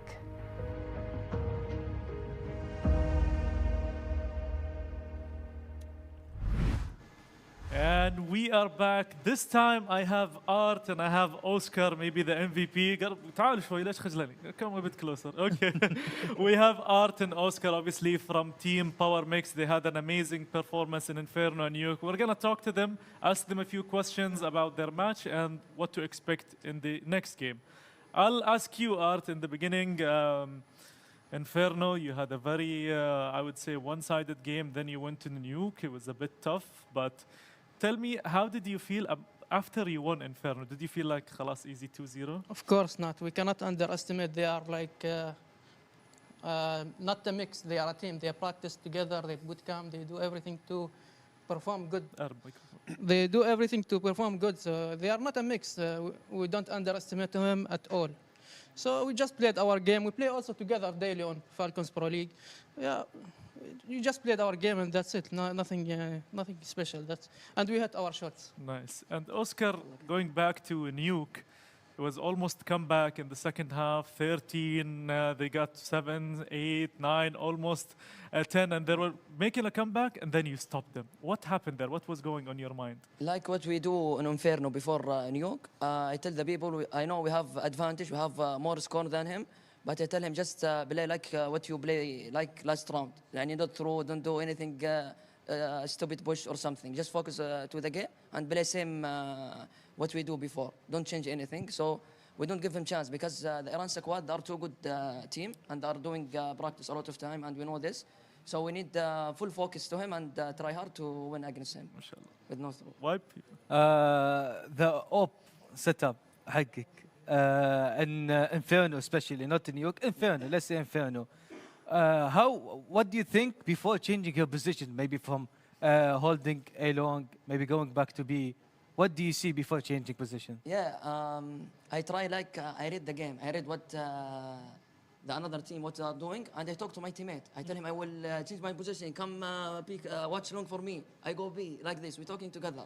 What I see, what I read on the game, I tell my teammate, and we are connected together. We have good communication. Also, we give them some information. We help them in B. Like, we tell him they are B. We call him to hold B. It's all depending on the team info. It's like how you read the opponent. It's like this. Communication, the key. Yeah. I have a question. Did you guys prep before that, or did you just? It was instant. No, we just played instant. We didn't practice. We didn't do anything. Just play. Against Team ScarX, did you do any preparation? No, we did not do any training before. We just, I come from Saudi Arabia, me and my friend. And now he come from Palestine. We just come on Dubai and we stay together like this. We're talking. I tell him what we do, you do this, and we take position. Pure skill. Like this, yeah. Pure skills, to be honest. And maybe one last point, Oscar, if you have something to say for your fans, people watching you from Saudi Arabia, something you want to address. You can say it in Arabic. You can say it in Arabic as well. Yes. ارتاح أكثر يعني. حد لمشجعينك، الناس اللي يتابعونك في السعودية، أو الناس اللي موجودة هنا تشجعك للفاينل. صراحة أشكر كل الداعمين لنا سواء كانوا في السعودية أو في دبي أو أي دولة أخرى. صراحة ما عندي يعني. خلاص شكرا. أرت عندك شيء ممكن تضيفه للناس أيوة، بحب أشكر أمي وأبوي لأنه دائما هم بيدعموني في هالشيء. الله يحفظهم. الوالد سافر سوريا يسوي عملية إن شاء الله يا ربي الله يقومه بالسلامة. بس يعني ما في شيء ثاني أقوله. Okay, يعطيكم العافية. Thank you so much to Art and Oscar from Team Power Mix for being here with us and congratulations on reaching the final and inshallah best of luck in the final. إن شاء الله يا رب. So.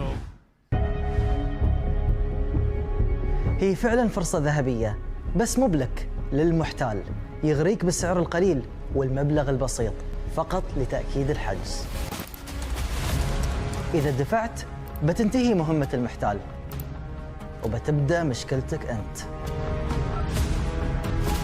الرقم المطلوب غير صحيح. طبعا ما في رد وما في شاليه وما في أصلاً شركة عقارات بهذا الاسم. لا تنخدع في إعلانات العقارات الوهمية ولا تدفع أي مبلغ إلا لجهة موثوقة. وعيك أمانة.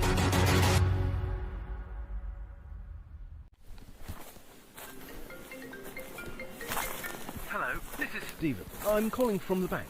What's your first and last name as shown on your... هذه مكالمة ممكن تسمع فيها كلام يطمنك. مبروك، ربحت جايزة. عطنا رقم بطاقتك البنكية. نحتاج تحديث بياناتك. طرشنا لك رابط لدفع الفاتورة. هذا إجراء أمني ضروري نتحقق من بياناتك الشخصية. في مشكلة في حسابك البنكي، عطنا رقم بطاقتك البنكية عشان نساعدك. بس الحقيقة هذه مو بمكالمة عادية، هذه عملية احتيال. اتأكد من المكالمة والرسائل والرابط. لا تشارك بياناتك وبلغ عن أي محاولة احتيال. كن واعي واحمي نفسك.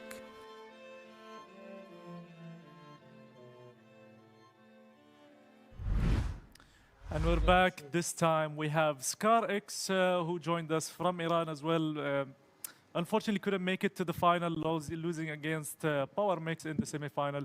We have Amir and Amir squared here from the squad. They're gonna tell us about what went wrong in the matchup. Inferno, your map pick, and then a Nuke. But I wanna maybe focus a bit on Inferno because I don't think it's necessarily your strongest map, but you played it a lot here, so maybe you gained some experience. But I wanna hear your thoughts about it. Yeah, I mean, one of the main issues that we had was we couldn't close a pistol. That's the first part.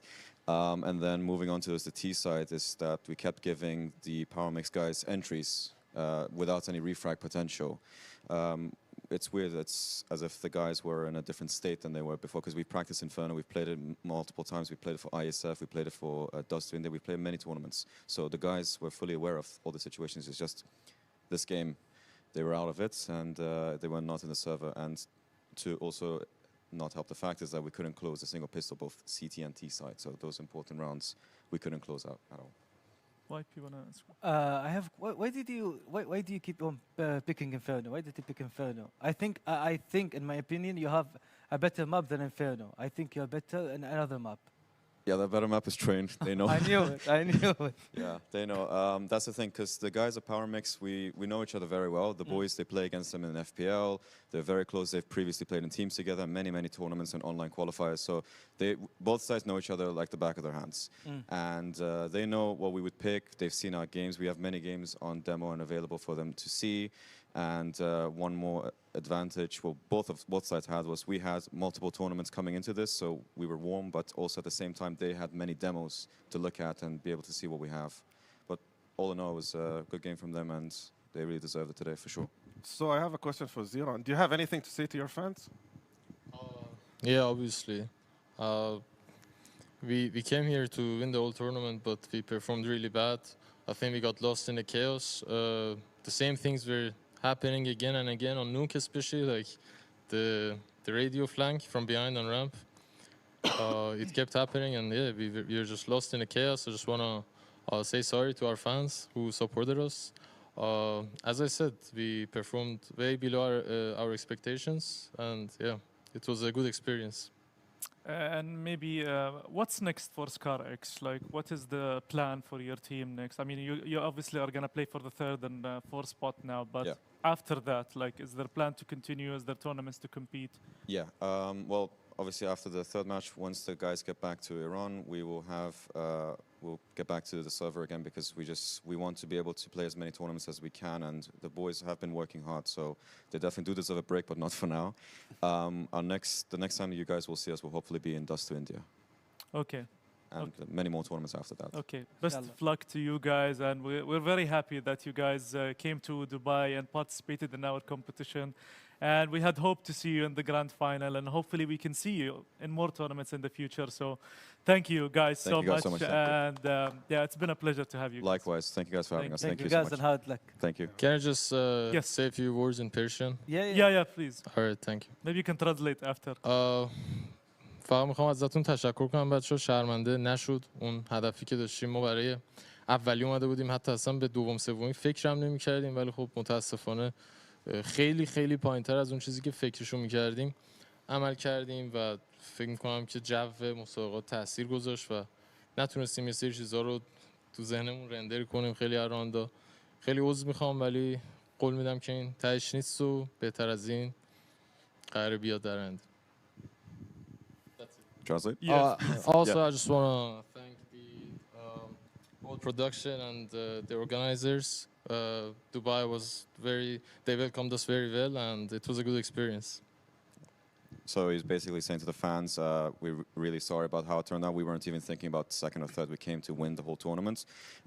This is the lowest point that we've been, so we just want to apologize for what you had to see. And obviously, we got a bit overconfident and we got too much in the hype, so the boys lost themselves. This will not be the last time you see us on a tournament like this.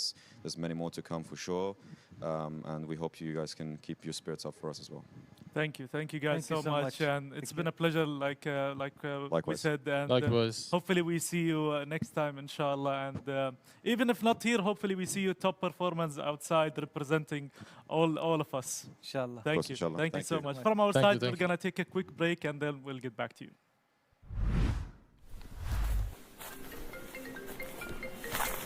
Hello, this is Stephen. I'm calling from the bank. What's your first and last name as shown on your... هذه مكالمة ممكن تسمع فيها كلام يطمنك. مبروك، ربحت جايزة. عطنا رقم بطاقتك البنكية. نحتاج تحديث بياناتك. طرشنا لك رابط لدفع الفاتورة. هذا إجراء أمني ضروري نتحقق من بياناتك الشخصية. في مشكلة في حسابك البنكي. عطنا رقم بطاقتك البنكية عشان نساعدك. بس الحقيقة هذه مو بمكالمة عادية، هذه عملية احتيال. اتأكد من المكالمة والرسائل والرابط. لا تشارك بياناتك وبلغ عن أي محاولة احتيال. كن واعي واحمي نفسك.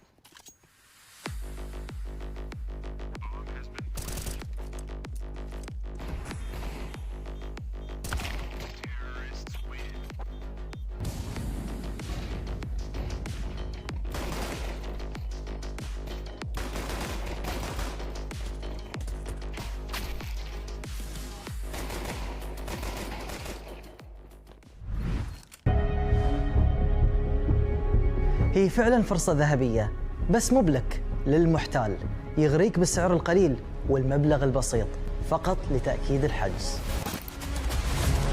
إذا دفعت بتنتهي مهمة المحتال وبتبدأ مشكلتك أنت.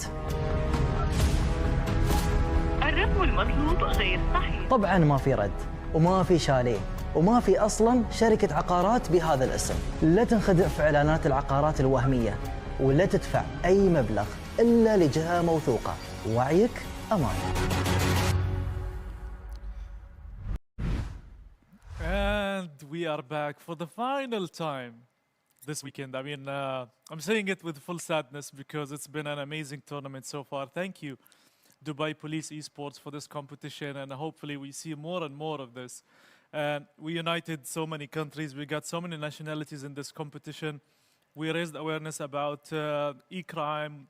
We did so many things. I feel like we hit too many birds in one stone, and now we have reached to the last match, the final showdown between the Danish squad, AB Esports, or AAB, who flew in all the way from Denmark just to attend this competition. And our, let's say, the reigning champion, the last year's champions, Power Mix. Guys, AB Mix, Power Mix, sorry, not AB Mix, Abs Esports. Abs Esports, sorry, yeah. excuse me, guys. So AB Esports, Power Mix, on paper, who's stronger? On paper, AAB. I call it AB. But off the paper, I think Power Mix have a chance, a really good chance after we saw their performance against ScarX. And ScarX is not an easy team. They are good, and Power did a good job winning.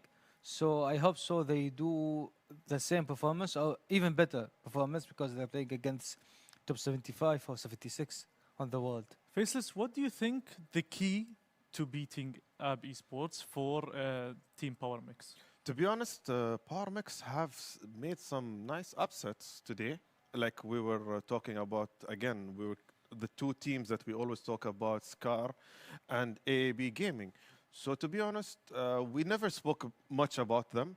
So I think they were like flying low and camouflage and they're in the finals. So I think it's going to be a great game. Okay, speaking about greatness, let's take a look about this great veto that we have prepared. And we have Dust 2 banned by AAB, Overpass banned by Power, and then Inferno. Inferno becoming a new Dust 2, Inferno. We've seen too many Infernos this time. And CT side is going to be for Power Mix. And then we have a Nuke pick, which is the comfortable pick for Team Power Mix. And then the CT side obviously goes to AAB, and then the ban of Mirage, ban of Train, and then Ancient. So Ancient is one of the strongest maps for AAB. Exactly. Inferno is a 50-50. It could go either way, honestly. But in Nuke, I mean, this is one of the worst maps statistically on paper for Team AAB. But, I mean, that's against European teams and European championships. But, guys, looking at this veto, starting with Inferno, how do you see this looking? I think starting with Inferno, Power Mix maybe have the momentum. They still have, you know, they dealt with the pressure. خلاص, Inferno, we know how to deal with Inferno. But I don't know if AAB actually watched the game, Inferno, or not. And if they watched the game, of course, they will take a note. But based on performance or result we just saw, Power Mix is a strong Inferno. Interesting. How about Nuke? What do you think of Nuke? To be honest, Nuke, AAB has a good chance on winning, to be honest. Unless if they find a solution for Oscar's op. So let's see. Okay, so guys, quick prediction. Inferno. Oh, fandom. Let's say it. AAB Esports, 13-11. How about you? Power Mix, 13-11. Interesting. I'm going to say AB Esports, 13-7. I just think, I don't know, I feel like the Danish are very prepared for this, but I do hope for an upset, cheering for our local champions, but anything is possible. We hope it's going to be a great match. Casters, I hope you're ready for the final match of the Dubai Esports tournament. Take it away. Thank you very much. This is going to be a great final, absolutely. I think we're seeing the two strongest teams in the final. I think there was some potential for some others earlier on, but when they matched these teams, we saw who held the real strength in this bracket. Do you agree with that, Sam? Yeah, absolutely. I mean, there's a lot to be said about Danish CS. Really does have a long lineage of being just incredible. And of course, previous tournament winners. The desk have mentioned it. I mentioned it a couple of times. Couple of players on this team that have won this tournament before. So it does make sense to have seen them come this far. I was a little disappointed. I thought that this is an epic land. We're going to put up a bit of a better fight against AAB, but it does put a little bit of a punctuation mark on just how much better AAB were coming into that matchup. And well, we'll see if it kind of lends itself in that same trajectory to this grand final as well. Much like the desk, I'm hoping that we'll have a very close matchup here, but I've got to agree. I think that AAB looked phenomenal throughout the course of this weekend. They dropped only a handful of rounds throughout all of their matches. And I think they might just have this one in the bag. Looking at their match, I'm going to call them Aalborg Esports because I know Aalborg is spelled AALBORG. So looking at their match versus This Is Not Epic Land, I think stylistically they're going to match up quite well in this final with Power Mix. I think the aggressive sniping we're expecting to see is going to be. I think we're in for a very juicy final. I think it's also unpredictable as to who may win. I can see why people would lean towards the Danes, but I don't think anything is guaranteed in this one. I'm looking forward to seeing how Power Mix respond when they're pushed to the limit, when their backs into the wall. How do they adapt when they have to go beyond the strat book and find something extra? What does that look like for this squad? This is where I want to see them taken by their opponent here. So I hope that we are able to see that in this series. Inferno, again, proving to be popular and unpopular at the same time. A common ground, at the very least, one that everybody's familiar with. We'll see how both teams prioritize that possession of banana, because it does give you so much more room, or so little room, depending on what side you're on.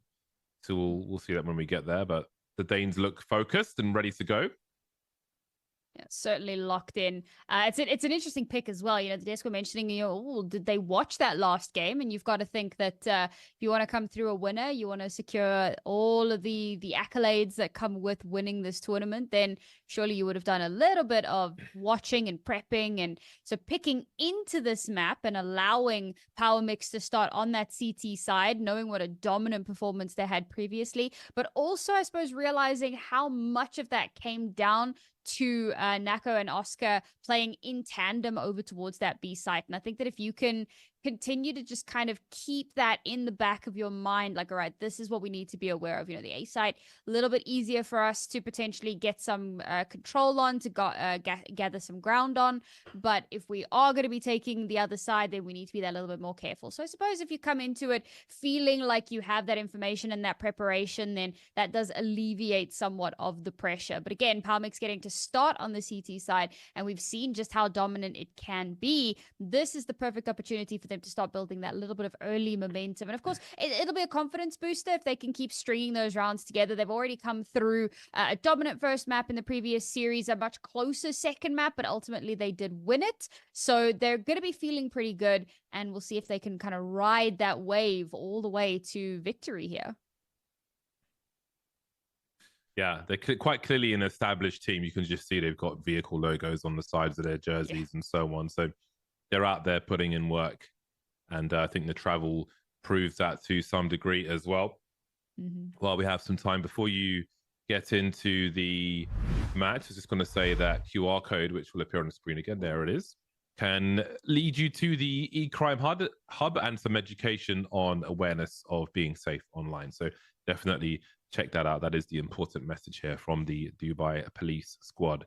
And this is taking place in their station, which I think is incredible. That's really, really cool. So, yeah, it must be a spectacle outside of those rooms as well. You know, I've spoken about the fun headline grabbing stuff there from the Dubai police, like all the fancy cars and so on.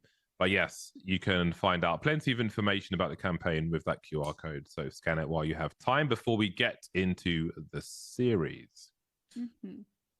Hey, Sam. And remember that, like, have you participated in any e-crime? Because I know people participated. who can sort you out if you have.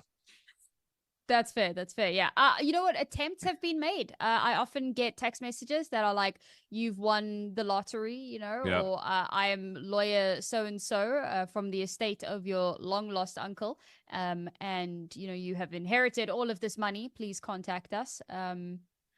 Those are all scams. Just be aware of that. All of those. I'm getting fake PayPal invoices almost every day.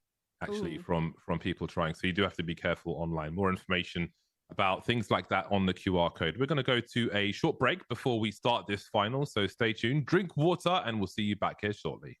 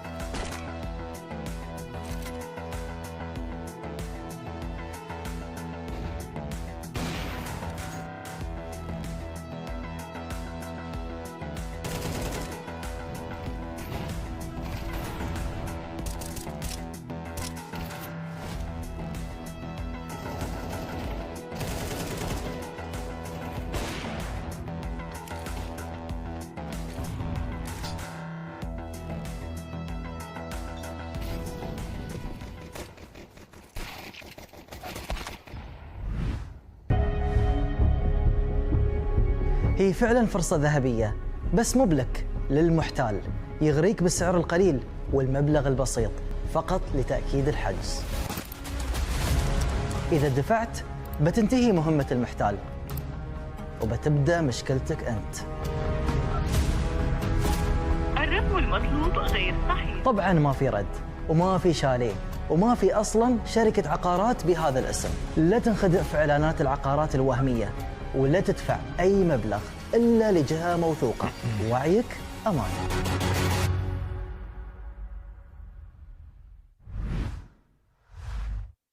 We return for the beginning of the grand final. Well, thank you for your patience. Inferno, the first of potentially 3 battlegrounds here in the grand final of the Dubai Police Esports competition for Counter-Strike 2. Yes, a best of 3 for the final. The boys from Denmark, from Aalborg, all the way to Dubai in the final, and they have been met by a team who are looking to defend the regional soil, I think it's fair to say, Sam. Yeah, absolutely, right. Home ground, you want to talk about the home team, and we spoke about that a little bit in the previous match as well. They were coming up against an Iranian team, so, you know, not the home soil per se, and I know that there was obviously a lot of support for the guys to perform in their home country, in their home city, perhaps, and now, of course, there'll be a similar potential storyline, as I know a lot of the fans out there are hoping that the Dubai boys are able to clutch out this win. But the lads from Denmark, for AAB, this is obviously a big moment for them, a big international event. And we did kind of talk a little bit about how they had competed at Epic LAN recently. And I did notice that they've played in some of the ESL tournaments. So they've been kind of doing the rounds a little bit here, but getting to do these kind of big stage international LAN events, it can be a huge feather in the cap. A little bit of something to prove, I suppose, coming up against the previous champions of the Dubai Police Esports tournament. Right then, into the pistol round we go. Power Mix starting on that CT side with 3 towards B, 1 lost towards A already. I think that was towards A. Didn't quite catch that, but Sorry is lurking in the apartments where the bomb is headed. So it seems that some presence wants to be shown. And you can see on a def cam that the bomb was not spotted. 3 still static towards that B bomb site. You can see boy holding the bomb there. Had a good angle. So they are lacking information just for the time being. Power Mix still committed to that B bomb site. Sticking together.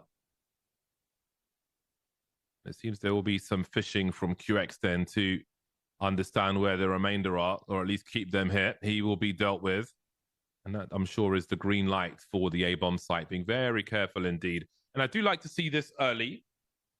A measured approach by the Danes. The boys from Aalborg. This is the default plant for those of you at home. This is what your default plant should be, not double stack. Oh yeah, a swing can come from top mid, and all too often does. 3 CTs remain then as they come in for a retake attempt, trying to find out where the crossfire is, but it will cost them bodies. Boots on the ground, all cleared out, and Aalborg Esports will win the pistol round. A little bit about what we were talking about a bit earlier on, realizing that there is a dangerous duo to be dealt with over towards that A site. And well, they do that quite quickly, in fact. And off the back of that, they're able to kind of crack things open quite nicely, keep that numbers advantage. And of course, the pistol round, you want to be really leaning on the numbers and using that to your advantage as far as possible. So they do just that. And it's a fairly simple round for them as well. Yes, of course, they lose a couple on the cross, but it doesn't make the biggest difference in the world here. So a nice little kickoff for the Danish lads. And we're looking to turn that into a little bit more momentum. And what's scary about that, obviously being on the T side, you've got so much extra cash to work with here. Yes, of course, our CTs are going to be able to force up a little bit here, so they'll at least be able to bite back. But how much bite do they have? And is there a little bit of venom in that bite? Not loving the shotgun. Not loving it. But that's my own bias. I love shotguns. I think I must be the premier shotgun enjoyer because I use them for sport. I was doing shotgun, Friday, actually. One of the big annual comps in the UK. So I'll be giving Counter-Strike nerdy videos about why their reload animations are not correct in their semi-auto shotguns and that they must do them properly. Otherwise, I'll have to very nerdy. file a complaint. Yeah, I'm still aching from that full day in 30-degree heat, running around blasting stuff with birdshot and slugs. Little pause here before we continue. There's some sound, of course, we are waiting on as well. And we are back. Right then, round 2. Quirky bounce on that smoke, but it will still do the job. 3 remain in this second round. A scout has been bought by the CTs. Oscar is keeping money in the bank for an AWP later on. And the bomb has been dropped in a very awkward position. There is util to rescue it. There's also time to keep the options open, which is why you still see Sorry over towards the A-bomb site. And indeed, that has been rescued. But look at the pursuit from the CTs immediately. This is a warning to give Sorry time to reposition. He's got a 5-7 moving up that short area, but Boy will come straight back and catch those B pushers. And now they've got all the information. Aalborg Esports will be a tricky team to deal with indeed. Sync opting to take that 1v1 with full health and deliver the goods. Nice little bait and switch there. Make sure that you've got a full HP person because you don't want to underestimate what those pistols can do at close range. Want to keep that as clean as possible. 3 players survive into the next round. Feeling good with that one. And that's pretty much a fairly classic look, you know, from Power Mix to kind of take that bit more aggressive positioning there. I was surprised that Sorry gets the shot here. You can see him kind of dancing a little bit here with the jiggle peaks, and beautiful shot connecting perfectly there. And okay, no, they couldn't get too much off the back of that, but it does just kind of further accentuate the prowess. And I think that, you know, we could still see them fight back a little bit more, but of course off the back of that force, they're back down onto pistols with that loss. And this round should be a foregone conclusion. Fast eco round is a good eco round. There is some Kevlar invested by these CTs here, so I'm curious to see what their buy will look like. With the economy tweaks, even 1 frag would be quite nice. Do you like the 5-7? Oh, very nice work there by Sorry. Oscar and Sorry remain.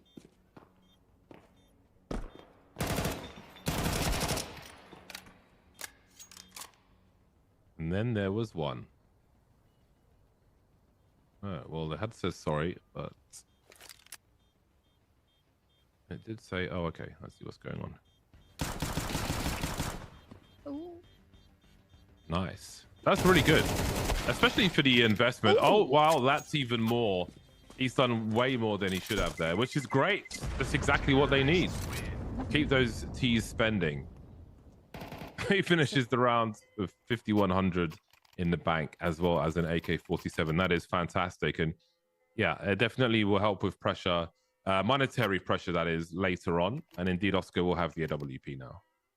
Yeah, you called it a couple rounds back. They were definitely angling for that, saving up to bring that on board as quickly as possible. Not on round 2, like we'd seen previously. Unfortunately, not winning that first round made that very difficult. But now here on round 4. But look at this. Sync has already bought an AWP as well. So looking to try and add their own layer of pressure into this round. Yeah, not missing too many grenades are the CTs. Again, there is a balance to be had in investing to take some players out and looking after your own economy. Oscar isolated from his teammate. You could see he was considering putting the smoke into the molly there so he could support his teammate. He might be able to get back here in time, though. A lot of grenades coming his way, looking for the jump peaks. They've come and gone already. He's got to position himself very carefully here. TR1's been dropped. Some rare misses from Oscar we're seeing at the beginning of this one. Maybe some nerves, as every match they play a stronger opponent, and this will certainly be their toughest test. Good pacing and map control we see from the Danes. 40-second mark is where the heat starts to rise. They've got a pick towards B. They're showing presence towards A. They have denied information from the CTs. They know the AWP is towards B as well. We'll get into that a bit later. Let's see if Oscar can deliver. Vigo swinging to allow space for his teammates, who will pick up the slack and drop Oscar.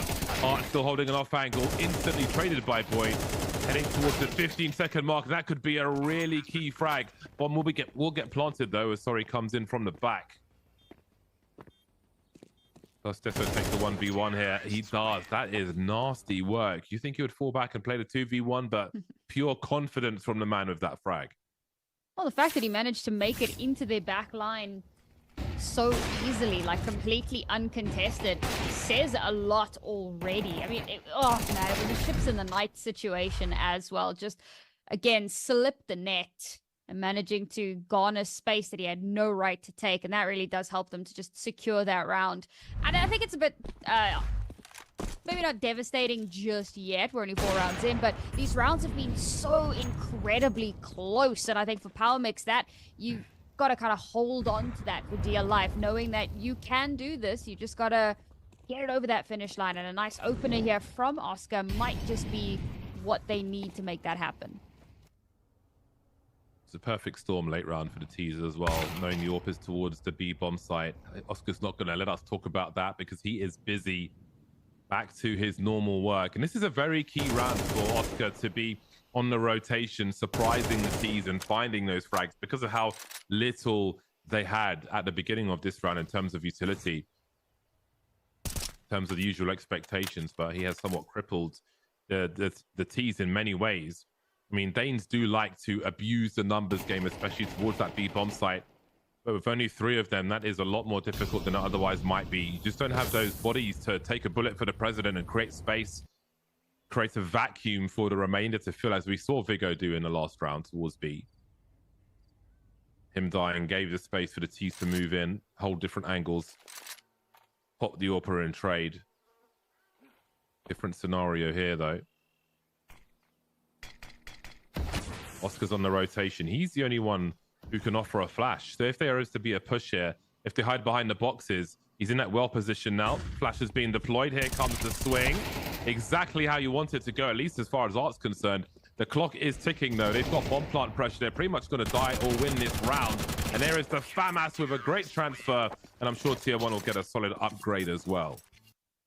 Solid round. Beautifully done. I mean, Oscar getting those opening kills obviously gives them a crazy advantage into that, and Aalborg do really well to try and kind of battle that back a little bit. But again, the timing for Oscar to be able to rotate all the way over the flash to come through, and sure, there's only 1 kill that comes off the back of that, but the rest of the team that are on site haven't really shown their position. So despite that, Aalborg are like, okay, we've gotten 1, but we don't know where the rest of them are. We've just come out of a full blind, and the last couple of CTs kind of show presence.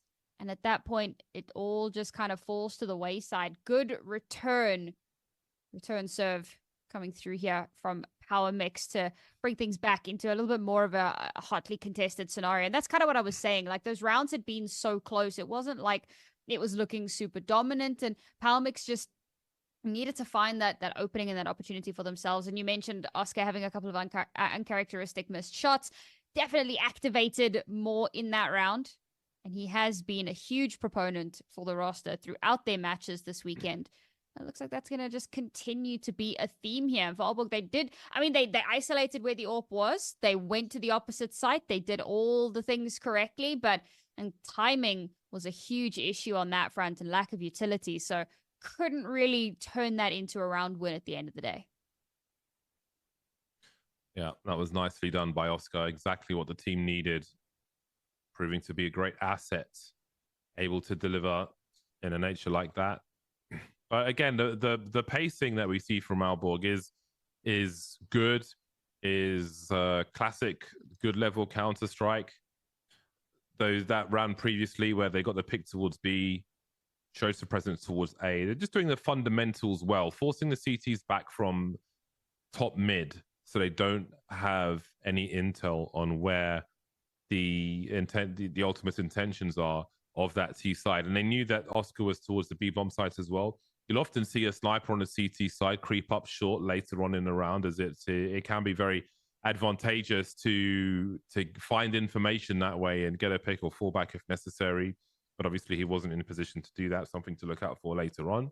But yeah, we've got a very strong fundamental game on the T side, which is hard to deal with alone. And if you can build on that as well, then you can be quite formidable. So certainly a tough task ahead of them with what Aalborg are offering on this T side. But again, when you've got assets like Oscar who know what is needed of them and when, and they have that urgency to deliver, you know, we've got a good match on our hands here.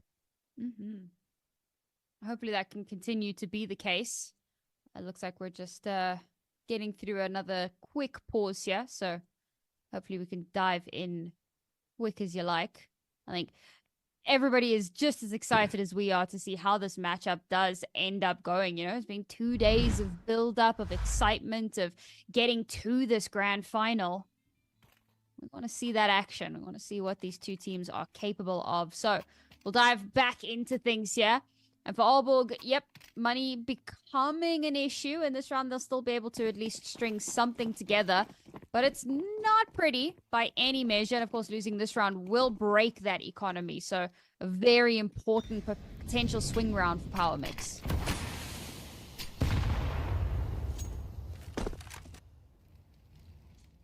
Surprised that HE didn't give more clearance on that smoke, which was the intention.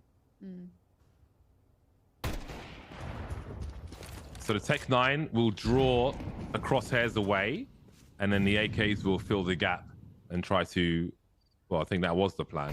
And there is now Molly in the apartments, and they're choosing a new approach. But even in that little skirmish, they got some good info as to where the AWP is. There is some util. They've made some good inroads towards safe bomb site. They've been given this by the CT. Sorry comes through with a 3K. Crossfires with the pit player. Nako, nicely done indeed. Oscar dealt with, but the rest of the CTs will clean up immediately, bleaching the floors around the A-bomb site. They were absolutely ready for that. They gave the Ts that vacuum to fill towards top mid. They chose to have the fight on the bomb site. So far, so good. The bomb's still in tow, though, with what remains of Aalborg Esports. QX and Sync moving through, looking for opportunity. There is still a crossfire, however, on this bomb site. 30 seconds. They need to solve it fast because TR1 starting to rotate now. Ring of the bell. Sorry, delivers a fourth. Looking for the ace. He will be denied. And now Nako just needs to stay alive as long as possible. 17 seconds. TR1 charging in from long. A fake plant. They know it's not planted. And Sync will be collected. No bomb plant. And the CTs are able to hold on. It's really good adaptations from Power Mix, particularly coming from that previous game. I mean, we spoke a lot about the dynamic duo, but they've changed up a lot of kind of their positioning and how they're holding their angles so that you can't get a perfect read on what they've been doing. And the fact that Sorry is able to get 3 here and then still follows it up with the 4th. This kill is absolutely outrageous. Yes, it is a bit of a pixel angle, but honestly, absolutely no right to do that. So 4 kills into that round. He's definitely feeling, you know, the solid performance that he had on Nuke earlier, and he's just riding that wave. Look at this buy as well. There's a Tech 9, and that is about it. The lack of bomb plant cripples the opportunities here for Aalborg Esports. They are really unable to buy even any utility, anything significant. That is the freest round Power Mix will get in this series, if not this whole tournament. And credit to them for stopping that bomb plant and Sorry's performance on that bomb site, because that allows them to build some cash in that round as well. You know, this was an expensive round for them, but that is a great way to find a bonus and good nade damage as well. But definitely replenishing the coffers by Aalborg having almost nothing to offer in that round is exactly what the Doctor ordered for these CTs of Power Mix. Back on the buy they will be. Rifles are out once again. A Galil for Vigo so he can get the grenades, I presume. Sync's got one as well. And a Galil's still good. You just need to know the spray pattern. A lot of people don't practice it as much as they should because you never know when you're going to need that Galil. Plenty of bullets in it. Now, will it be... How many prongs will this assault have? Will it be straight in, or are they offering some grenades to bait the counter utility It is a full execute as far as Util is concerned. Art sees plenty through the smoke and overperforms with a 2K, still holding the map control as well. And Stesso has to find a way into the A bomb site, has an option now. But Oscar's posted up very nicely indeed. Just shows an elbow and has to fall back. Does he dare return to that well, though? Rotating over now, the remainder of Alborg heading towards that A bomb site. So good with these AKs. Stesso being a can opener. They know Oscar's here. Will they go for a double peek? How many men can they afford to lose? The flashbang will be enough. 3 on 2.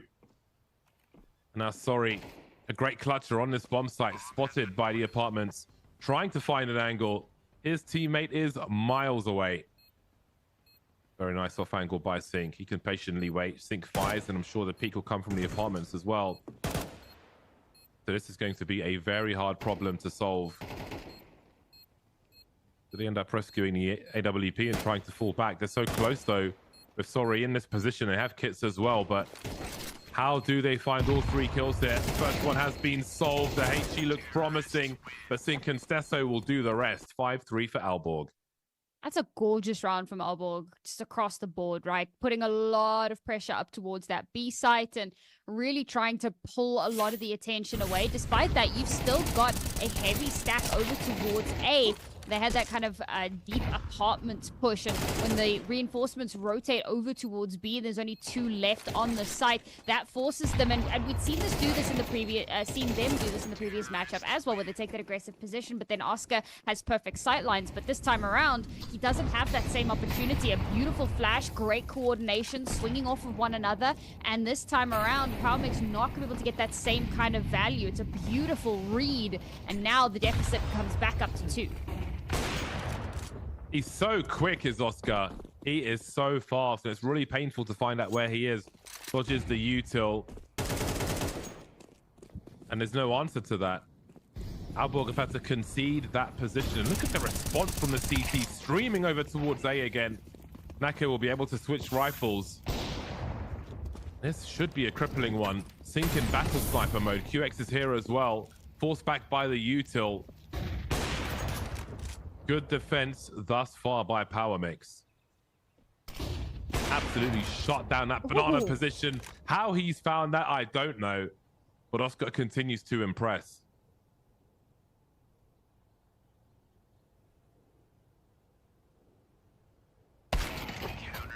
Haha. There we go. Winning out the AWP battle as well. You don't often get to see it, but when you do, it's always spicy. And Oscar does win out that one. Another beautiful round from him. He is a problem.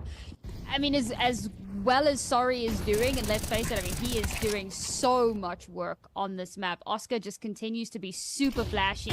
And that's, I think, the thing that really stands out, right? It's like he may not necessarily be getting 3-4 kills in a round, but the kills that he does get are so skillfully executed. Unfortunately, Alborg, off the back of 2 rounds, lost streak bonus resets, and we're back down onto pistols. Oh, this could be awkward indeed. Oh, I forgot Oscar's there. Never mind. Ooh. Awkward with that rail that's been reinforced on the balcony now. Mixed reaction to that rail from people. Mako repositioning, just farming at this point with the MP9. Does he dare swing? He knows he's being waited for, trying to bait the shots. He has bought time. The problem is, boy, still has the bomb in his hands. But now he's on the floor, so never mind. Another round dealt with, and these rounds are important. They're not free. They're certainly not free, but they're very important that you consistently win them when given the opportunity. You can see how important it is when you look at the score.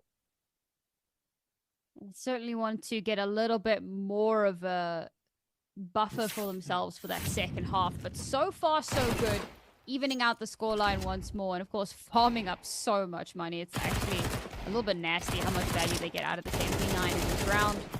So they'll be coming into the next round feeling very comfortable with the cash that they have available to them. I'm very curious to see what Alborg do next, because obviously that was a bit of an eco for them, obviously upgraded pistols and so, but not a great spend, no matter how you look at it. So now, hopefully they'll have a little bit more to bring to the table this time around. Looks like we might have another slight issue here, so we'll try and get that sorted as quickly as possible. But in the interim, I must admit, I was expecting this to be a little bit more one-sided from Aalborg. So I'm very impressed with how well Power Mix are actually doing, despite, you know, what we spoke about on paper, how Aalborg should potentially be the stronger team here. Power Mix continue to put up a fight. For me, stylistically, this is a good match. And Oscar on Inferno, always going to deliver, and certainly has done so far. So an entertaining game, maybe the closest that we've had.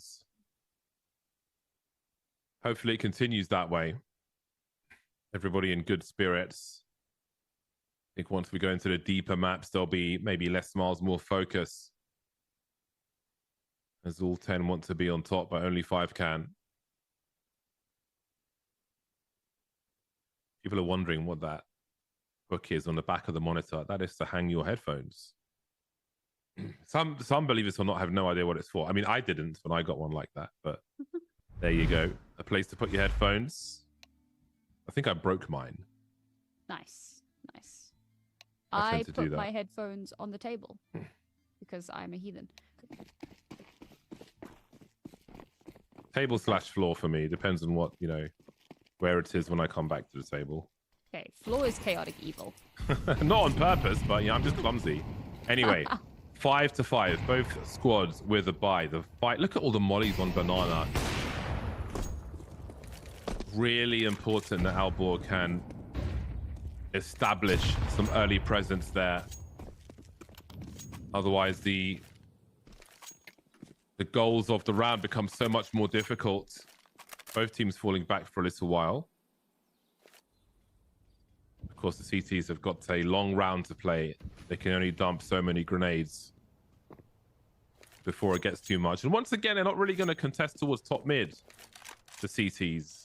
Oscar is here. We'll see if he creeps up towards top mid a little later on.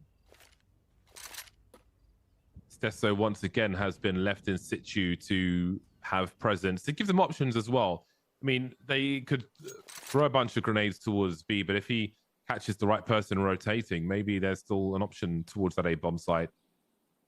Multiple things that he is doing. And again, as we mentioned earlier, quite important to suggest a similar round, but do something different towards the late game. But here comes that charge in towards the B bomb site. Only one for Art this time, and TR1 cannot respond. Retake territory then for these CTs. We'll see if they're more encouraged to do that. And that flank coming in once more from Stesso. Not getting caught this time. You often see CTs just waiting for that lurker. That's so common, but Stesso is finding a lot of success on those rotations towards Speedway. 3-on-2 in favor of what remains of Aalborg.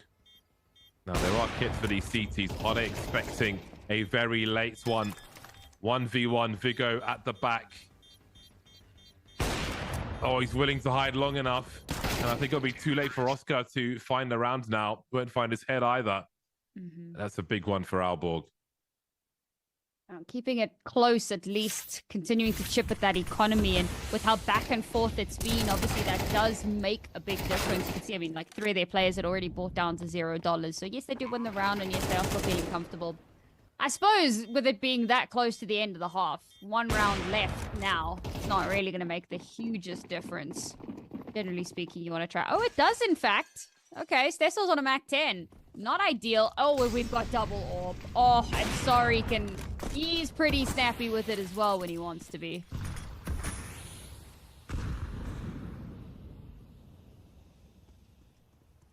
Creeping through the smoke with the bomb info as well.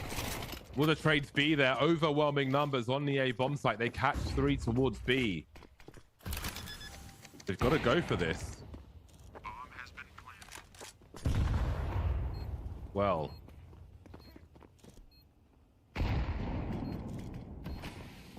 Three on 4. They're going to have to wait up this util also. Art is the only one with a kit. If he is the fool, they better communicate where that kit is. They need to be aware of that. He's the first one to jump through. That's why paper cuts in this round, as Oscar will find himself the last one standing. Even I can't see where he is. There's so much smoke. At this point, it might be about some numbers for the scoreboard. Looking for... Oh, that's very nice indeed. The highlight reel, even in defeat. Glorious. Just leaving him sharp for the next half, but that is another round in the bag for Aalborg, a very important one. Man, Oscar is so clean. But unfortunately, time not on his side.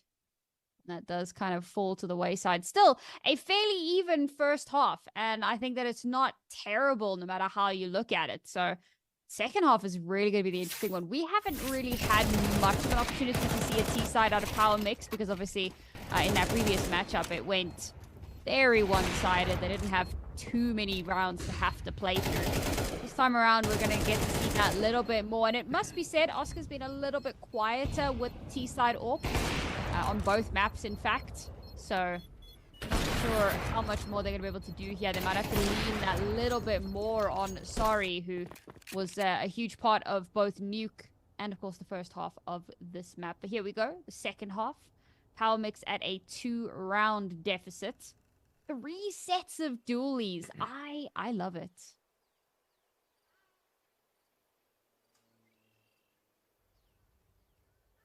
All raid boss as well. With the Kevlar in tow. Lots of fights in them. Only one of them towards this B bomb site though.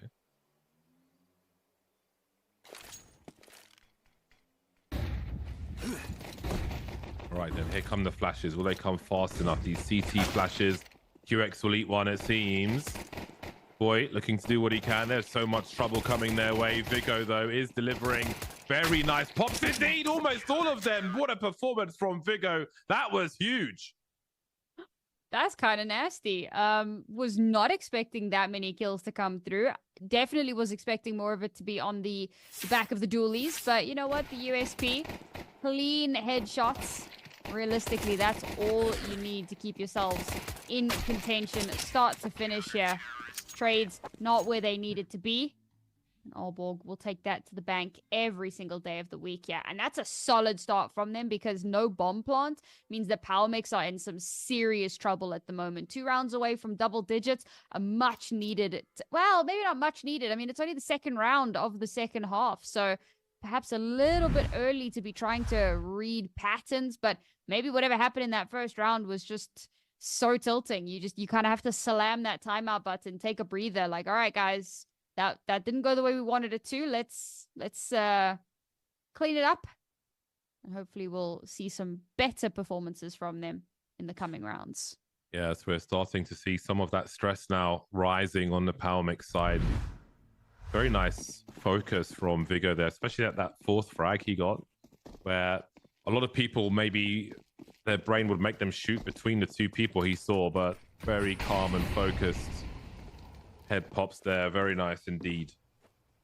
That sets them up nicely. Not a full investment here from Power Mix. Pistols, but they've left money in the hole. 2,500 for Oscar, so we know where he's going.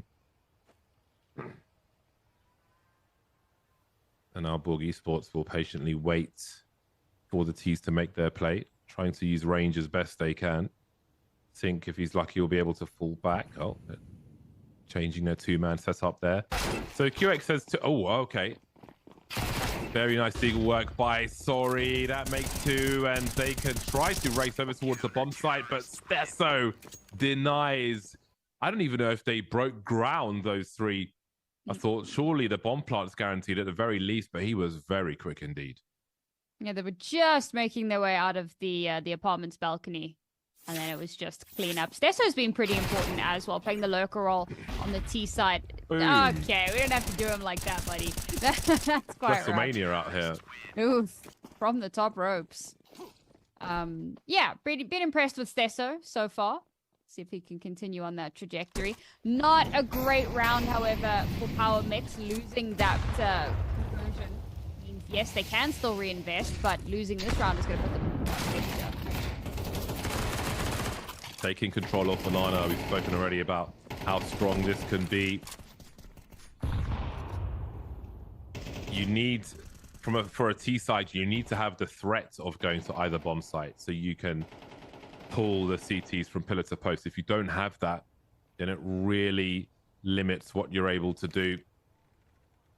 Finding a kill will certainly help though. 4-on-4 now. And perhaps there is opportunity. You've got to play a lot safer on Banana when this happens. You can see Sync's teammate playing anti-flash or just holding the balcony, maybe both at the same time from that barrel position. Effectively doing both, I suppose. I do like that angle for holding the balcony. Very awkward to deal with because you're so exposed to the bomb site. You can have someone behind double stack as well as multiple places in the pit. Oscar then finding himself alone for Power Mix. As Aalborg Esports will be heading towards 10 rounds. Very quickly indeed. Just a one player loss will put them in a very comfortable position on their CT side. Starting to look a little bit scary for Power Mix. You know, as close as they kept that first half, they still did come into this at a 2-round deficit.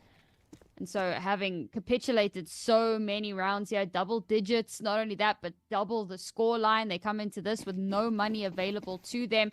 And they really have struggled to put much pressure across the map. They've been consistently losing out the banana battle. And unfortunately, it does mean that they can't force rotations the way they'd like to. Deso again neutralizing the threat. Wonderful work. Nothing doing for Power Mix so far in this second half. There's so much potential when there are Tech 9s on certain maps, including Inferno, but when you've got people like Stesso cleaning up on Banana, it's so important to do that again. In terms of war of attrition, war on your wallet, there isn't one at the moment for these CTs. They are just stacking rounds, winning with 4 or 5 players alive. Have a look at their cash after this. Post buying grenades, pretty healthy. Sync boy north of $7,000 is very good for a CT side. Oof. 1 round away from map point as well. Power Mix need to kind of get in the mix here. Orp on Oscar hasn't had much to say so far in this half. Running down mid as well. Just setting the pace now on their CT side. Showing some dominance. And Power Mix are unable to answer that. That is psychological warfare. Perhaps towards the end of the first game as well, heading into the second. They are making a statement with behavior like this. This is really good if you can do this and get away with it, because it's mentally taxing for your opponents and it can get under their skin, make them perform worse. Absolutely be in your competitive advantage. Oscar remains now, and surely with 5-12 around the corner, he will want to find a place to hide. He has $100 in the bank. He has no business doing anything but trying to find a corner to remain undetected in. Maybe attack is the best form of defense. He's been spotted though, and they will swing, put him out of his misery as we find game point for Aalborg Esports. And unfortunately, obviously, that was a buy from Power Mix. So into this next round, sure, they've got a bit of loss streak to work with, but realistically speaking, you had 3 players on sub $200, 4 players, in fact. So they will still be able to squeeze something out. Limited utility, though, unfortunately. 7 back-to-back rounds if they want a shot at overtime and a shot at winning out the map. And that's not the way to kick it off.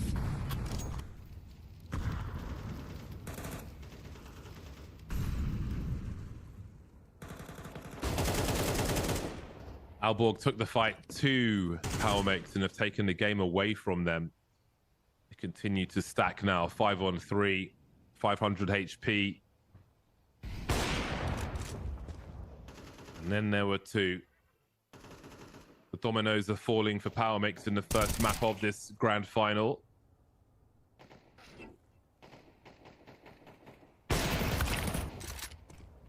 Oh, Vigo unable to trade. Looking for it though. A big swing and a very one-sided second half here. Happy Danes, Aalborg Esports from the UK to Dubai take the first map of the final. I'm feeling so good just overall. Obviously, there were a lot of question marks about how that was going to be going, but for that first half, how back and forth it was, kind of blow for blow, and it seemed like, okay, maybe we'll finally have a closer matchup on our hands, but they snag their map pick, feeling very confident coming into that, despite how good Power Mix looked previously in the day. We'll be heading on over to Power Mix's map very shortly, and I'm curious to see how that's going to go. But before we do that, let's go check in with our desk and see what they thought. Thank you, James and Sam. And man, every time we go into this match and it's back and forth, then you switch and boom, it's one-sided. This is what happened, I think, this game, the first half, 5-5, then it went to 7, and then they didn't lose any round in the CT side. What went wrong for Power Mix? Actually, what I see went wrong in the second half. The first half, they're doing good. As CT, they're playing good. 2 rounds difference. Then they switched to pistol round. They entered B side. They got the first kill. But then Vigo exploded, killed the 3, and the table turned around on them. I think if they won the pistol round, it will be a different game. So it was more of a mental thing. Losing the pistol obviously has a lot of losses in terms of the financial. But mentally, what did you think? Did you think they got out of the Tox, game? I think Power Mix was feeling the pressure after the pistol. They couldn't keep calm. And so I think they were not focused, you know. And these games, you know, like high pressure finals. So you need to keep calm. I know you're losing, but try to keep calm clean, you know. I mean, we've talked about Oscar's impact in the game, especially in Inferno with the AWP. This time, how did you feel like? Did Oscar play his usual game, or like the AAB Esports managed to stop him? I think he played his game. He tried to play his game, but I think they find a way to stop him, especially Sync with the op from ABP. He did a really good job. He stopped Oscar many times, but still, Oscar can't do things alone. Sync got good frags, but Oscar tried to do the same. But there's difference between the teams. So why couldn't they get any rounds on the T side? Like, it's not a single round. Was it just total dominance? Was it aggressiveness? Was it the good crossfire between them? What do you feel like? Why couldn't they get one round at least? To be honest, yeah, they had great crossfire. If you saw Tessos, like when he was spraying apps, yeah, he killed 3 with 1 clip. That was insane. Like that was a nice 3K. So yeah. So you believe there's more individual plays coming from the Danes? Yeah, there was some nice individual from Sing, Tessus, yeah, and Vigo as well.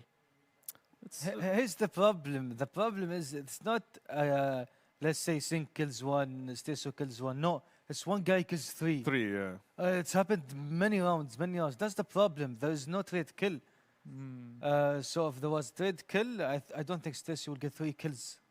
Okay, so that wraps up Inferno for us. Next map is going to be Nuke, the map pick of Power Mix. If they manage to take it, we're going to head to the 3rd map, which is going to be Ancient, one of the favorites for the Danish squad. If not, then it's going to be 2-0, and we have a new champion coming from Denmark. We're going to find out more about that after the break, so stay tuned.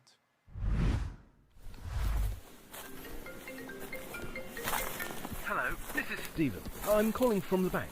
What's your first and last name as shown on your... هذه مكالمة ممكن تسمع فيها كلام يطمنك. مبروك، ربحت جايزة. عطنا رقم بطاقتك البنكية. نحتاج تحديث بياناتك. طرشنا لك رابط لدفع الفاتورة. هذا إجراء أمني ضروري نتحقق من بياناتك الشخصية. في مشكلة في حسابك البنكي. عطنا رقم بطاقتك البنكية عشان نساعدك. بس الحقيقة هذه مو بمكالمة عادية، هذه عملية احتيال. اتأكد من المكالمة والرسائل والرابط، لا تشارك بياناتك، وبلغ عن أي محاولة احتيال. كن واعي واحمي نفسك.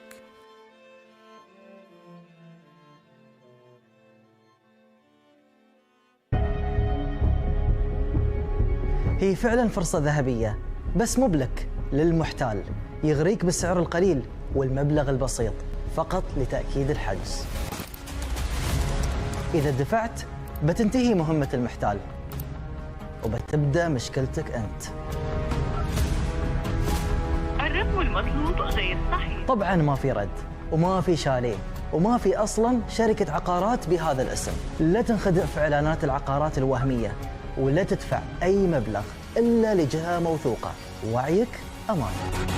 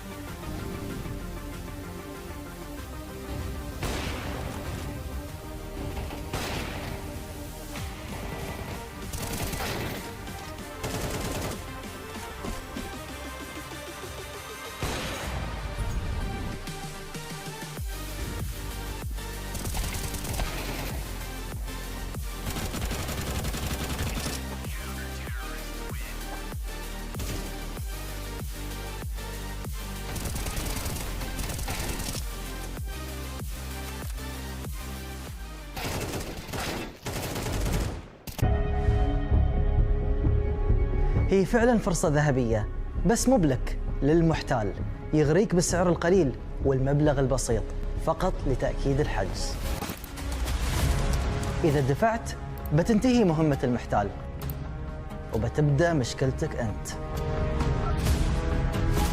الرقم المطلوب غير صحيح. طبعا ما في رد وما في شاليه وما في أصلا شركة عقارات بهذا الاسم. لا تنخدع في إعلانات العقارات الوهمية ولا تدفع أي مبلغ إلا لجهة موثوقة.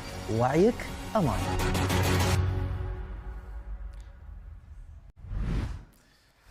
And we are live. Could be the last break for the tournament, for our beautiful 2 days that we've had in the Dubai Esports tournament. In its 5th edition, I'm joined by Wipe and Faceless, possibly for the last time as well. 2-0 is a possible scenario that we see for AB Esports. At the moment, they won their map pick, which is Inferno. Now we're going to Nuke. Nuke is a very technical/tactical map. If you pick it, then you know why you picked it. So these guys, Power Mix, they obviously have a certain strategy. They played this map, so they're a bit comfortable. Oscar is a big joker, so he could be the wild card for this team. But we've seen Suri and TR1 as well perform very well on Nuke. So starting on the T side this time, do you feel like this team... I don't know, how are you projecting their starter going to be on the T side? Well, of course, I hope they take off Inferno of their mind, because the loss was hard to them. And I think they have, I don't think, and I think they have a new mindset that you have to win the pistol round. And if you win the pistol round, you win the other round. And T, you need all the rounds you need, because switching to CT, it will be easier for you. So in T, try your best, get as many rounds as you can, as they did in the last game against CarX. They got 5 rounds, and they went up by it. So pistol round here is key. And Faceless, what do you think? To be honest, the key factor here will be Oscar. He needs to reset, because if you saw in the interview, he's saying like his teammates trust him so much. He's giving the calls, come here, go there, do this. So there is so much trust on him. So I think he needs to reset, forget Inferno, come reset and play Nuke. And you know, one thing you should always reset is your passport. Oh. Not the password, the passport. No, I'm joking. It's the password, because every now and then, if you keep using the same password, you are at risk of being hacked or scammed or so on. So make sure the QR is, it's right here. You can find out more about the eCrime Hub and scan it to understand what you can do, how you can prevent scammers from getting to you. Okay, guys, I think the game is ready. So we'll take a last, maybe it could be the last prediction of the day. What do you think, Nuke? I say Power Mix 13-11. 11. How about you? Power Mix 13-8. Okay, I'm going to go with Power Mix as well, because I want to see a third map. So I'm going to go with 13-11. I think it's going to be a tough match, but we hope it's going to be a second to a third. And hopefully we get to end this with a phenomenal grand final. Guys, at the caster's desk, take it away.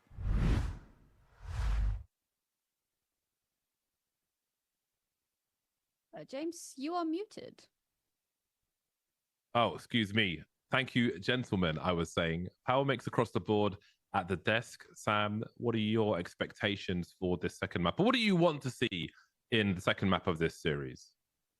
Oh, tough one. I know that I want to see a map 3, so I want to see Power Mix really come to the table here. Like, we know that they're capable of doing. We saw them on Nuke earlier today, and it looked pretty good. It was a much closer affair than in their first map in the previous matchup, so maybe I'm getting my hopes up a little bit too high. They are getting to start on the CT side again, so we'll see if they can turn that into a bit of elevation. But yeah, I think, you know, as the desk was saying, Oscar, unfortunately, he has become the big talking point for the roster because of what he's capable of doing on that CT side. But we do need to kind of temper that a little bit with the fact that on the T side, he does go a little bit quiet. It has become a bit of a trend, unfortunately. But that's where people like Sari can really step up to the plate and start to kind of really shine and outperform. And that's what I'm looking to see. You know, can they actually make that happen here? A dominant CT side is the absolute minimum. I feel like anything less than 7 rounds on CT, and I think it could be a lost cause. You know, bit of a bold prediction from me, but there you have it. Aalborg Esports will begin on the CT side, which could be an advantage. Although it may be down to PowerMix to make that a disadvantage if they can prove successful in this pistol round. Off to the races then with these Julies. All the trigger discipline.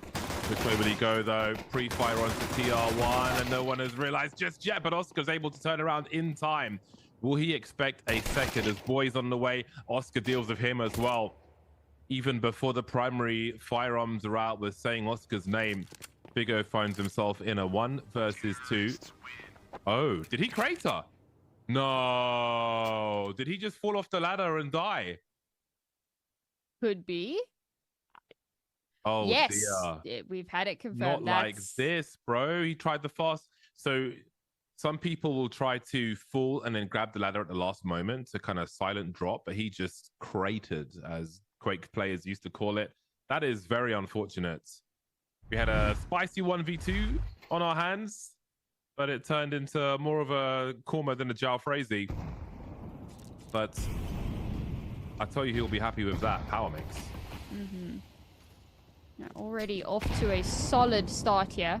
2 rifles in hand, bunch of MAC-10s. Really want to press that advantage as far as possible. A lot of pressure towards lobby and ramp here. Ramp push could be good. Could be spicy. Lots of targets for Sync. I'm really trying not to make a pun about like being unplugged or something. So I'm just going to say that and we'll move on. MAC-10s are out across this B-bomb site. Will they have much trouble securing? It seems not for the time being. Door blown off. Bomb not planted just yet. Maybe somebody interrupted it. CT's lurking by those double doors now. Bomb planted. MP9 unable to get things working. And Vigo with a rare MAC-10. MAC-10? MAC-7 rather. Will be heading towards the ramp. Now, I don't know if he'll be heard. Not every day you see the MAC-7. Oh. Meat shot. And he'll be dealt with very quickly indeed. So, that was a relatively fast-paced round. Exits was certainly the name of the game there, but unfortunately, a little greedy trying to get that gun and loses out for it.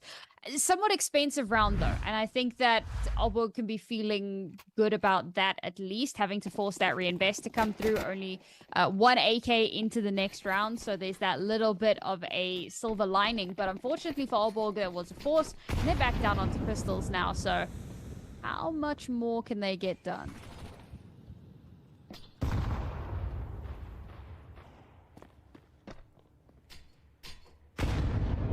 Wonder if there's a little guilt with the way the pistol round ended, if that will affect the performance in the rounds to come. I mean, hey, it's a 1v2, but on a pistol round, really anything can happen.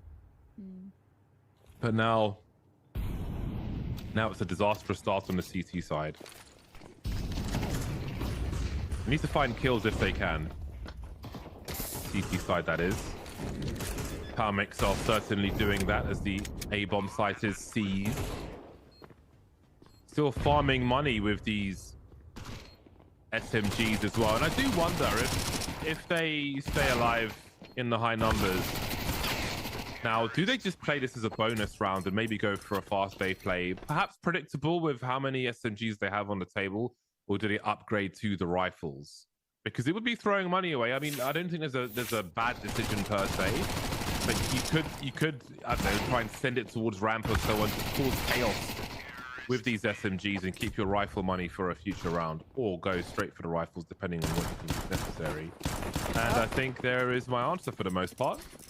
Yeah.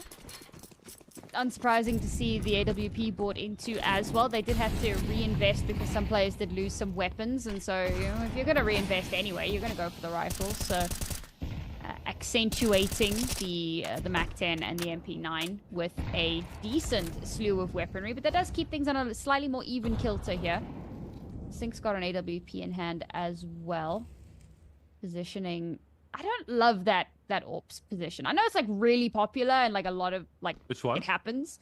There towards the CT spawn. I don't know what that area is called. It's near Sync's ramp. position. I wasn't sure which sniper. This Oh one. yeah, sorry. Yeah, this one. I'm not quite sure what this is called, but it's not my favorite. I prefer like either in ramp or towards outside. It's not that it's a bad position. I just you know, personal preference. Yeah, it depends on the setup. I mean, if like he's playing it alone on this occasion, but if in a future round he's not playing it alone. I can't see him on the Stesso on the radar. He's on the the bottom lower level. part. Okay, yeah, my brain's working again. So yeah, you can play with rifle support, but you can change how that works in future rounds and catch people off guard, and those differences can be all the difference ultimately when it matters. But we'll see. Nako trying to get his squad back into this one, as we are seeing a show of strength from Aalborg Esports in round 4. And there isn't much left for Oscar to do. 3 HP as well. So he will fall away and think about what could have been with the last 15 seconds of this round. But after a calamitous start in the pistol, Aalborg will ultimately be on the scoreboard early. Mm-hmm. I don't know how I didn't notice this before, but I love Oscar's AWP skin. First and foremost, I just love the color purple, but looks like he had a bit of a weeb shenanigan going on there. So I Are you respect outing that. yourself here as watching Again. too much anime? It wouldn't be the first time. Not ashamed of it. Very proud. Smoke spam is so nasty. The timing on that as well was just crazy. Like the door opens so they all know where there are people. The smoke comes through and they're just like, yeah, okay. We spam that. No tracer rounds, nothing to try and fire back onto. Sure, it's a bit of a choky point, but 2 kills? Nuts.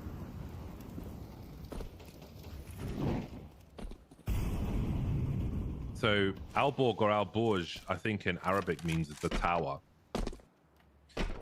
Funnily enough. Yes.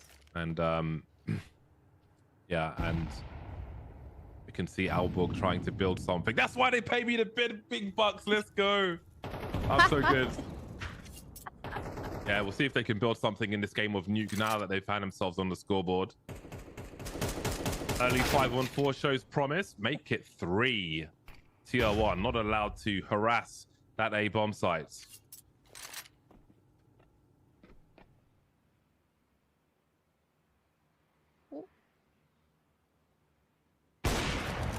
All right, but can you do anything with this? They need more than that. The fact that Boy is up there means there must be many questions for where these CTs might be, which really slows down your advance.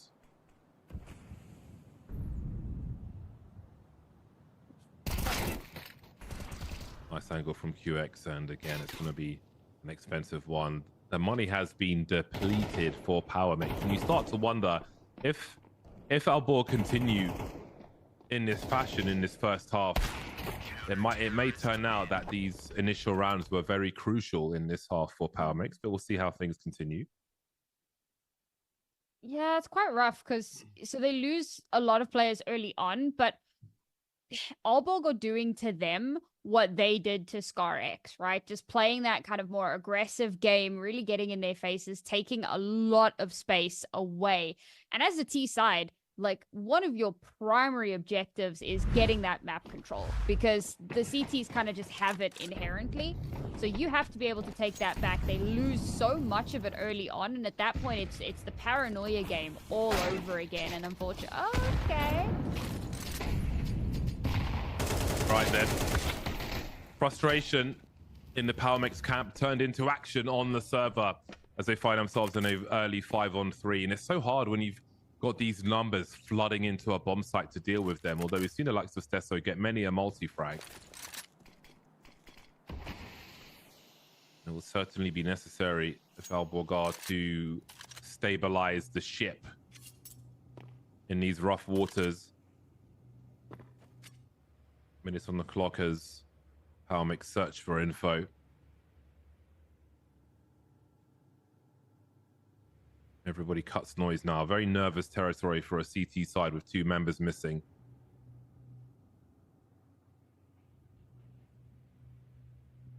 Heading towards that 40-second mark where things start to get warmer. Stesso with a lot to do. Oh, Sync caught on the rotation from Oscar. That is a free kill, which leaves the rest of his teammates on an island. Not sure if he should be giving a frag up like that. Taking the ramp security for granted and really crushing whatever chances they had for that round.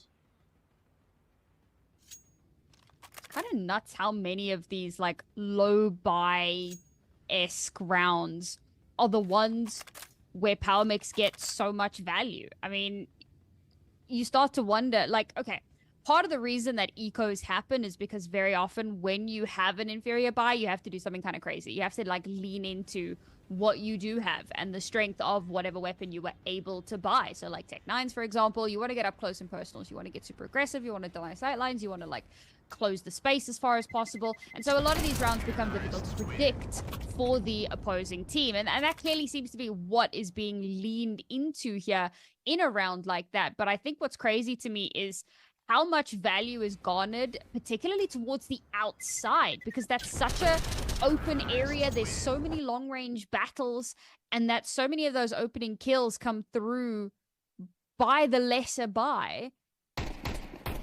Very odd. But, yeah, ultimately, Palmix will take that. They'll be happy with that. And, of course, their reinvest into this round is a bit smaller than it may have been previously because they got to steal so many guns away. Look at this aggression outside from the CTs, QX and Sync. They had a molly into bouncing smoke as well to try and mess up the smoke grenades coming out for the T side, which have been relatively consistent. Sync saying hello, dropping Art, who's had a very cold start to this game. Albog answering back then. They are an aggressive CT team. We've seen on many a map now that they like to take the fight to their opponent, try to overwhelm them, throw many questions at them to see if they can answer. I think the ones that can't will crumple. The Power Mix is still in the lead for the time being. Nako and Art remain. They can't really afford to take a fight though. They just have to be fast. It's a nice angle from Boy. It somehow doesn't make a connection. The distraction though will allow Tesso to get yet another transfer. Seems to be his bread and butter. Yeah, I mean, as soon as we get back into what should be more kind of stable play, rifles in hand, bit of utility to use to try and enable yourself, you know, back into what's standard and expected, coordinated. Very quickly, Aalborg just change up the pacing, force their opponents to get uncomfortable, and that's a big part of it. Like, you're not expecting 4 people to be pushing outside right up into your faces against the smoke. War of attrition on the A-bomb site. Great flick for Sync. And in terms of the AWPers, it's all Sync at the moment. As I say that, of course, Oscar will answer back. 3-on-3. That's a really important frag. And we've got some interesting angles on the hut now. And Vigo will see TR1, but TR1 will get the better of him anyway. This one's going down to the wire. I don't think either team can really afford to lose this round, but the pressure is more on Power Mix in that regard. There is time for Oscar to wait. Oh, he knows his angles, but Sync does as well. That is an important frag. Bomb planted. 2-on-3 for what remains of Power Mix. Nako and TR1. TR1 dancing big swings in CS2, and that one will pay off for TR1. And Sync finds himself alone. Had to give up the sound cues to jump off the roof. Does he go for it, though? Vigo will need a drop in the next rounds. And his chances are very small indeed, all things considered. So he'll post up and concede around to Power Mix as they move to 5. Not a terrible T side from them. Pretty impressive thus far. Managing to garner a lot of control for themselves here. I had some questions about that round because there was a lot of like dry not so much swinging, but like execing, I suppose, you know, pushing through without too much to kind of cover your entry, not too many smokes, not too many flashes. And despite that, they're still getting a lot of shots to connect. They're still getting kind of meaningful ground taken. And again, a lot of that comes down to Oscar being able to open up that outside and garner quite a bit of information. Eventually, he does obviously get traded out, but he's gathered so much for the rest of the team that they can play off of that. One defeat, 2 more rounds here. And I think that this is certainly doable. Very nice from Sync. Having a great time on Nuke. 7 kills for him. 7 kills for Boy as well. Looking like a tight game of Nuke. Oscar on the AK-47. 3 remain. Carrying the bomb in the hands of Arts.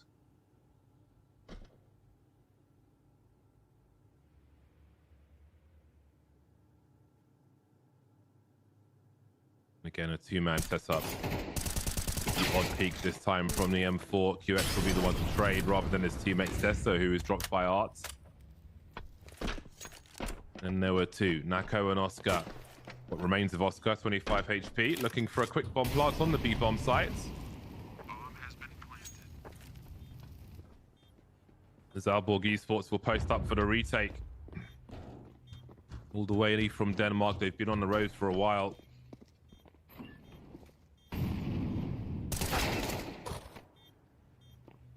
Dropping QX now. Oscar needs to be the one to go next. They're all going to be looking for Nako's position, but will they have the anchor check for Oscar? Absolutely they will. They've got the numbers. Sync has the kit. Boy's defusing the bomb, but he'll have time. And it gets closer. 4-5 in favor of Power Mix. Slowly running out of rounds to play. Only 3 left here. Aalborg certainly not willing to give up the game just yet. Really good kind of reactions from them. It's felt to me like a lot of the CT utility has been pretty good. I mean, we've seen a lot of like mollies and smokes laying down to deny sightlines and to kind of stall time as far as possible. And that's worked really well. But the exec utility has certainly been, it's left me wanting. But despite that, still managing to keep a level head. Have Power Mix.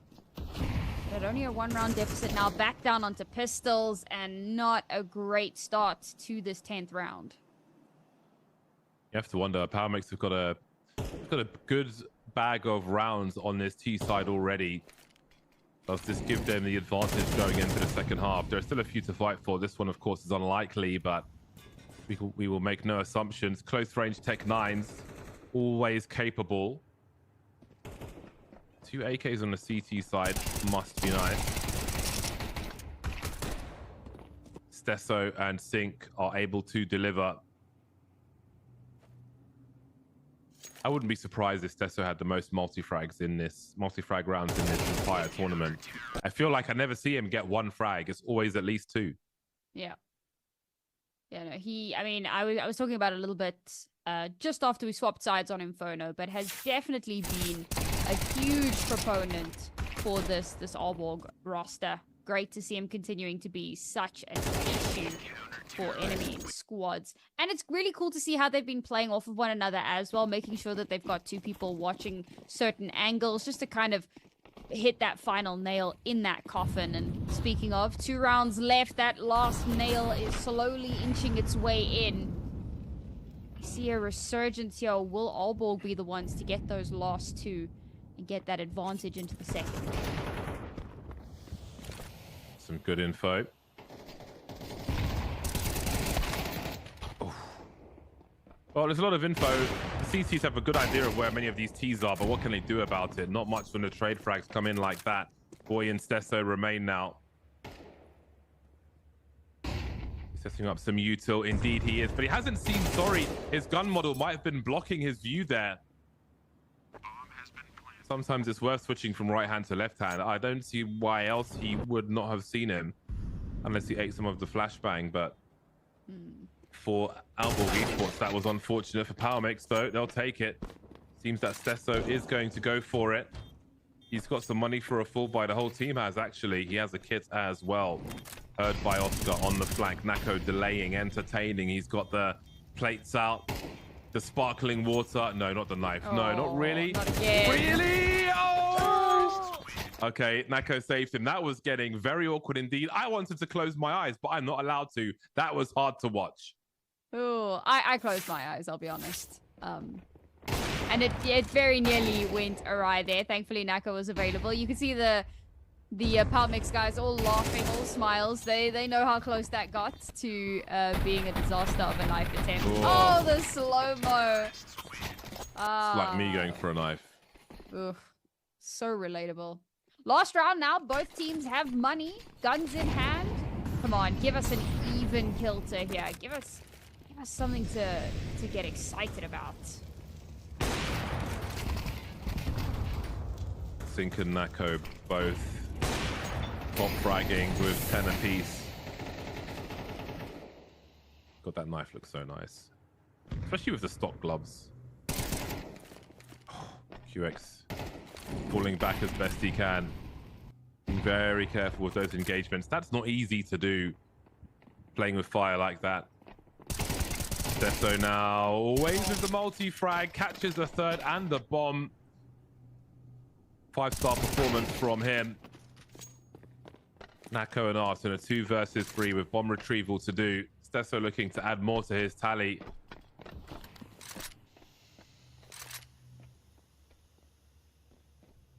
How difficult is this scenario then? Narrow choke points and plenty of unknowns in a vertical environment above the ramp. Very hard to solve. Where do you even, in terms of crosshair placement, when you've got like the kind of elevation you have on a ramp, how do you solve? There's so many places where a CT could be. You need to be so fast.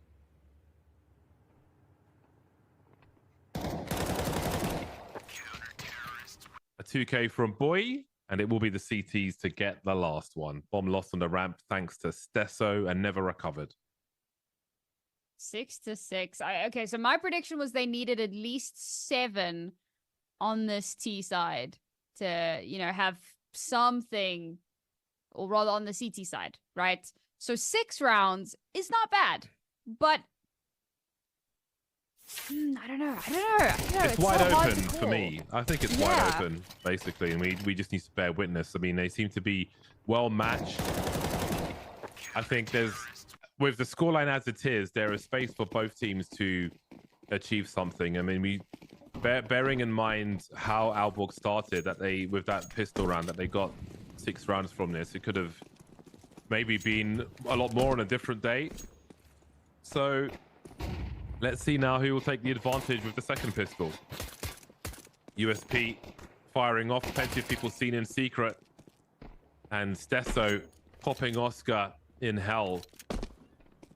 That will limit where Nako can go. Stesso just being a nuisance now. Again, the longer he can stay present here, more painful this is for the CT side. Bomb planted towards B. He's got plenty of information. He's got one stuck up the ladder. Wow. Very frustrating games. Frags going in both directions, but the CTs have got to close this distance. And now Stesso being entertained while there are CTs heading towards that B bomb site. 2-on-2. High urgency for these CTs though. Sink gets a free one as Sori looks to his left, pop from his right, leaving Nako in a very bad position. No kit, that clock is ticking and he's just waiting until the rest is done. And there it is, Sink to close out that pistol round. I like that approach as well, like doing so much to just keep the CTs busy for as long as possible. This is a pistol round. You're not worried about losing guns, losing economy. None of that is a huge issue. Bomb planted, we need to keep the CTs away for as far or for as long as possible. It's literally a game of keep away. And that's what they do. They whittle down that time as far as possible. And even once the CTs manage to start rotating in, they cut off all of those rotations very, very quickly. So a win, a 1 round means 3 rifles complemented with 2 MAC-10s and a free B site. They've already planted. Wow, off to the races. Speaking of Vigo in the elevated position, won't be able to get the second one. The urgency is very, very high. This would be a huge round win for Power Mix if they can do it, but the Galil is making it so difficult. Boy and QX remain then versus Oscar with minimal range. That Mag 7 as the last man standing is not what they need in this scenario. I don't know what there is that he can do. Just try to stay alive. That's about it here. Lightning fast down into the B-bomb site. Put out of his misery towards the end. Aalborg moved to 8. I mean, at the very least, they've done a bit of economic damage. You know, we're still very early on in the half. It was a pretty evened out half, so little bit of wiggle room here. And to chip away at that T-side economy, not a bad thing by any measure. Okay, they did save 2 of the bigger rifles into the next round, so unfortunately they'll still have to kind of contend with that, and then the reinvest will complement quite nicely. Oh, and they're on pistols themselves because, of course, they forced into that round. Eesh.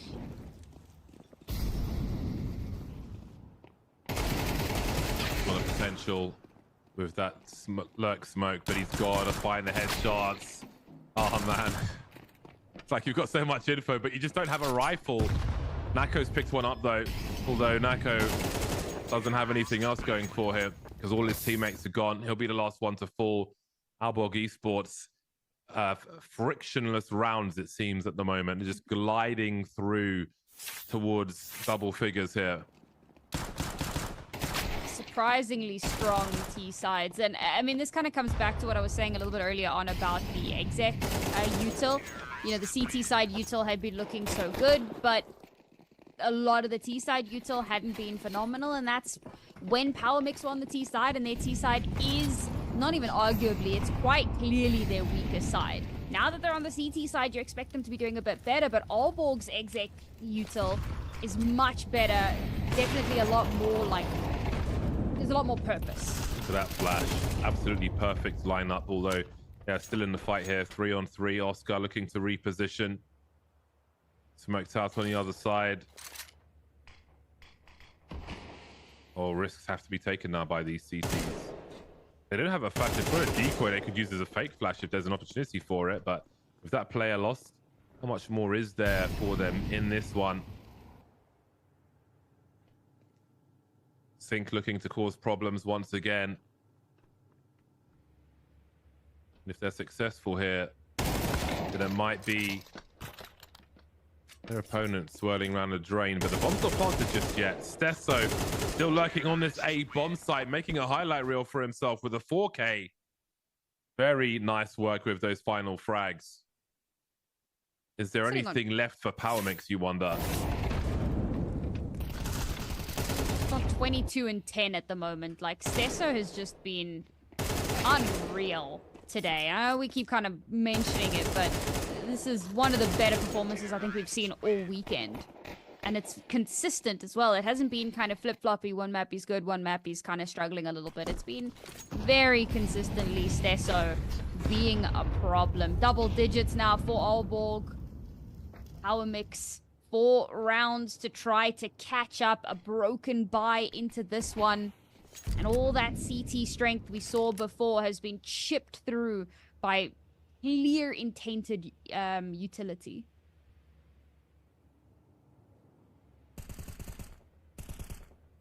Perfect range for the MP9. And again, you've got to keep moving. Can't be static with the CT. Spots an elbow. Bit of pre-fire. They can chill.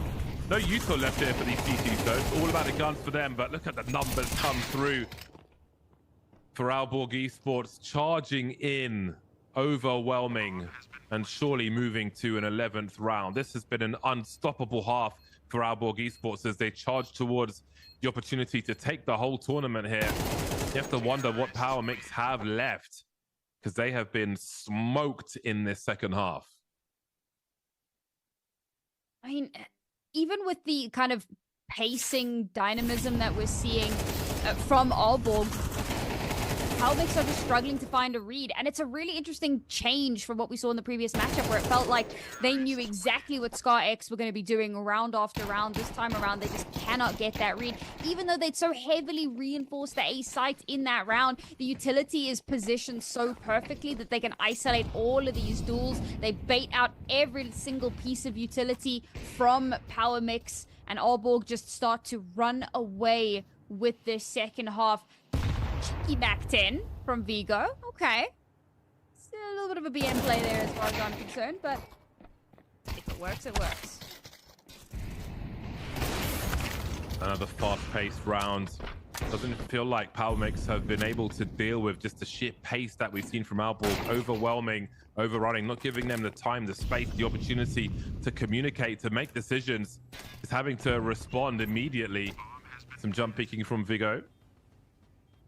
Running a bit of distraction. And the crossfire is here. I think Arth understands it, but he can't solve it. These puzzles are too deep. TR1 then in the clutch has got to go quick. I don't see a defuse kit. Lord of Jiggle, as Sync will be the one to drop him. Match point, Aalborg Esports. 6 consecutive rounds on this T side. They look clinical. They're absolutely carving through these defensive lines. It doesn't matter what they decide to do on any given round. They have the answers. The crossfires are set beautifully. The utility is placed perfectly. Molotovs to flush people out of position. Flashes to force repositions. And they take that space. They don't wait to see, okay, well, are they going to give us the space now? No, they push. In they go. Lightning fast. Blink and you'll miss it. Aalborg Esports absolutely storming to victory, taking the Dubai Police Esports tournament lightning fast in that second half. Congratulations to them. That final round definitely felt like a bit of a statement, going in for the aggression as soon as the doors open, as soon as the lines, the barriers drop, so to speak. They rush straight in through lobby, overrun that site, and rush their way not only to a map victory, but to the grand champion title here at the Dubai Police Esports Tournament 5th edition. Phenomenal performance from the Danish imports at the tournament today. Very, very cool. I think we've had some great showings across the weekend. A lot of shining stars, a lot of beautiful moments. And I think for any of our players looking to kind of pad the highlight reel a little bit, I think that there's a lot of possibility and potential for that. But that is, of course, the final map. We didn't get to see our map 3, unfortunately. Commiserations to the reigning champs no longer in Powermix. And, of course, congratulations once again to Aalborg Esports. Why don't we throw things back to our desk and find out how they felt about how that matchup went. Thank you for the last time, and hopefully not outside this competition, to James and Sam for their amazing casting, and also shout out to Tony and Time to Light for all this casting throughout the Dubai Police Esports tournament. We're joined by Wipe and Faceless for the last time to analyze that last match, and it seems like it's a copy-paste from the first map where it was 7-5, this time it's 6-6, and then not a single round won by Powermix. What happened? You asked me what they should do on Nuke, and I told you they have to win the pistol round, and now then they get rounds in T, and that's what they did. They started doing this, they won the pistol round, they got till 6 rounds, then suddenly everything collapsed. It's like they did nothing in this 6th round. Teamwork is not teamwork anymore, everyone is playing individual. There is no trade kill, as we said before. Bad utilities, so many things that affected them in the second half. It's copy-paste from the first game. Do you believe going into game 2, their mentality changed, or was it the same? To be honest, yeah, they started well. You know, they won the pistol 6 rounds, but I don't know what happened when they switched. Like, they just gave up and they lost, I don't know, 3 rounds in a row, then they gave up. Do you believe some individual players couldn't shine because of AB Esports, or is just the pressure maybe? What do you think? Honestly speaking, I think the comms were... It's not the pressure. To be honest, these guys are well prepared, Oscar and the boys. It's not the pressure. I think the comms were not flowing, and that's why they kind of lost it, I could say. Well, now we've seen how this is the team ranked on the Valve rank around 76. You know, an HLTV is around 90. So they are probably tier 2, tier 3 level. And they come here and they dominate the final 13-5, 13-6. There was back and forth, yes, in first half, but is there a huge gap here? Or is it because we don't have an actual structured team that's been practicing for a while that we couldn't compete with the Danish squad? Well, as he mentioned, Art, we hosted here and told him about his preparation. He said, we didn't prepare. Hello, my friend, come to Dubai. You have a tournament. Okay, let's play. The Danish team, they are preparing for so long. They played together so long. Scrims, preparations. So, in my opinion, in my humble opinion, I think if Power Mix did the same preparation at Danish, they would win the game easily. Okay. And I think this is the difference in sometimes the mentality between us here in the region. I'm talking maybe in the Middle East in general and Europe, where they take gaming more of a job, where we take it more as a hobby. And they practice a lot. They have a schedule. They have a routine. They have sponsors. You've seen all the sponsors on the T-shirt. I think this makes a big difference in preparation and in mentality. Yeah, talks, to be honest, like as you see that they came before that, if I'm not mistaken, they were in London. I think they were playing the Epic LAN as well. So like they're also ongoing tournaments, so which also gives them like they're rolling, you know, like they're not just playing one tournament, then they all quit, then come back. So yeah, as you mentioned, it's a full-time job. Yeah, and I think in order to reach that level, we need to do boot camps. We need to participate in competitions. I remember back in the day we had the ECA League. And that's where teams managed to practice and get around. It was against Asia or high ping against Europe. Obviously, ping is a big factor here. But we had leagues. And I would love to see maybe one day a Dubai Police Esports League. I think that would be great for us. It would mean the teams would be developed by then. And I think it would be a good idea. What do you think? Yeah, I think it will be a good idea. There's many benefits of the league, which is, you know, the players get to know each other. You gain more experience, know how to handle pressure. That will affect the whole MENA, to be honest. Okay, for now, let's take a quick little break and come back and interview one of the players from Team Power Mix.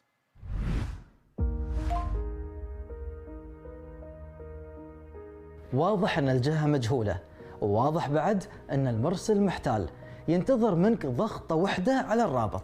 بمجرد ما تفتح الرابط كأنك فتحت خزانة أسرارك، صورك، محادثاتك، حساباتك البنكية، وكل شيء يخصك بيصير في يد المحتال.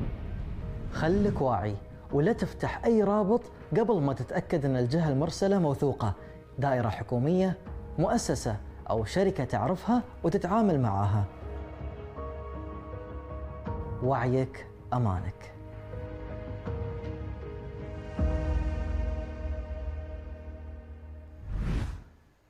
And we're back this time with Art from Team Power Mix, who's gonna talk us through what happened in their grand final. Art, you guys, first of all, hard luck on your loss. I think this is a great experience for you, competing against a team that's coming from the Europe region. But I want to talk to you about the two maps. In the beginning, it was 7-5, and then second half, no rounds. The same thing in the second map, 6-6.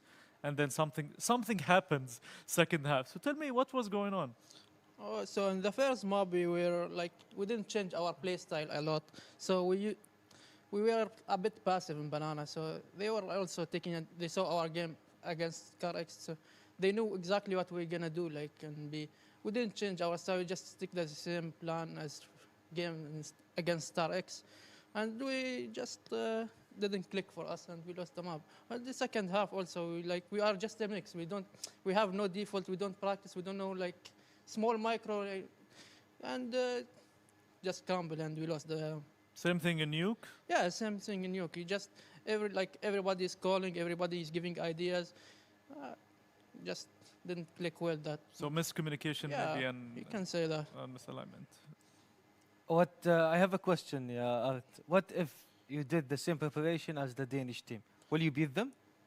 We will be better for sure. As I told you in previous interview, we didn't practice. We didn't. You just play together and. I know, fights, but that's it. if you did preparation, will you beat them? Yeah, we have good chance to beat them, of course. But as I told you, we are mixed. We are friends. We are just playing here for fun, and that's it. Art, if you don't mind, I don't want to add more salt to the wound, as they say.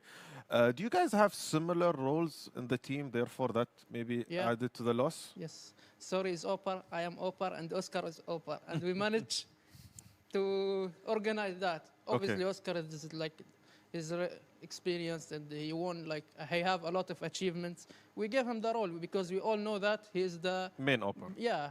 And for me personally, it's first time I play as a rifle. So I don't know if I played good. It's like a new experience for me. I tried it. And I don't know, I will try to be more better on that role. And that's it. And then Art, maybe last 2 points here. If you could go back and replay that final, what would you change? We will play a bit more aggressive. More aggressive. In the CT or the T side? On CT side. CT Especially side. on Banana, me and Tier 1, we are a bit passive. Okay. We give them too much space. For sure, we're going to change our style and try to play better, I guess. Okay. And last point here is obviously this competition is over. Do you want to say anything to Dubai Police for this organizers? Do you want to say anything to Wipe maybe or your friends or anyone? I want to thank Dubai Police for making a very great tournament. Like last year I got second and this year I also got second. But on 2023 I got first with Divine Vendetta and qualified to Shanghai, China. It's getting better and better. It's really nice to play this tournament, to be honest. And I hope they continue and supporting Counter-Strike and esports in general.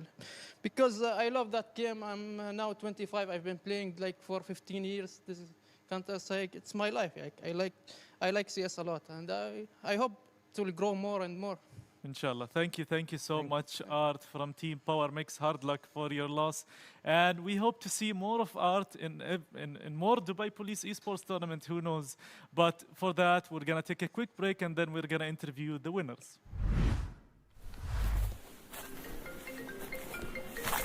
Hello, this is Stephen. I'm calling from the bank. What's your first and last name as shown? هذه مكالمة ممكن تسمع فيها كلام يطمنك. مبروك، ربحت جايزة. عطنا رقم بطاقتك البنكية. نحتاج تحديث بياناتك. طرشنا لك رابط لدفع الفاتورة. هذا إجراء أمني ضروري نتحقق من بياناتك الشخصية. في مشكلة في حسابك البنكي. عطنا رقم بطاقتك البنكية عشان نساعدك. بس الحقيقة هذه مو بمكالمة عادية، هذه عملية احتيال. اتأكد من المكالمة والرسائل والرابط. لا تشارك بياناتك وبلغ عن أي محاولة احتيال. كن واعي واحمي نفسك.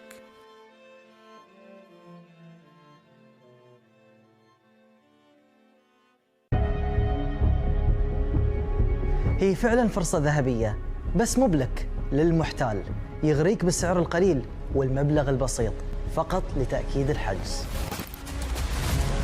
إذا دفعت بتنتهي مهمة المحتال وبتبدأ مشكلتك أنت.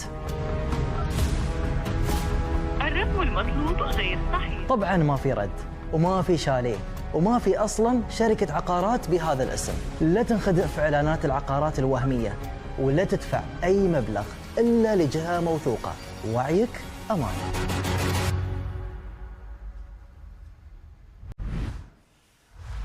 And this time we have our champions of the Dubai Esports Tournament in its 5th edition team, obviously AAB Esports, and we're joined by Vigo and Sync. It's an interesting name, Sync. But we want to get your thoughts, first of all, on the final. How did it go? Obviously, you guys had shaky first halves in both maps, but then second half, I don't know what you do, what you talk in between, but maybe walk us through what's going on with that. Yeah, I mean, first of all, we got three maps. We started off on Inferno, then we got Infant and Nuke as well, like all those three maps. And I think that's probably our three strongest maps. So already going in after the veto, we were very confident in the maps we were going to play. To the shaky starts, I don't know, maybe it was because we played a final or something. I mean, credit to the opponents as well. They played a great game. I mean, they did some stuff we didn't expect them to do, which caught us off guard. And then we talked it through in the second half, and we I mean, both the second half were very, very good from us. Yeah. Do you want to add something to this? Yeah, on Inferno, Oscar, the AWP on the team played really well on CT, and we had a hard time countering him. So on the second half, it was a lot better. It was a lot easier. Yeah, you had a habit of running into him. I died to him a lot. Let's say that. How about you, Mike? How did you? What's the plan to counter Oscar or to counter any good AWP? I mean, I was pretty vocal about it when we lost like the first many rounds on T-side Inferno. I was like, guys, please, please, please. This guy Oscar, he's good with the AWP. He's gonna go for the openings. Please, let's play together. Ask for flashes. Molly with the angles. Don't run into the angles. He's gonna hold with the AWP. It didn't really work, but I mean, we got the 6 rounds we required. But it's difficult. I mean, he is a very, very good player, so it is tough to shut him down completely. He's obviously gonna have his moments. So guys, I would like to ask you, how does it feel playing in this region? Like you guys are used to playing in EU, so you're coming to GCC or Middle East. Like, how could you rate the players here on this tournament? Rate the players? It's a little below in EU. Sorry. Compared to EU. Yeah, compared to EU, but I feel like everyone is really nice here, and they really took care of us. I would say no hard feelings or anything. It was really good here. But the level is a little below EU. I mean, it's also because in EU we have a lot more players compared to the Middle East. I would think, at least I don't know the stats on it, but I think there's more players in the EU. Do you think in order for this region, I wouldn't say just Dubai here in specific, in order to reach the level of EU, what would it take? Like for you guys, if you look back at your career, when you started and now you've reached this level, like what was the change, the game changer for you guys? Like in our career? Was it like more boot camps, more practice? Was it the sponsorship? Was it the support from family? Was it all of them? Yeah, it was because there's a lot of team to practice against. There's a really high level of teams you can practice, and they practice also the low levels. And here it's like all the same teams competing against each other. Yeah. And I think it's hard to come out of this region compared to EU. So you're saying like there is not stable 5 like for a long term? Yeah. Like a long term project? Yeah, there's a lot more high tier teams in EU than here, I would say. Okay, so we believe if there is a boot camp for MENA teams in Europe for some time, every 4 times a year, it would improve the level. Yeah, like if teams from here went to the EU for boot camp, then they would get a lot of high level scrims, and you would get a lot of you could really learn a lot. I think. So yeah, it's a good recommendation. Okay, I don't want to keep you guys for much longer. You wanted to say something for your Danish fans, so go ahead and maybe give us a translation later, in case you're saying, oh, these guys are horrible. Jamen, tak for alle jer, der er med derude. Også for lige skud til Hero Stelem. Husk det altid. What was that in English? I was just shouting out the old guys I used to play with many years ago. Oh. Together for 10 years. Oh, that's amazing. Friendship, friendship. Yeah. Do you want to add something, maybe? It's fine. It's fine? All right, well, you guys stay with us here. We're going to say goodbye together with our champions.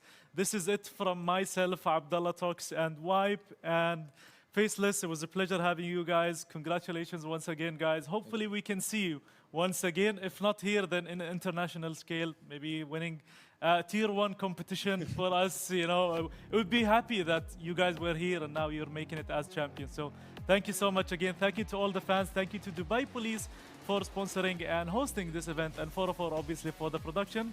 And no, not this guy. So thank you guys once again, and I hope you have a lovely night.